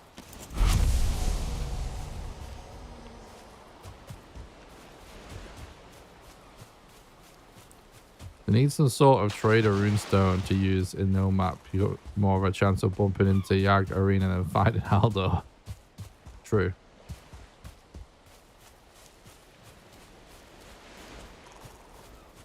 I mean, one of the craziest things to do in no map would be craft the Durnwin.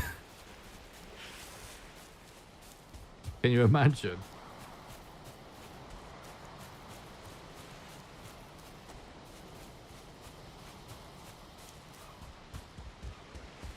You got to get all the way to the Ashlands in the first place. Then you have to somehow just randomly find 2 of the 3 Durnwin fragments. Then you have to just randomly find Lord Rito. Then you actually have to survive and kill Lord Rito without dying and losing all of your inventory.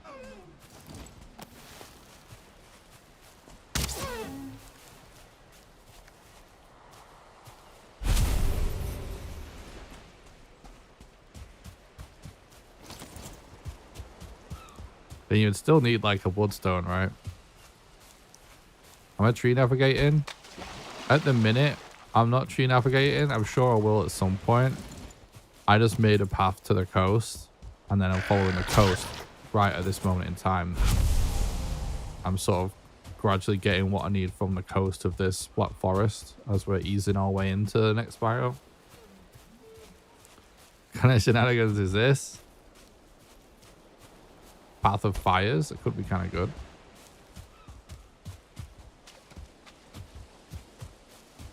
If you do exclamation mods in the chat, basically, you'll get a link to a screenshot of my world modifiers for this save. It's basically hardcore plus essentially.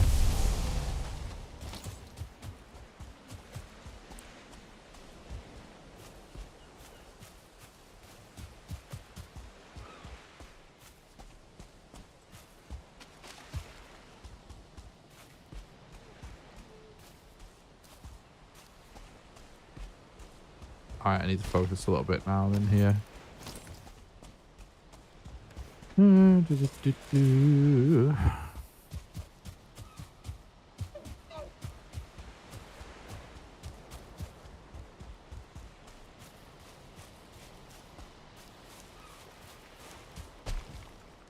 There's a mountain there. Doesn't look that good though. Do I have Twitch raids disabled? I don't think so. Why do you ask?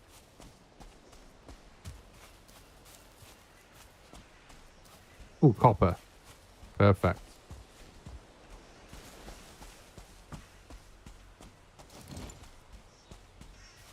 It's neither a speedrun or just hardcore gameplay. It's gameplay of the hardest possible world modifiers.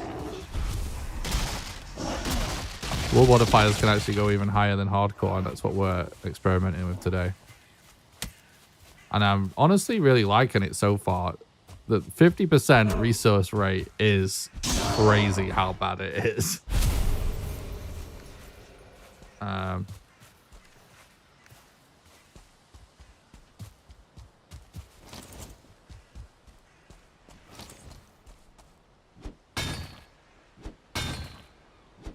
So yeah, I might continue this. Am I doing permadeath? I haven't died yet. I haven't decided if I'm committing to permadeath because the thing is, the world mods are so crazy in the first place, like doing no map and stuff. My goal is essentially what I'll do is at some point, chat, I'll put a death counter on the screen so you guys can see how much I've died, because I haven't died yet. And I'm going to try and do it permadeath. But at the same time, it's so hard anyway that I don't know that I want to essentially waste content by resetting if I die. You know what I mean? But maybe I'll want to reset if I die. I don't know. But if it... Did we just get... Oh my god, we've got 3 copper so far. This is crazy.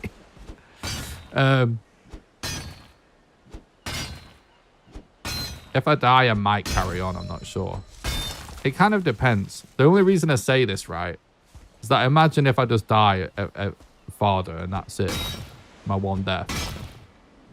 Like, resetting would be just ridiculous. Just kill the Father, right? And you've got a run to make a good video about there.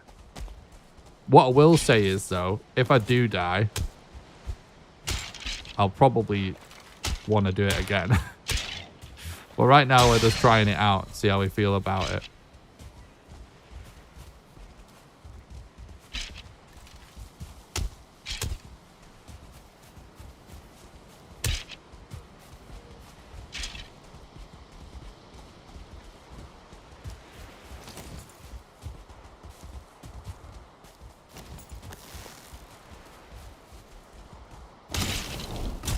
Oops.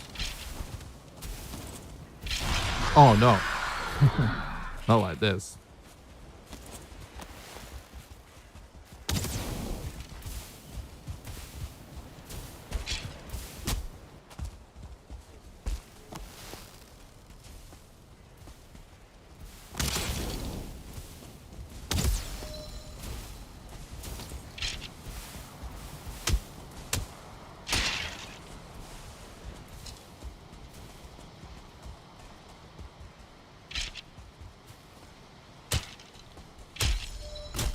I wanted to try and do a combo extension, but it's not worth it in this scenario at all. We can start upgrading our club soon, though, which is nice.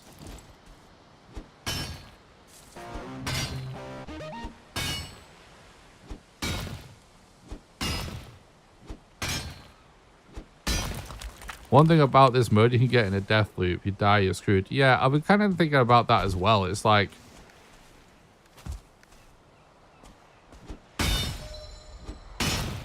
I don't know if you would want to continue on or not. So yeah, we'll just play it. I don't know. We're just playing right now. We're just playing on the hardest possible settings and seeing how it goes. I didn't commit right out the gate because it's like I haven't streamed in ages.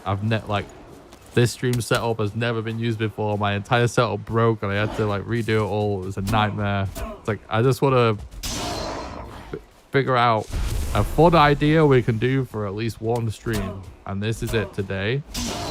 But right now I think I will probably continue it at least for a while because this is fun. Thank you so much for the follow on Twitch, Jaxie. I appreciate that. Hello.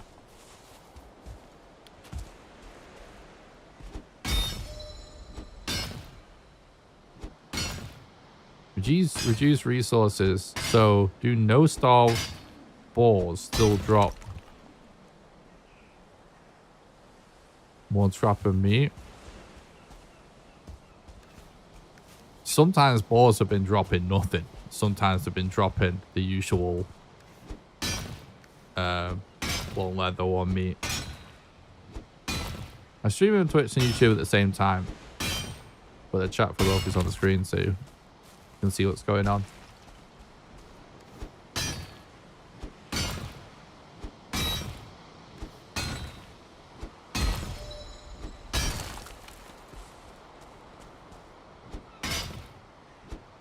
I think guys, like 3.5 hours into the stream.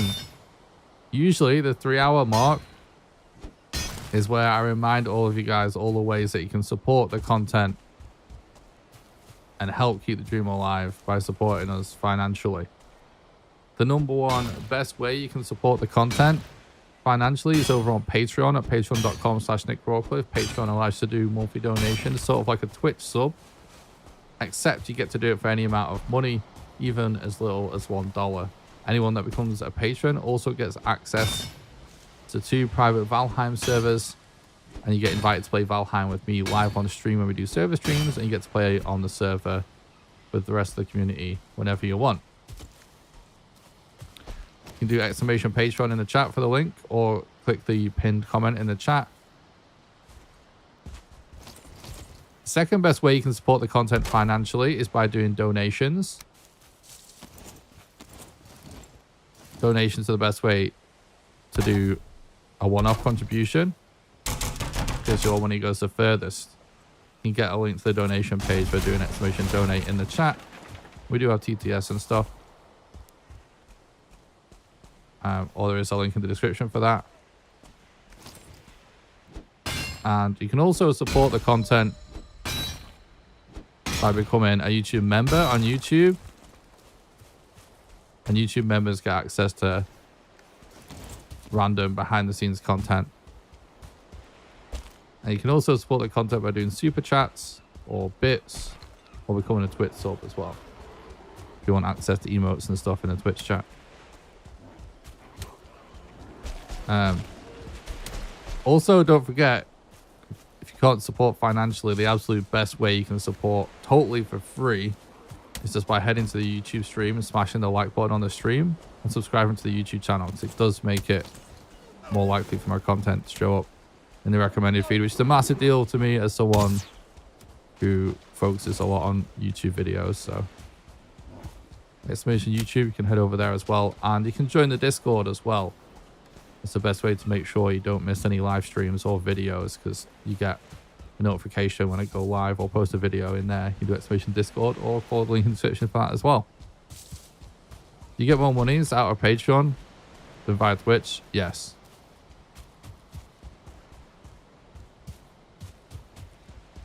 I've always had a Patreon. I think I even had a Patreon before I even streamed on Twitch. But yeah, I've always had a Patreon.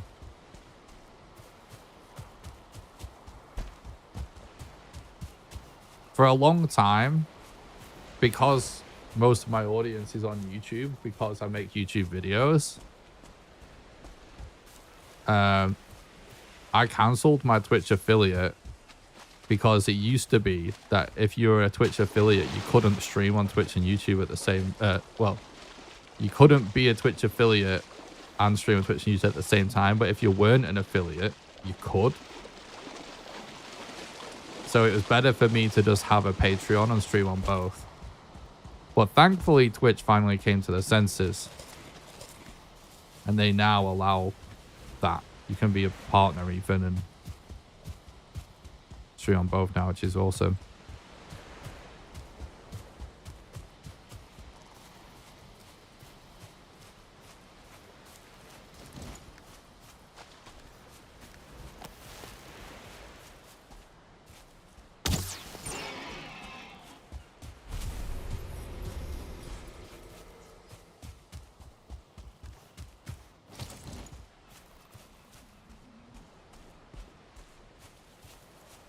Right, so now we've got enough copper anyway, for now at least.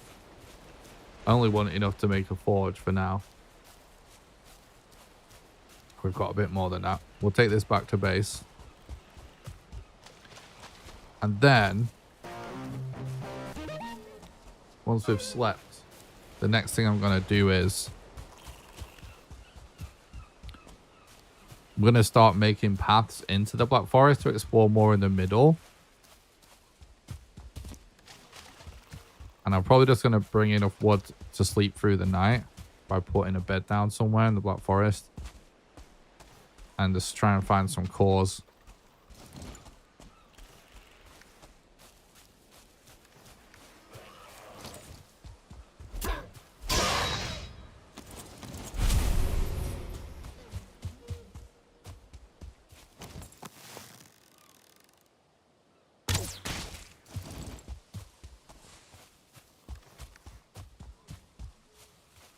bird drop rates don't seem nerfed, do they? I feel like they're just dropping 2 every time.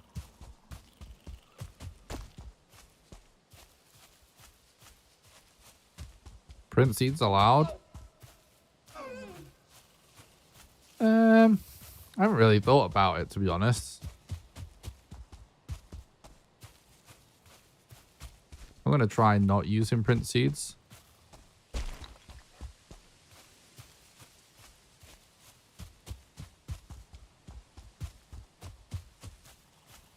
Just like I'm trying not to relog.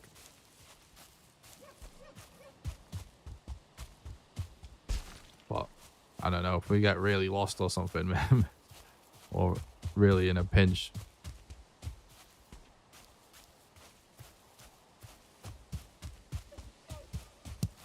Who knows? But I'm gonna try and progress without using print seeds for now.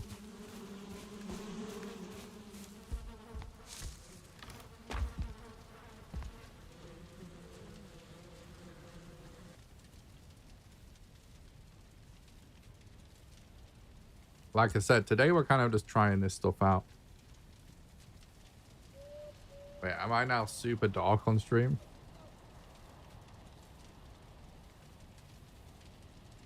I'm not super dark, but put this light on.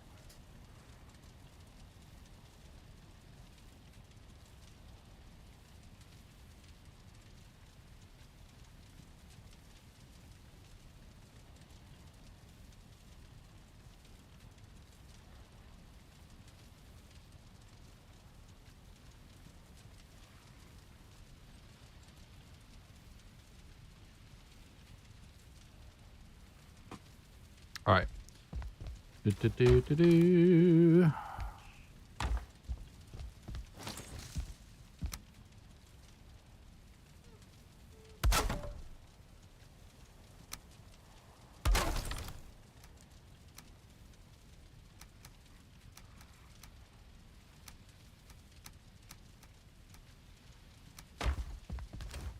Should be... Yeah, we can upgrade this now, right? Nice. The club is actually really good, so if you upgrade it. Speedrun fans will know.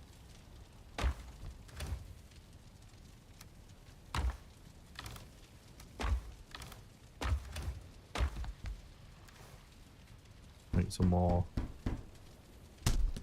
fire arrows.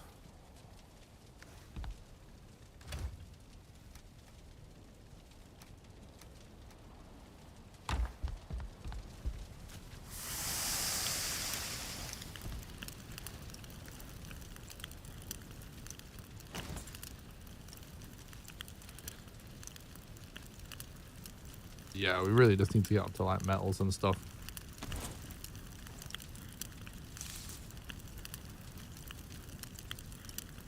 This is the longest I've spent in the early game in so long.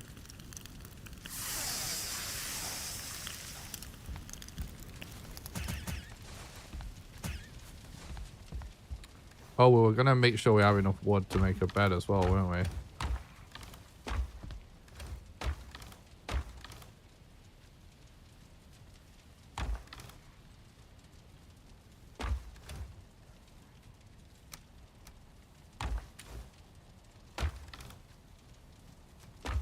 So we should get some, take some rocks as well. We'll have to just grab some wood on the way, I guess.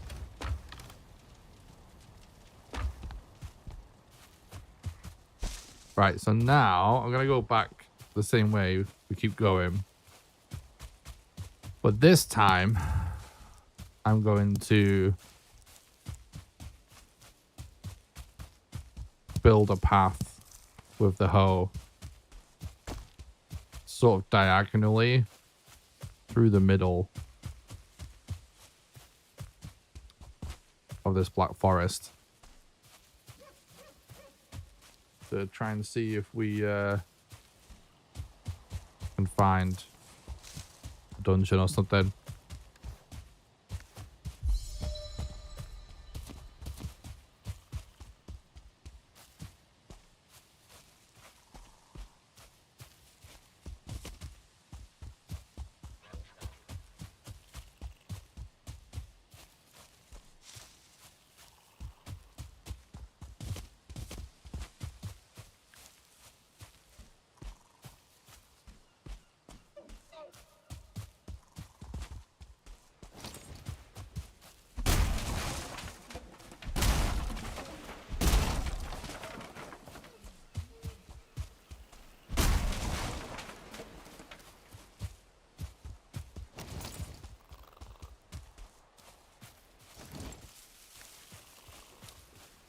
super happy the new on-screen chat overlays working good.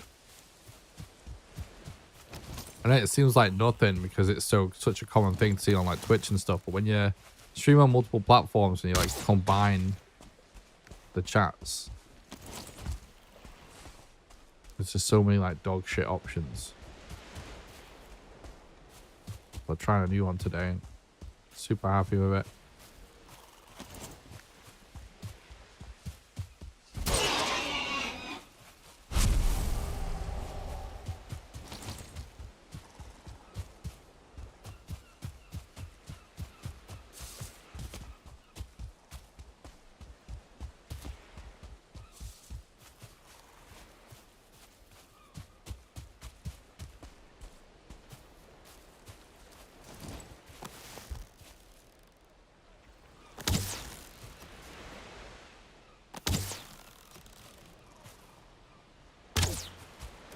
Nice. It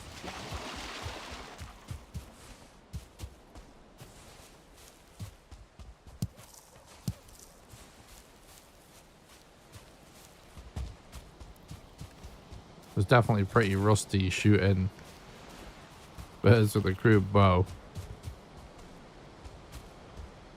Well, we got it back again.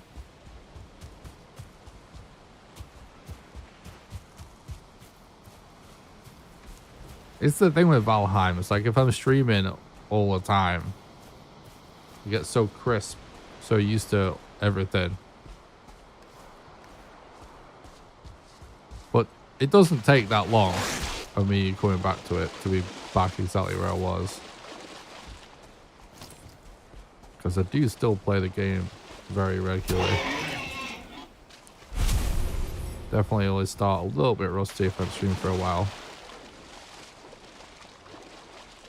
Did I hear correctly that they improved the crude bow slightly in a recent update? Really? I didn't hear that. I don't know. It doesn't seem like it. But maybe. How recent are we talking? Maybe they did. A few updates ago. Thinking about it.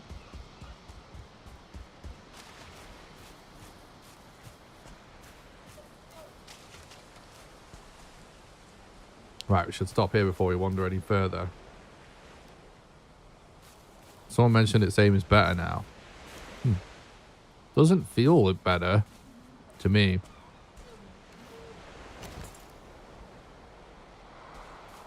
But maybe. Alright, I'm going to build a path from here. Now, one of the problems with building a path in the Black Forest is, well, it doesn't actually stand out that much. So I'll probably try and clear a little bit of a path as we do it as well.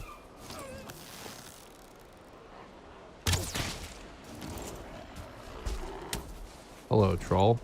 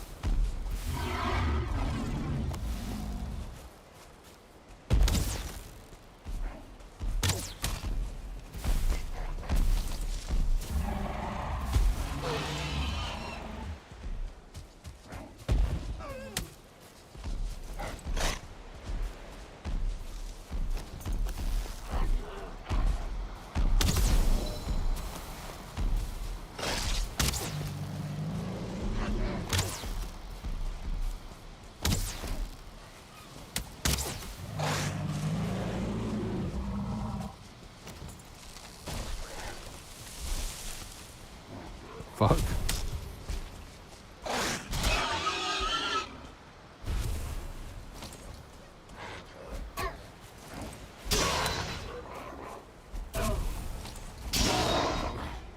Okay.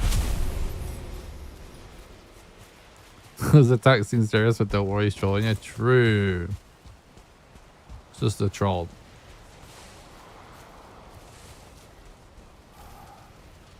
Two hide?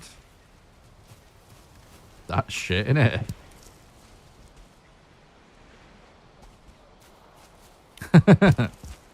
All this for 2 hide and 13 gold. 13 gold is so funny.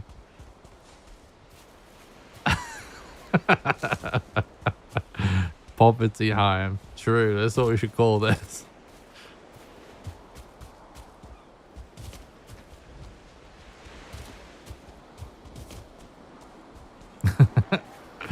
That's fucking ridiculous.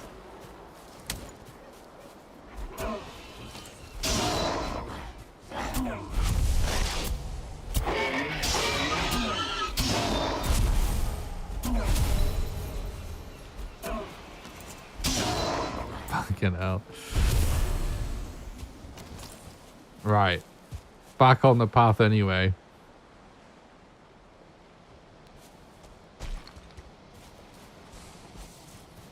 You started this difficulty? What, is all of the hardest possible ones?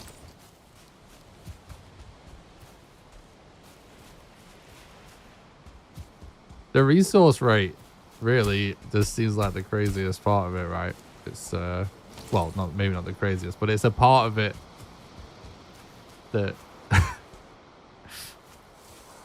it's been the most shocking part of it so far. I guess we'll just go around this. There's no point in destroying it just so it stands out, I don't think.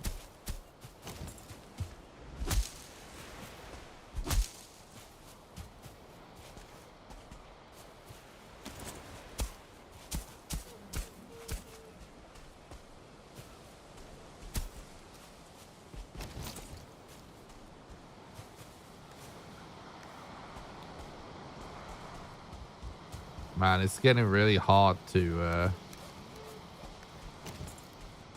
maybe in spots where path's hard to see, we actually kind of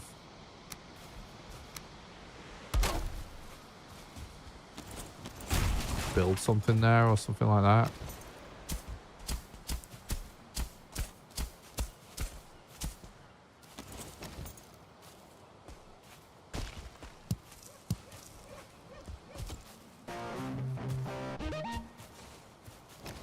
Okay.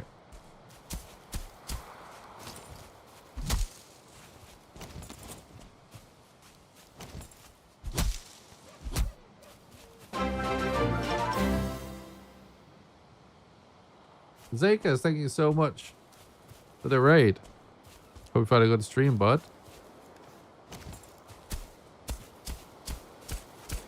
Welcome, raiders.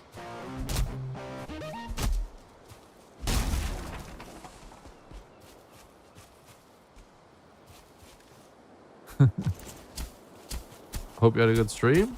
Hope everyone enjoyed the stream. How are you all doing today?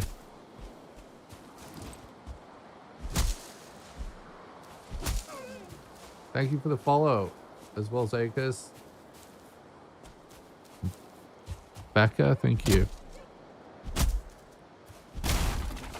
Still can't see any dungeons yet, chat. 23 hours stream ready for Z's. I don't blame you, mate. Definitely get to bed.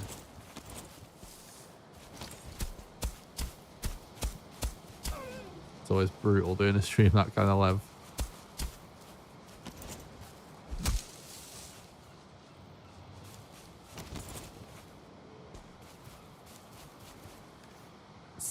See what you said, I'm gonna be competition for speedruns?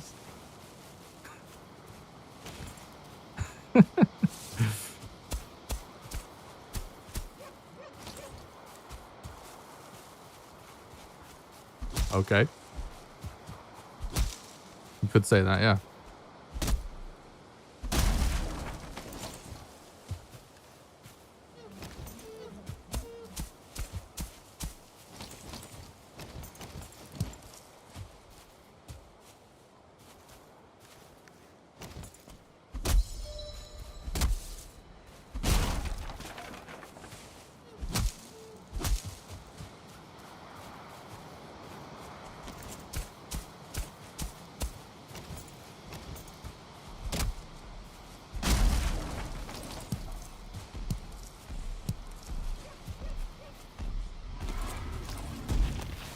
Hello, troll.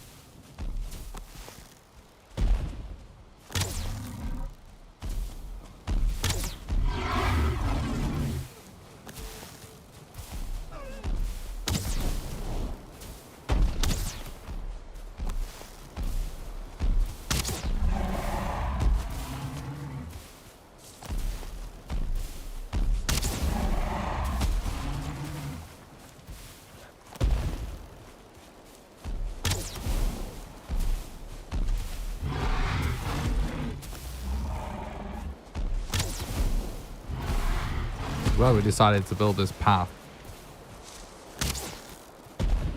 Can definitely imagine getting super lost without paths, doing no map, during fights and stuff like this.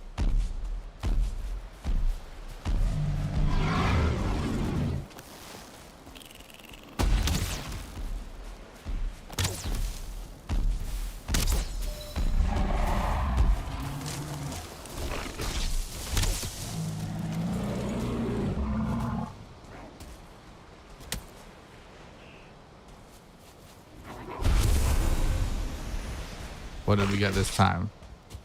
I actually got 5 gold, did that say? We've got 2 more hide, okay. At least I didn't get 1.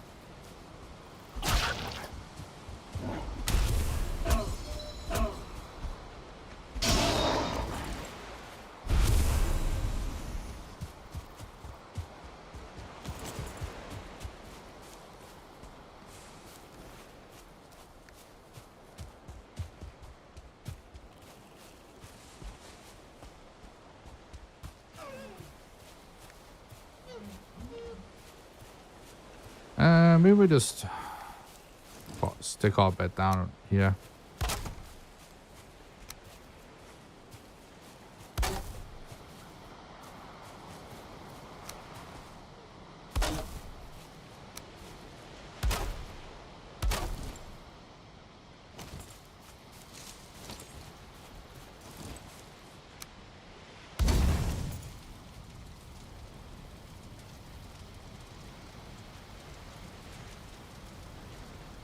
At this state of suffering, it's basically Life Simulator, although it's also on crack.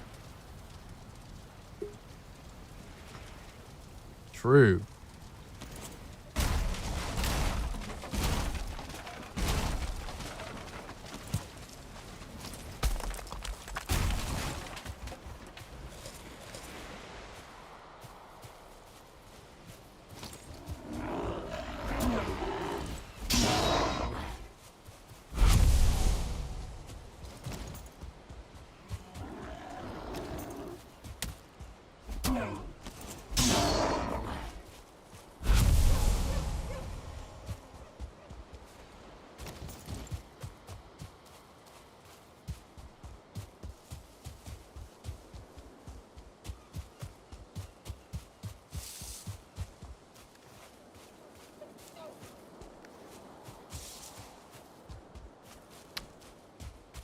Right.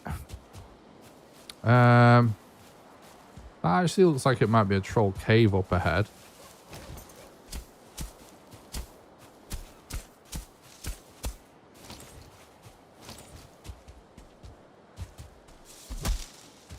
think so. As long as the path isn't like covered in random stuff, I think we should be able to follow it all right.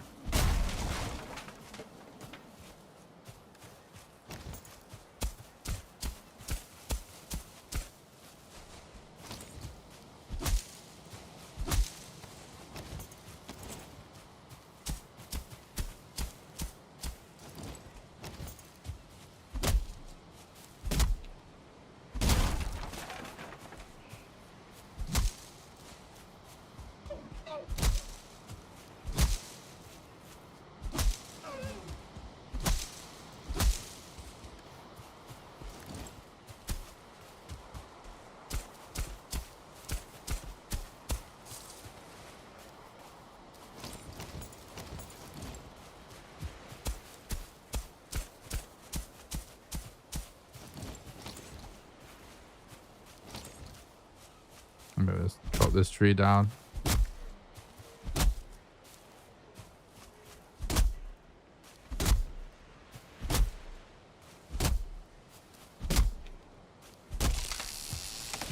I don't want to have to like put tons of effort into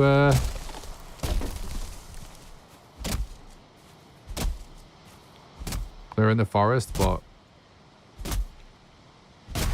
seems like overkill. We want to make sure stuff stands out. Yeah, that looks good. Right. See what happens here.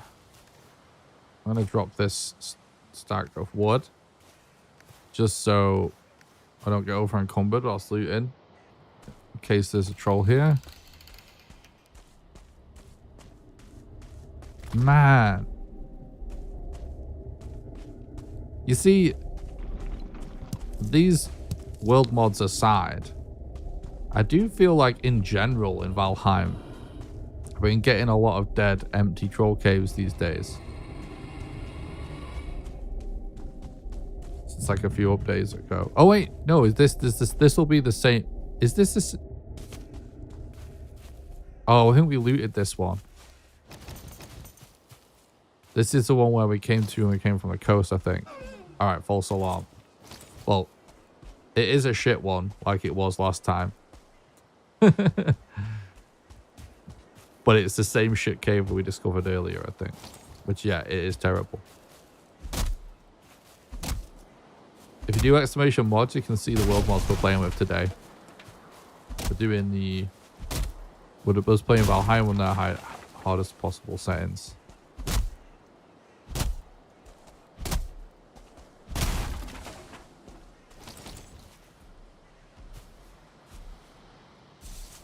All right. I think we're going to have to go back anyway because we should store these resources we've collected. We have stayed out longer this time, which is good, but still going to have to ferry stuff back to base, aren't we? At some point.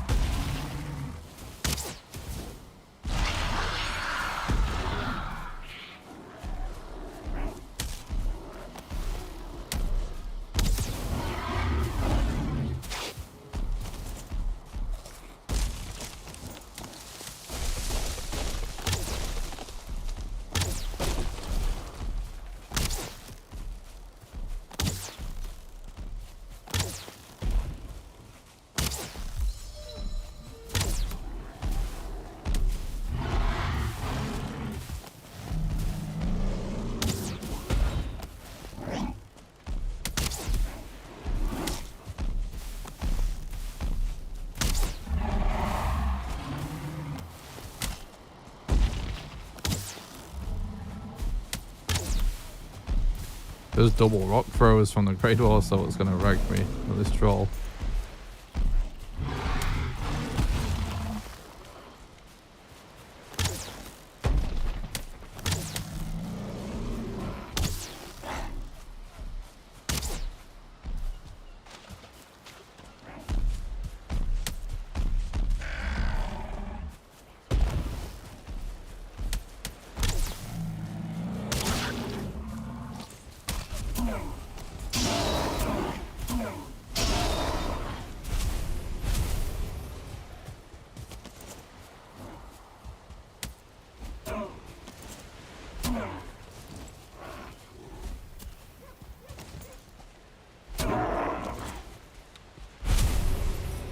Still seems weird seeing you rested. I know, right? Feels kind of good, honestly. Actually playing the game pretty normally.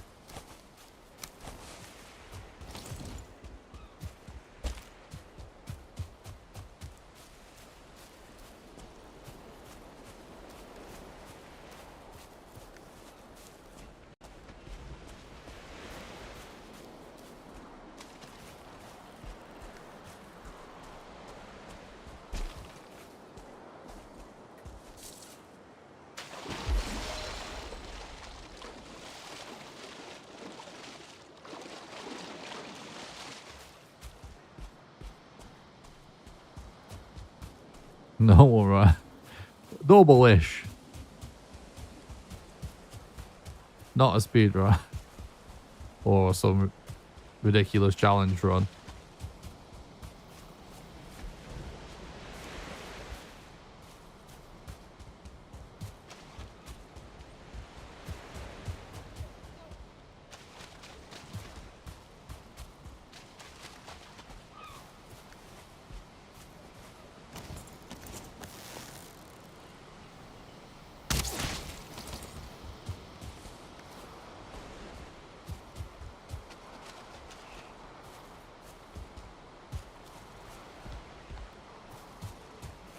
Thanks, Novel Offer. It's very nice. Glad you enjoyed the Swamp Challenge video. It's one of my personal favorites as well. Appreciate that, mate. Thank you.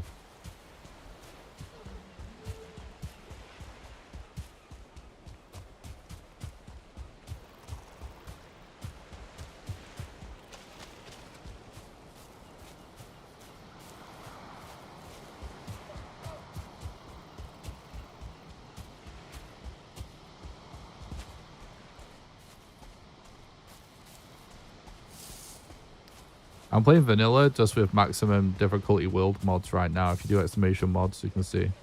Oh, there you go. Someone did it for you.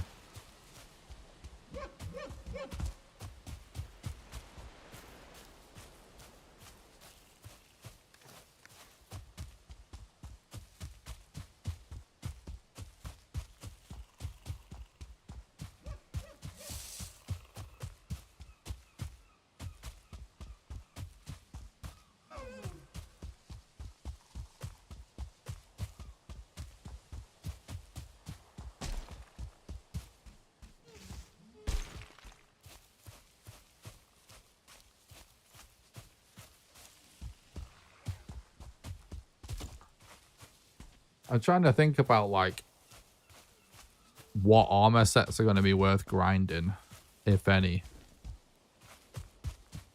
Still can't decide.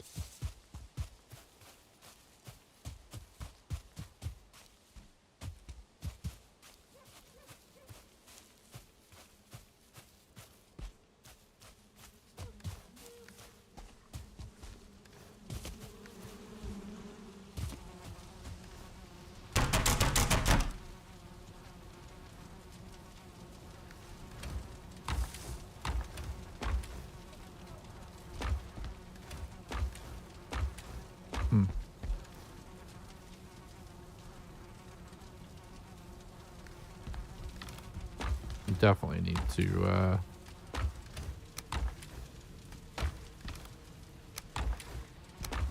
so I'll loot out a little bit.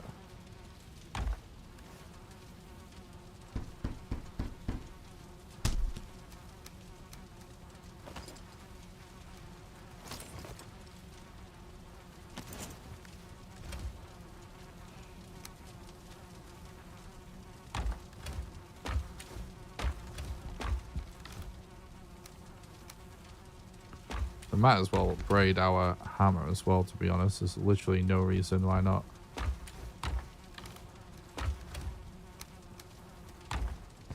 We don't... Hide is... Oh, we don't quite have enough. I was going to say, we don't really need to worry about hide for a while. So even though 2 armor is going to do basically nothing with these settings, it's kind of no reason not to do it.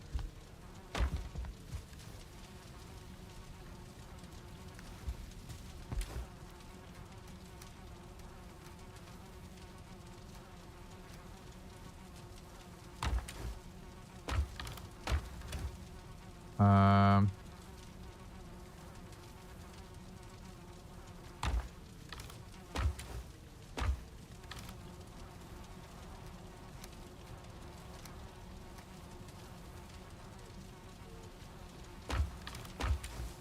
I think I would. Well, honestly, we're trying not to get hit anyway at the minute. I think I'd rather go ham on stamina. At least to the best of our abilities.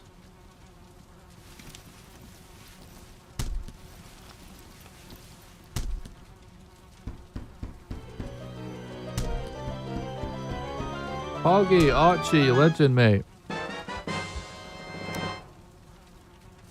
Thanks so much for the tier 1 sub. Off to work. Alright, mate. Thanks for stopping by. Thanks for everything you do for the speedrun community on the leaderboards. Hopefully, talk to you soon, mate. We'll have to do some runs together.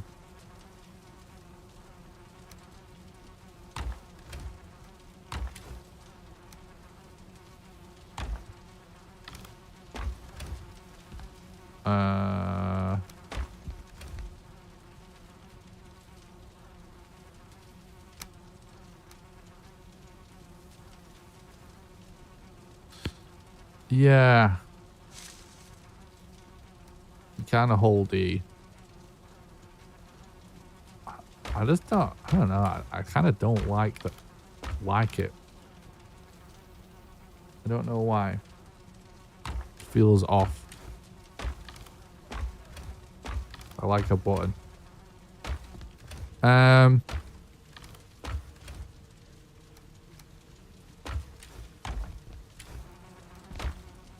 We're doing fine with feathers now, so I think we'll just stick to keeping making these bad boys.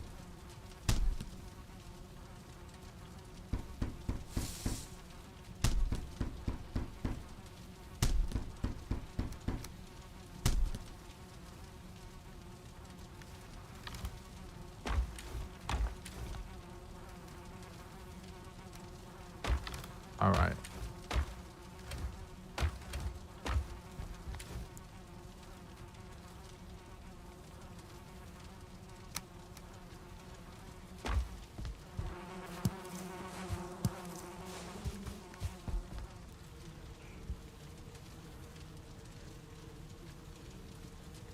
What's up, cat?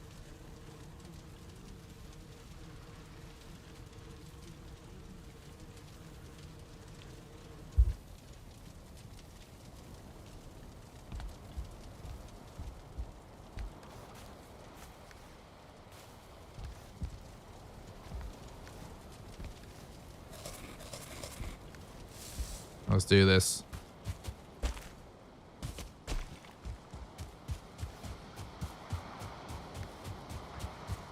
It's so funny, the combination of there being no portals, no map, and half resource rate really does grind character progression like to a halt, basically.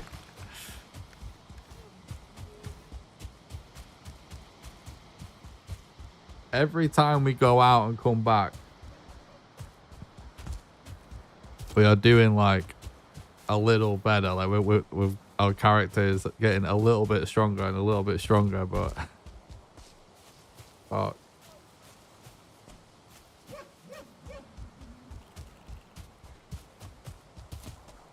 It's so minor.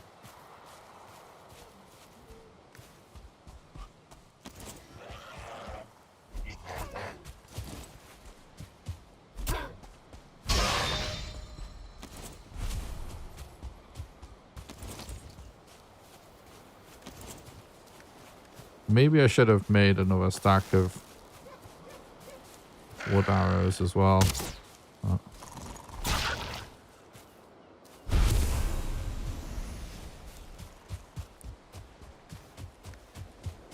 Guess they're not super important at this point. Oh, it looks like our flint's been respawning. That's kind of nice.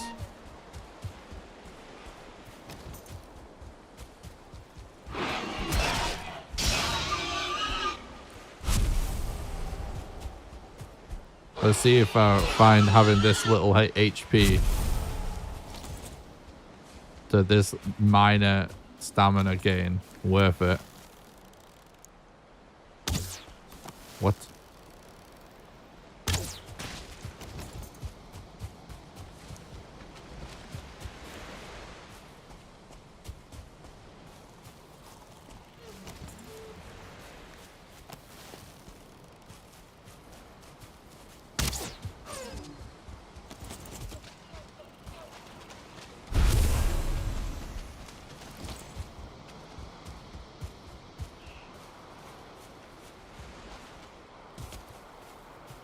We defeated Eikthyr so far. We don't even have any idea where the Elder is yet.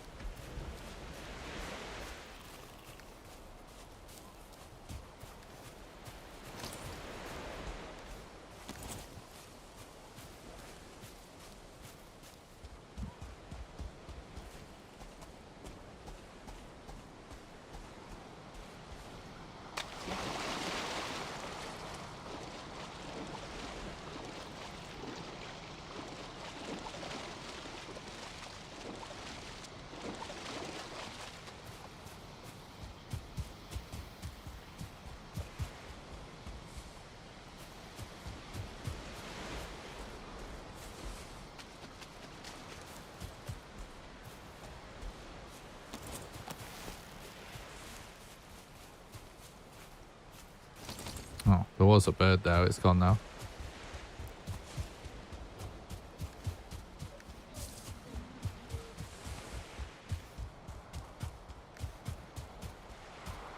All right, here we go.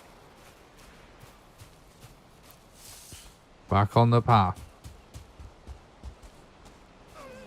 We could always change direction. Now we're at a troll cave, because at least like it sort of makes sense when you reach like a point of interest. It's a landmark, innit?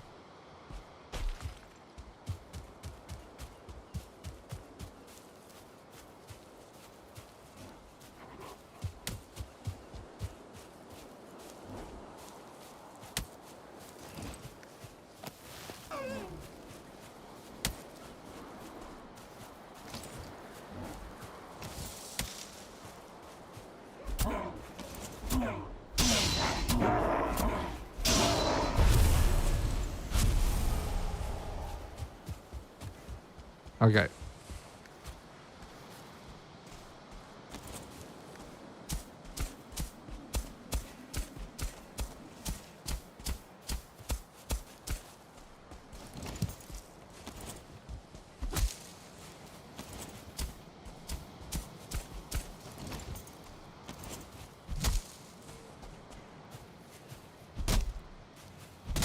Or whatever. We're right next to it.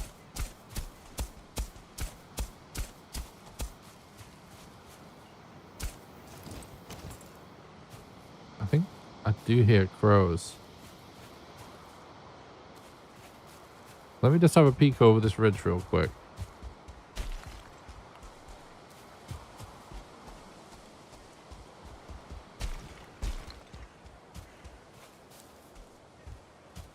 Definitely getting louder. Yeah, it looks like right there. Looks like there might be a mountain behind as well. Yeah, 100% there is a dungeon up there. There was a skeleton there actually as well. Nice. Well, the plan's working perfectly so far. I'm just sort of clearing out this area above. Might even put another like pillar thing down.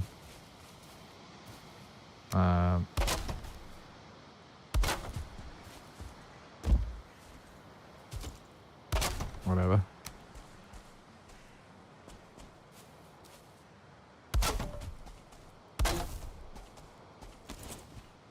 Just so it's clear that I want you to go above, or I want myself to go above. Talking as if I'm doing this for anybody else.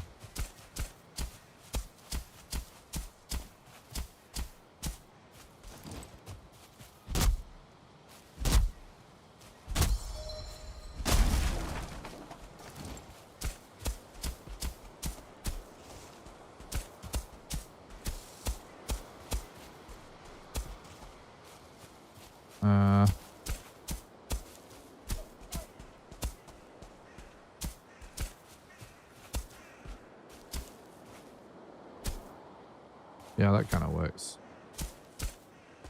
Just got to be careful because it can get like so vague where the path is if you totally forget what you did.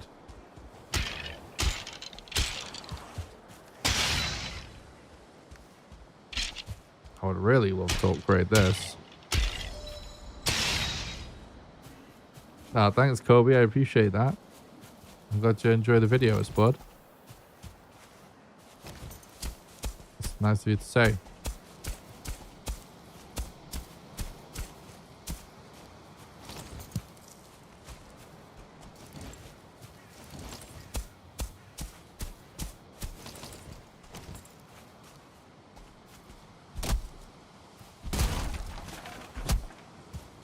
Many more to come, hopefully. Many, many more.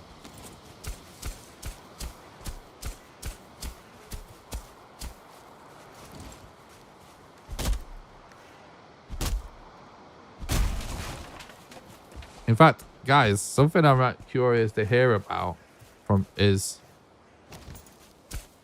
I always think it's kind of like hard.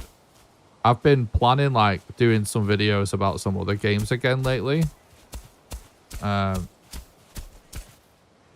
I think I actually might make a couple of challenge videos from some other games. At least to come out at some point later this year. But I always think it's kind of like hard to identify like what other games the Valheim audience is into. You know what I mean? Because there's like so many different kinds of survival games.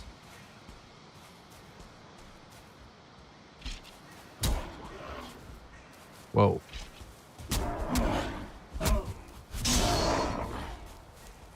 So yeah, I'm curious, like, what other games are you guys like really into or would like to see me make content about? Minecraft shit show? Well, Minecraft I think is definitely an easy one. Lots of people like Minecraft.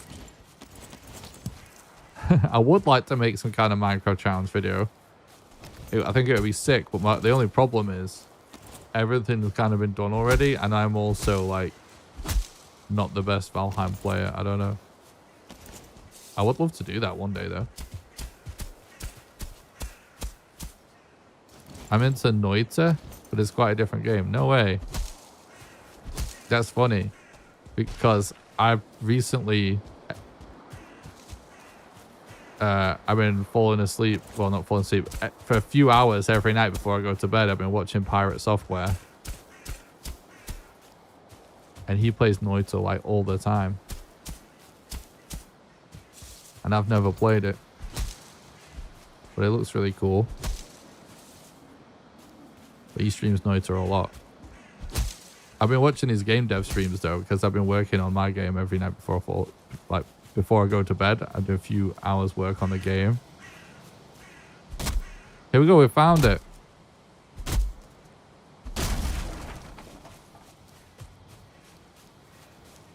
Oh yeah, the possibilities are endless of Valheim mods, that's for sure. I'm really excited for like what the future of Valheim mods will be, especially with 1.0. Playing some old school modded Minecraft right now. Feels good. Nice. So does it seem like Minecraft is like, because I fucking love Minecraft. I haven't played in a long time, but it's one of my favorite games of all time. Maybe that's like the safest bet that everyone would be into. How's the game going? It's going fucking awesome. I'm so excited about it at the minute. I had a big change of direction with development, and it's still not a sure thing because I still have to figure some stuff out, but I'm really excited about it. What engine am I using again? Well, the big change is I just changed engines for the third time. Or something else. Second time. Maybe second time, I think.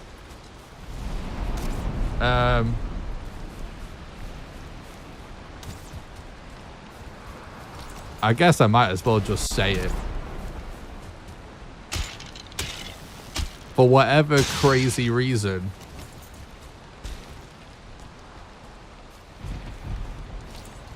I was messing around with GB Studio for a different project that's just like for the lols.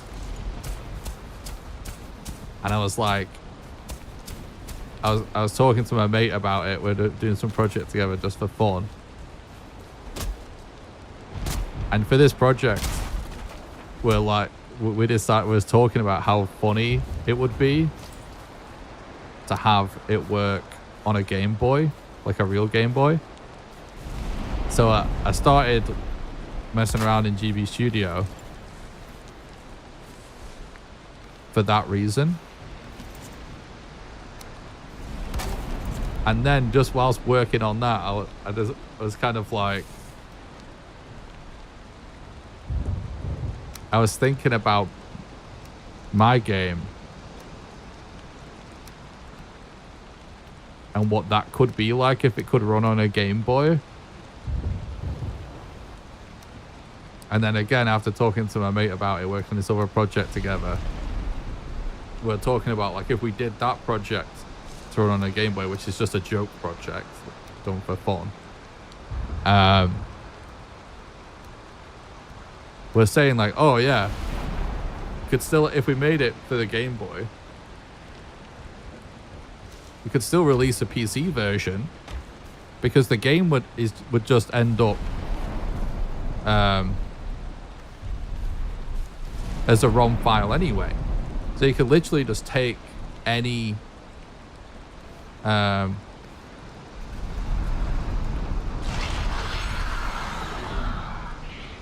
you could literally just take any open source Game Boy emulator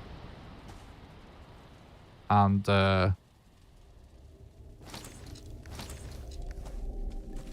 just package the game with it for the Steam release, so then it just runs in a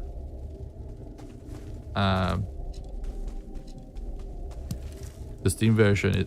It could run on any platform that could have a Game Boy emulator, right? And because there's so many open source emulators, you just do it like that. And I was like, oh, and then yeah, after having that conversation, I was like, yeah, see, it could release a Game Boy game on everything technically and still have a Game Boy version, and maybe even like sell a special edition that actually is the proper packaging and everything like an old Game Boy game. So I'm currently messing around with getting my game to work on a Game Boy, and I'm fucking hyped about it.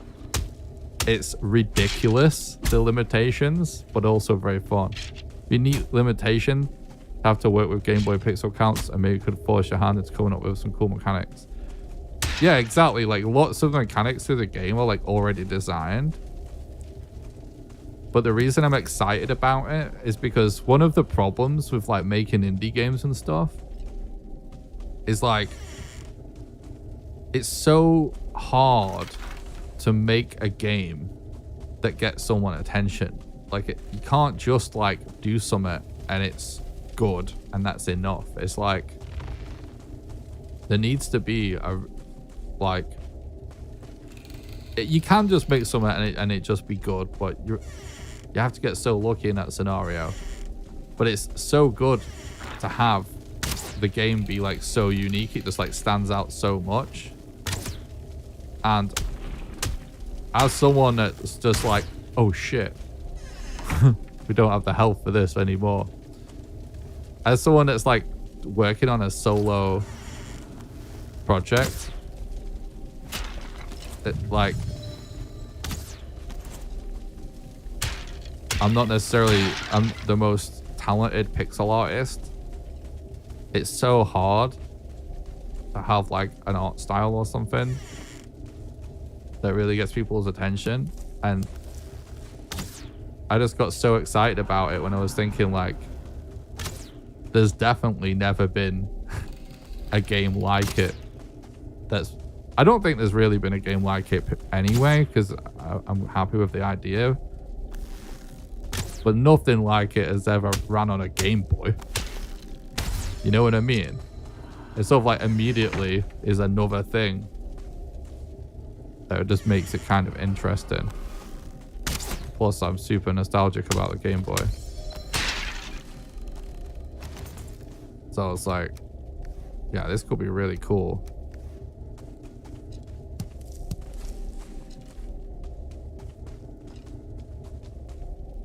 But yeah, it's kind of interesting making a game with obviously like inspired by like modern game design stuff for really old hardware, because like working within all the limitations is really insane, but it's also very fun.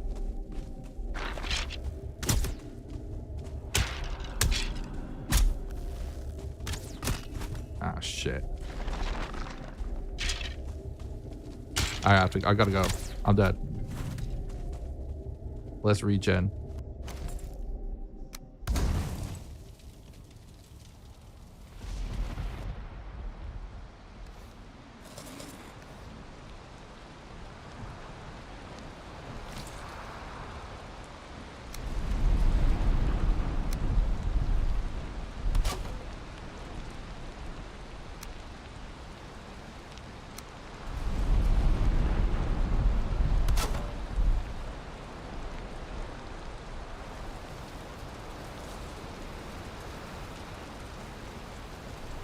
Should try out the Chrome Pack mod pack for Valheim if you get hands on it.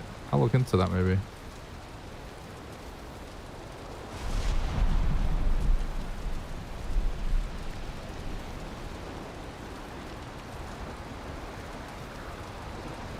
Nice Dorkazoid. Yeah, Valheim is so good.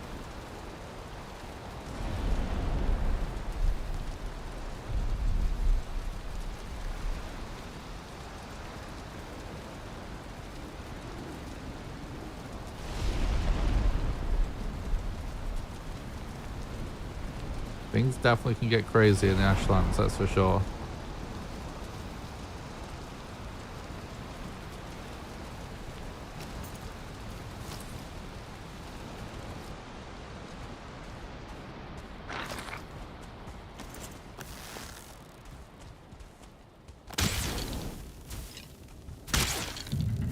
Dude, fire arrows are legit way crazier than they were because of this mechanic now.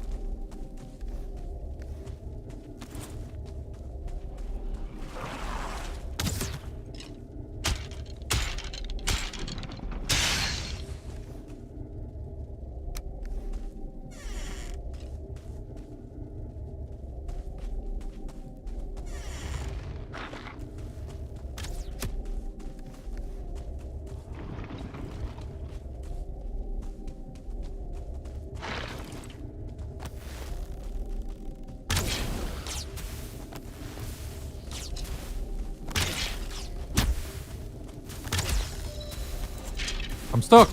I'm dead. No, I'm not dead. Only joking. Yeah, it definitely could do to make a bone shield or something for archers like we discussed earlier. Oh my god, I'm dead. No, they were hiding behind the door, bro. Fucking assholes.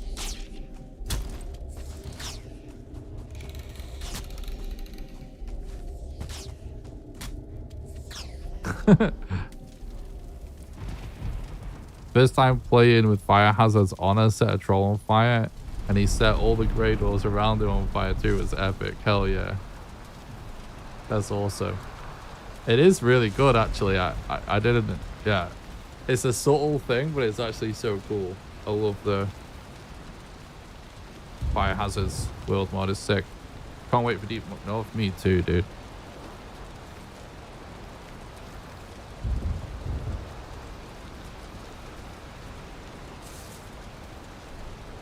Just imagining what Valheim 1.0 might look like, and just doing like a nice casual cozy normal playthrough when 1.0 is done. It sounds so good to me.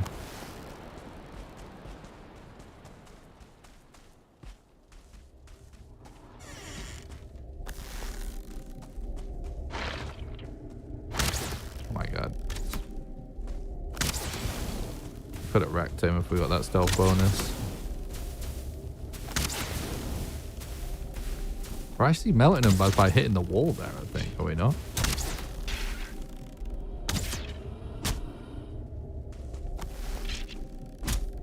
Can I just hit this wall and it hurts him? No.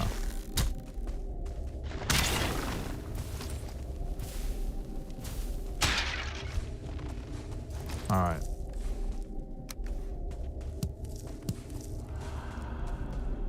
Well.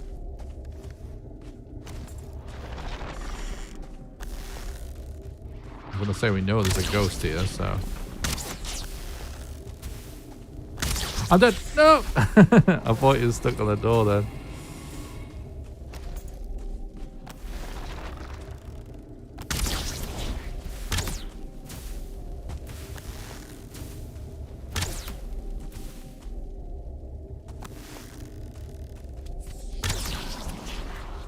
Alright.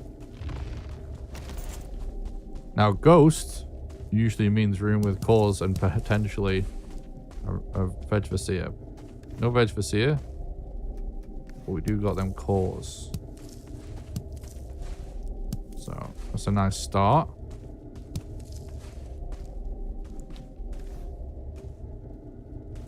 I was thinking I should have made a torch so chat can actually see when I'm in these dungeons, but definitely got distracted by almost dying.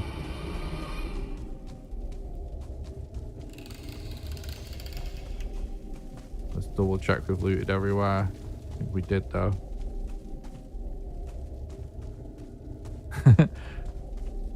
We definitely do need an emote for I'm dead, actually. At the very least, I always say I'm dead.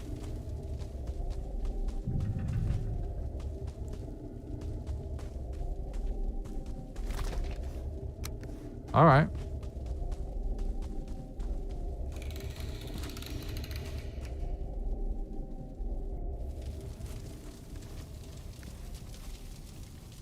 Ooh. I'm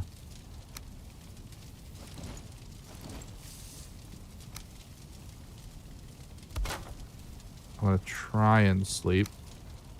I can see Grey Dwarf's getting closer and closer. So it might be futile, I don't know. They're here already, basically.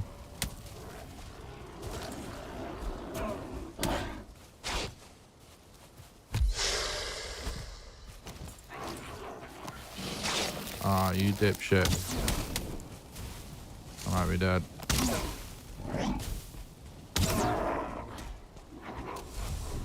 Seven, 6, 5, 4. Let's chill a little bit. Do we have fire mats in here? I think we do, right? Need to regen again. Yeah, I don't know about this. I think we were better off with 2 meats. I just hate having such a small stamina bar, but at this point in the game, being able to eat a mushroom or whatever instead of another meat still doesn't even give you that much stamina anyway. It's not worth it.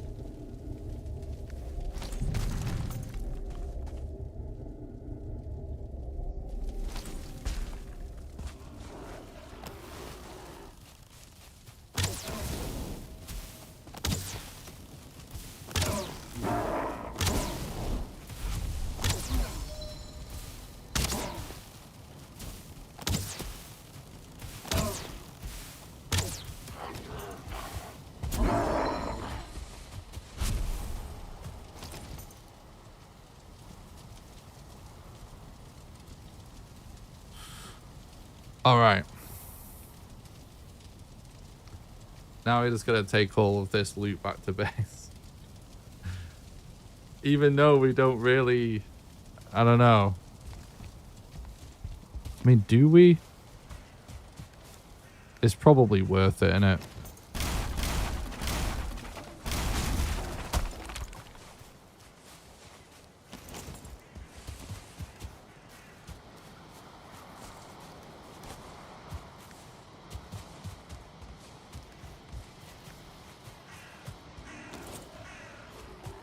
Yeah, I think we just do it. The treks back to base are getting to be quite long.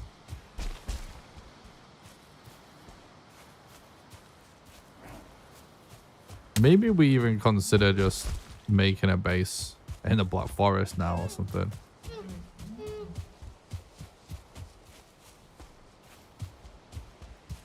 Not sure.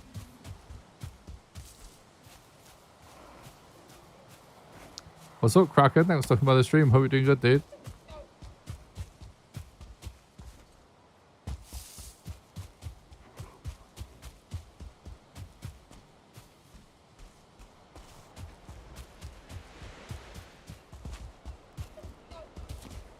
I'm good, thanks, man. Honestly, so much better now I'm back streaming.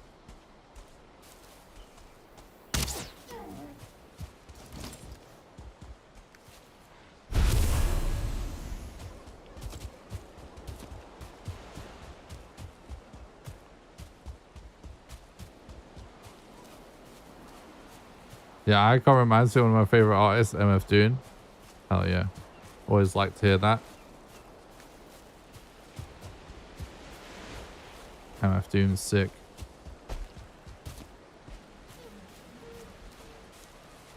But yeah, it's because the helmet.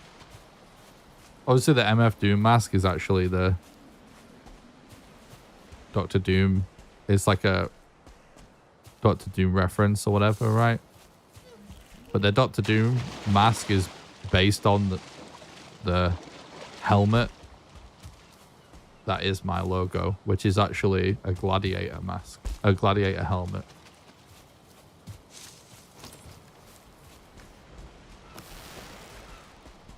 Because I thought the gladiator helmet sort of is quite fitting for my channel or what we do.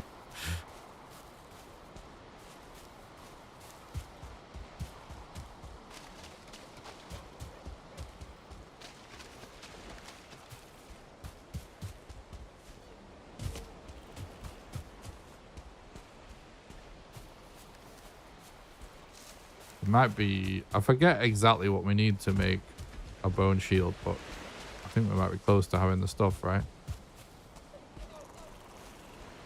Rip Dune, definitely.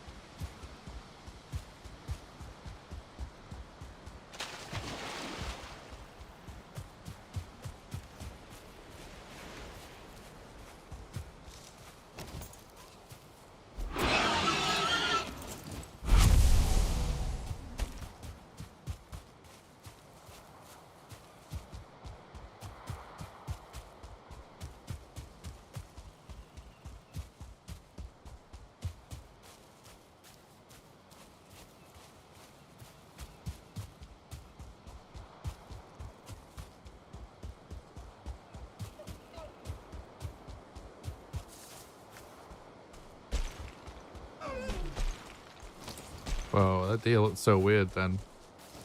Because in that dip, I thought it was sort of like deformed. Or like stuck in the ground or something.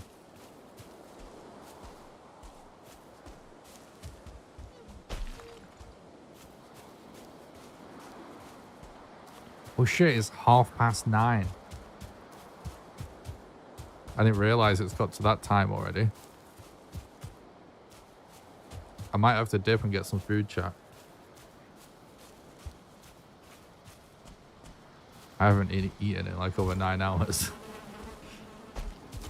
I didn't think we'd so easily end up playing this for that long. But I do feel it. The grind is insane, right? It's also weirdly addictive though. You know what I mean?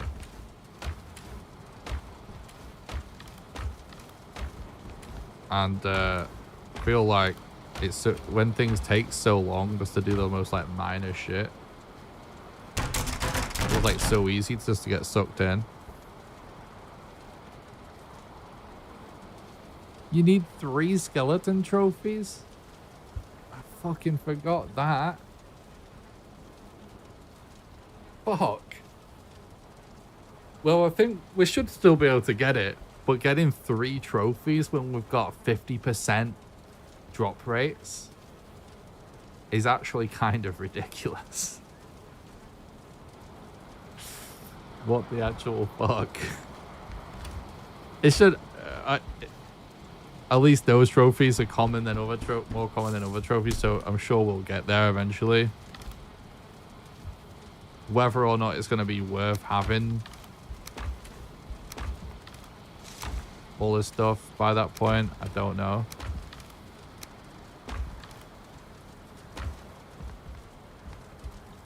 But yeah, what the fuck. Yeah, I think we're going to leave it there anyway, because it's going to start getting too late. I'm going to have to like get to bed and stuff.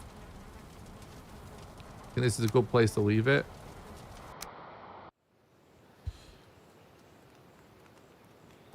Totally off topic. Where you're 50 tomorrow. Oh, happy birthday for tomorrow, mate. Thank you so much, everybody, for stopping by the stream. Hope you enjoyed it today. Before you go, don't forget to smash the like button on YouTube and subscribe to the YouTube channel. Even if you're watching on Twitch, that's the best way you can help me for free. Just go to YouTube. Head over there. You can support the content on Patreon by doing an exclamation Patreon and clicking the pinned comment in the chat.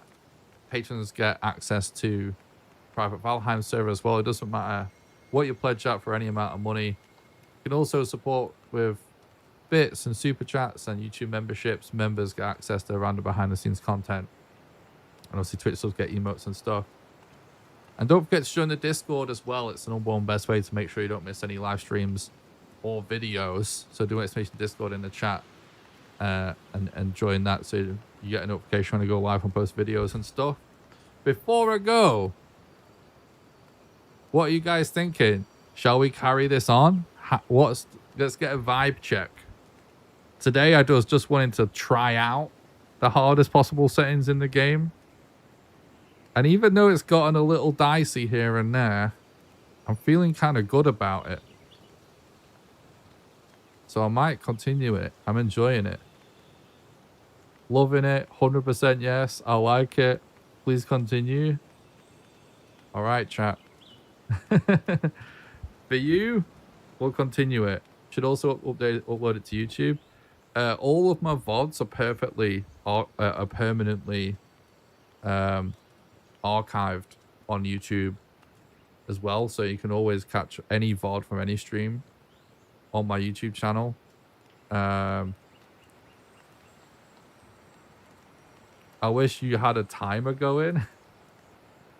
To measure how long it is. I could do that. I could look into that. I tell you what, for part 2, I'll put a death counter and I'll get a timer going. How about that? So I could submit it as a new category. I'm not gonna submit it, but yeah, we could do a timer, right? I would watch it.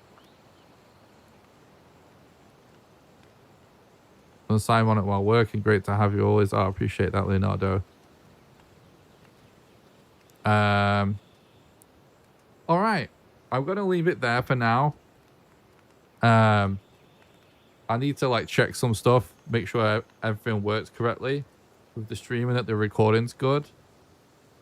But just to let you guys know, I don't know when I'm next going to be live.